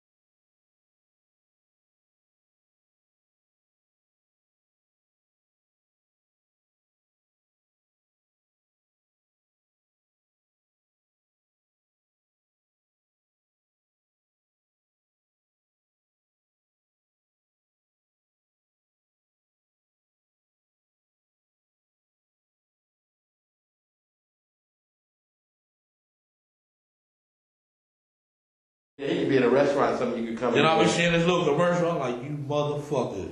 You know what I'm saying? I'm king of the world. No, he got me in trouble the first time. Didn't he though? So he said. So you don't have to go to New York. You could do it here. Yeah. We're talking two different things. New York would be Zip. Yeah. Zip's out there, and he's going to be staying out there. Yeah. I mean, he's got a club out there. He can always. Yeah, he got a club. Oh, I can go there because he like every time my folks go out there, he like Brian. He's vice president right up under Jermaine Dupri. He went out there. Him and the dude named Ramon. They went out there. Oh, y'all Keffe D boys. Oh, come on. He rolled out the red carpet for them. Got them drinks and everything. And they the one told me about the club. Then this other broad I was fucking, she said, got a 3-story beauty salon. Everybody, I was like, them motherfuckers is rolling. Said he got the Phantom, a Bentley and all that. Said he rolling like hell. You see any advantage to maybe starting off with just having another encounter with D-Mac? Yeah. Start off with that, and then D-Mac can put it in Puffy's ear that you kind of looking for it. All right, I'll get on it real fast. No, we'll handle that. We'll set that up. Okay. Okay, because what ends up happening is if you take control of the situation, you start making some progress we're not ready to deal with yet, then basically you don't have to do anything. Just take the time. Yeah, just take the time. We'll tell you when you need to be somewhere and make arrangements. All right. And that'll put it in his ear because he do go get D-Mac every time he come out here. Okay. That's his boy, yeah. Okay. All right. Well, then on to I think that's a wrap for that whole entire event. These are two of the girls that Darren found. Can I ask a question real quick? Yeah. How long is our meeting going to be today? Do we have a time frame? We're out of here in 15 minutes. Oh, okay. Hey, do you know how to get a hold of D-Mac right now? You're more than welcome. You can get a hold of D-Mac. Stay long if you want. Knows what? Great. Yeah, basketball player. Buy weed from him every day. All right, that's cool. Tell Tommy go buy some weed from him. The barbershop over on 3rd or Beverly? I've got that D-Mac. That's all girl. I've got that. You know her, right? Yeah, I know where he's at. Look at that. She got fat. Yeah, that's the wrong. What about this one here? Yeah, he can get the. That's the one that was on the phone? How old is this right here? Okay, are those the two girls that were in the Bible party that night? Yeah. Okay. And what are their names? And go squeeze Right here. DJ Quick by the ball. I'm serious. He get that shit up quick. Answer the question. Yeah. Go boy. Those two girls, you see What's that? their name? What are their names? Michelle and Jewel. Yeah, and those were the two girls that you talked about At the being bar. in the vibe party that night and, Yeah. and getting close to Yeah. Puffy and Biggie, All is that right? All that, yeah. It was ones to set that shit up. For sure. Now you know that from being there, or you know that from That's after? it. Being here, dog. Okay. I'm not telling you, dog. Did you get any other insight on that from anybody else, or you Keffe D? People We know told the you? streets, dog. So you're just saying from that alone? He said he watched They was out of them place. there. They shouldn't have been there in the first place. They from Death Row, so Yeah, they he ain't said got no when he business seen there. them was odd. Then boom, the fire marshals come. We left Big Pete and what's his name out there, Sporty, outside the club because we didn't have enough passes. So I was going down there checking on them. Don't put that on these notes. Because That was just a sidebar. These are different notes or something. We was down. Fire marshal was down there. And Big Pete and Sporty from Great Street was down there. And I went down there to check on them. Then the fire marshal said they was gonna close the place. Bloods was out there. It was ready, dog. We gonna get into all that another time, man. But that's some stuff we got to touch on too. Yeah. Is there pictures in the next one? All right, get your freaking flyers miles ready, man. All right. What's that chat? What's wrong? I'm gonna see you sooner or later. So One last thing. See me. Come on. I'm gonna see you sooner or later, man. Somebody gonna come over here and gonna tell me. You and Eddie were cellies, right? Yeah, we honky. Where were you guys? That was in.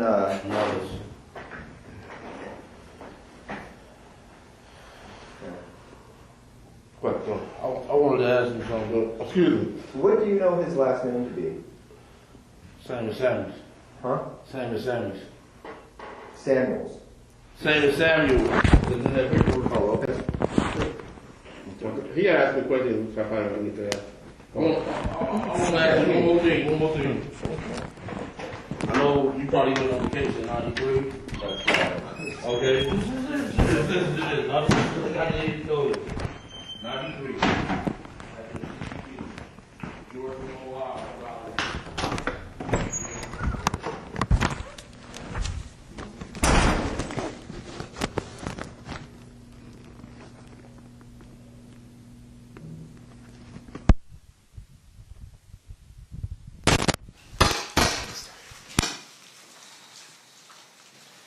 Okay, it appears as though Exhibit 117 is now over. Anything else that you wanted to present today, State? No, 2009 is not as long, but I think we just give them a break now. Okay, sounds good. At this time, we will recess for the evening. We're coming back at 9 a.m. tomorrow. During this recess, you are admonished not to talk or converse amongst yourselves or with anyone else on any subject connected to the trial, or read, watch, or listen to any report or commentary on the trial of any person connected with this case by any medium of information, including without limitation, newspaper, television, the internet, and radio, or form or express any opinion on any subject connected with the trial until the case is submitted to you. We'll see you back tomorrow. Thanks, guys. Is that for sure?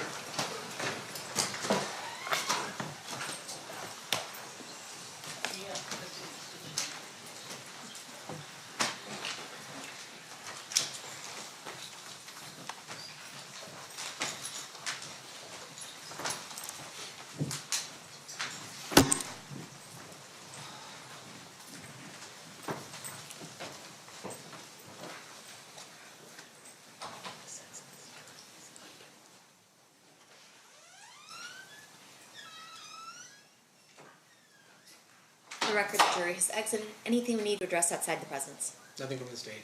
Nothing from the state. Okay, we'll be in recess. Thank you, everyone. Have a good night. Thank you.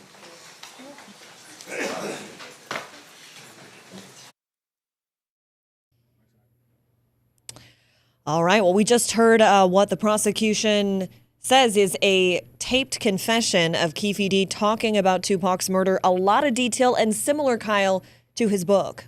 Yes, there is some consistency between the chain of events in Compton Legend to the hours of testimony or interview that we just heard. The foundation was laid yesterday by an LAPD detective in the homicide gang unit for about 35 years, and he was in that interview. So he's the one who said, this is what he told me. He's the one who said, we asked him about Biggie, and he said, no, we did the other one. And they said Tupac, and he actually said, I was shook. We couldn't believe that he said that. And so on goes several hours of interview where they're dropping names. Anyway, there's so much to discuss about day 4, which is now wrapped up in Nevada versus Keffe D, the Tupac Shakur murder trial.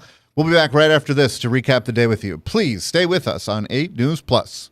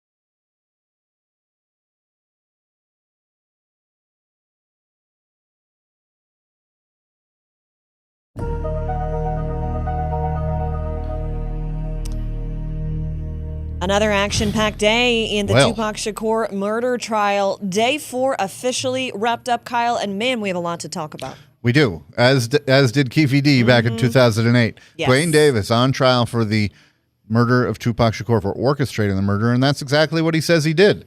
They went looking, and they found him, and they made a U-turn.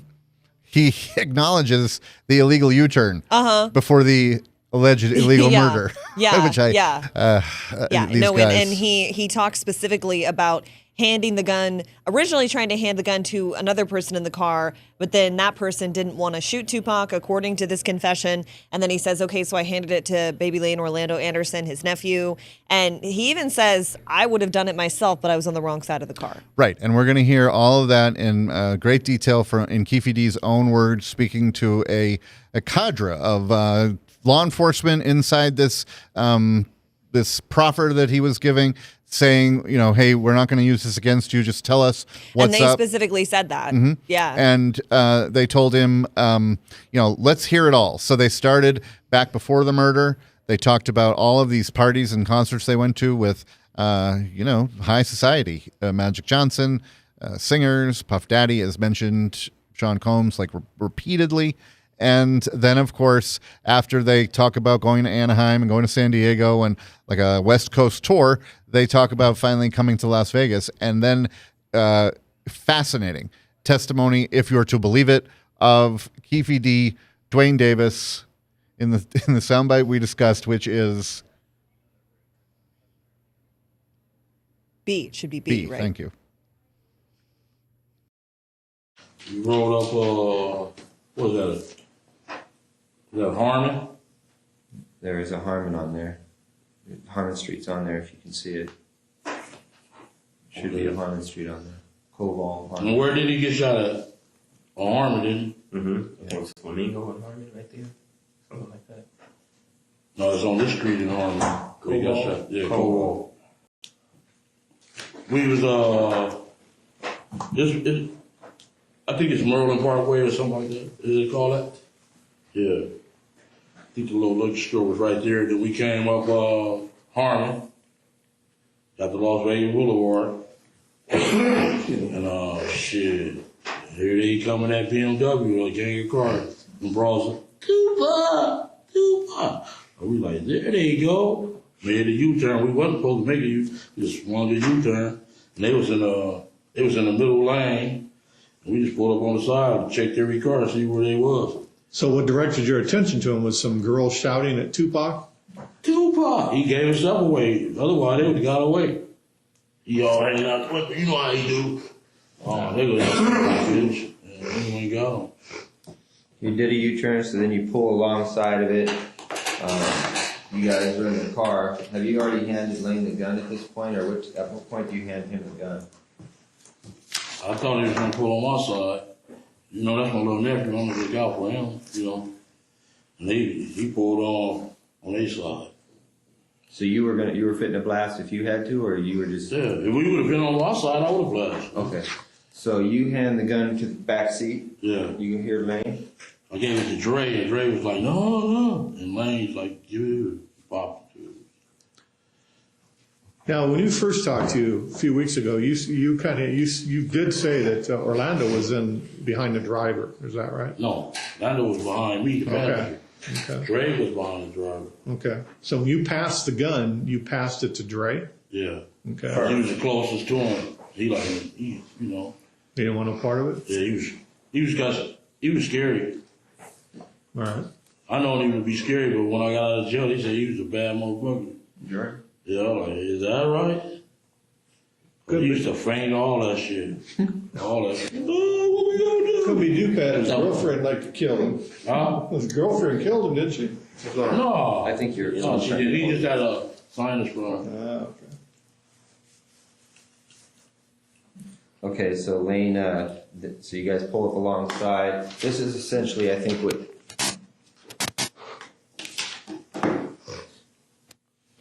Yeah. You guys pull alongside, that's essentially what you see. Yeah. So But he had the window open. The window down up. Oh, was it tinted or no? Or No, he had the window up. Okay.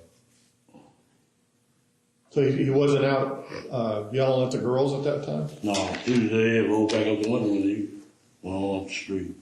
Okay, Lane starts blasting. You say Suge looks over, he sees you. Yeah. He looks right at you. Yeah, he looked at me. Okay. Why do you think you recognize him? Fucking known each other since we were 7, 8 years old. When he looks over at you, and then, Tupac's busy getting shot. Evidently, the story is Tupac's trying to either get out of In the the line. back seat or something. Yeah, what do you see happening inside He their jumping car? in. I seen a bullet going Suge head. I thought he was dead. You see his He must have head? scraped him or something in the head or something. He a piece of glass went into his neck right here. And he had a thing in his head. He had a too. little grade. Yeah, he got a grade on his Yeah, I head. thought he was dead. Very, very detailed there, talking about, him handing the gun to his nephew. I think the most chilling part of that was he said that he and Suge Knight made eye contact when this is all happening. Yes, and did you hear him say, am I right, that he said he saw Tupac jumping into the back seat to try and save his life? Saying that he was trying to avoid the bullets and trying to, Right there which in that unfortunately he was BMW. unsuccessful No, at. the car is Yeah. riddled with bullets. Tupac died from the shot 6 days after the shooting in downtown Las Vegas. If you're from Las Vegas or you know Las Vegas, Keffe D was talking about the intersection, the streets, Maryland Parkway, Harmon and Koval, and this is our city. If you're watching from around the world, we drive these streets all the time, and they were cruising around, going from the MGM to and from Club 662, the Carriage House, and if you're to believe what Keffe D said, if Tupac hadn't been hanging out the BMW talking to his adoring fans, they never would have seen him. They never would have made the illegal U-turn, and he'd still be alive. Yep. According to, again, that particular audio that was played, that the prosecution played again, this was him speaking to LAPD detectives under that proffer, them essentially saying this won't be used against you. But as we've been saying, proffer, it's in the family of immunity, but it is not exactly immunity. It just says you're cooperating with this investigation. You're looking at some legal difficulties, and we'd like for you to tell us what's happening and give us the context, and we won't use it against you. It strikes me that Tupac either was in the middle of it or was destined for death or had terrible luck, because like Keffe D, by his own words, told the law enforcement there, if he wasn't hanging out the window, he'd be dead. But also, let's put it this way. He had been pulled over once for no license plates. Had his car been towed, he may not have been shot and killed. Very true. And Very true. Yes, and that's just crazy. Yeah. Yeah, just the sequence of events. Well, then they talk about a little bit of the aftermath, which we hadn't heard until recently, or at least I hadn't heard the detail of this. I don't know if that's talked about. I didn't read that portion of the book, Kyle. I know you did. I think it's in the book that where he stashed the gun, but I don't remember the part that we're about to see where he says, presto, bango, the gun vanishes and he never sees it again. That is soundbite E. How many rounds did you say he shot in the Tupac in the car? If you had to, About 6 or 7. 6? And then how many times did he shoot at the girls? Twice. Just twice. Okay. Afterwards, when you guys are rolling, you just rolling to the hotel. You go straight back to the hotel. I went and parked the car by the carriage house. By the carriage house? Y'all dumped the car and just left it there for? We left it there. At the it's a parking lot on the opposite side of the carriage house. We left the car there and put the gun on the tire and left. On the tire, front wheel tire, back tire, what? Front tire. And then left. Yeah. Was there any bullet holes in the car? Because somebody said somebody shot back at you from. No, ain't nobody nothing like shot that. No, there was never no bullet holes in the car. Never. Okay. Which tire on the front? You're the passenger side or the passenger side? When Orlando was shooting, was the gun all the way out of the car? Was it in the car at all? Do you remember? We got the shells out of there, though. Did you? Yeah, we did. On your way to park the car? When you were leaving to go park the car? The next day. I'm saying. Both of them. So the next day, oh, you didn't go back the next day? We rolled back the next day. The gun was gone? The gun was on the tire when I left. The next day, though? I got in my car was, I was in a rental car. I don't know what they did with that after that. Well, Keith, man, you just got this gun from Zip. You don't want him implicated in the shooting. Now you've got a loose end because you put the gun out there on the street like that. Could come back to Zip because we don't know, and you don't know at this time whether it's registered to him, his people, whatever. That's kind of lame. No, that's not. Okay. He don't give a Zip. Yeah. He just does. At that time. No, he don't think like, you know what I'm saying? He ain't thinking like that. Well, why would you leave a gun? He's not thinking like, y'all thinking intelligent like that. Las Vegas, They you just killed, they just did a big murder with it. They're not thinking like that. You want the truth or you want me to tell you a lie? You want me to lie? No, I want the truth. Okay, we left the gun on the tire, dude. That's all. That's all. That's the last time I seen the gun. So pretty intense there, where they're essentially challenging him, saying, seriously, you left the gun on the tire and walked away and then couldn't find it? And you can see he gets a little perturbed there. And, hey, do you want me to lie to you? Do you want me to tell you the truth? This is what happened. We never saw the gun again. Yeah, not the best hatched murder plot. No, well, and then they were talking about how it was Zip's gun where he got that, and he was saying, okay, well, it was his gun, so it would be traced back to him. Yeah. So it's not going to hurt us. And Duane Davis, Keffe D, on trial for orchestrating the murder of Tupac Shakur. To paraphrase, doesn't seem to care about Zip. He didn't care. Zip comes up a lot. These names who we've talked about, and who the prosecution, if you've been watching our live stream on 8 News Plus, has tried to outline the cast of characters for you, and they're discussed often in this rather lengthy audio interview from 2008. There's Keffe D, Duane Davis, charged with orchestrating the murder of Tupac Shakur. We've now gotten through 4 days, 2 full days, 2 half days, and a lot of stuff to think about. We were saying how, according to Keffe D's own words there, if it weren't for Tupac hanging outside of the BMW, they never would have seen him, never would have made the U-turn. He never would have had the opportunity to give the gun to his nephew. And Tupac, who's seen there in his last photo that we know of, might be alive. And one of our viewers, Sasha, chimed in as well.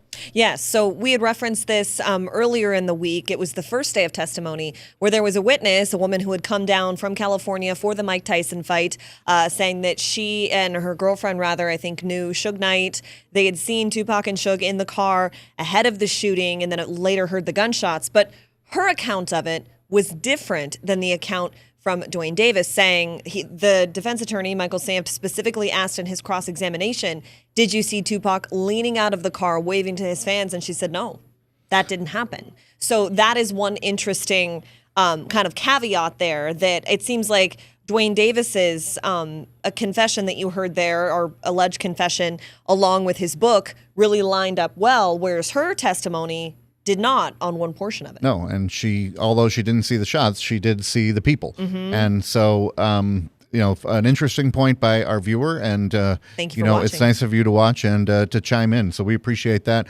Look, we're going to be back here at 7 o'clock. We're going to discuss all of that. We're going to get into who the people were in the room, who those law enforcement individuals are, because we've heard from some. We're still going to hear from others, but the plot thickens inside the courtroom after 4 days of Nevada versus Duane. Keffe D. Davis on trial for orchestrating the murder of Tupac Shakur. Sasha, on 8 News Plus, we're covering Gavel-To-Gavel, and we'll be here with our 8 News Now investigator, Vanessa Murphy, who's inside the courtroom.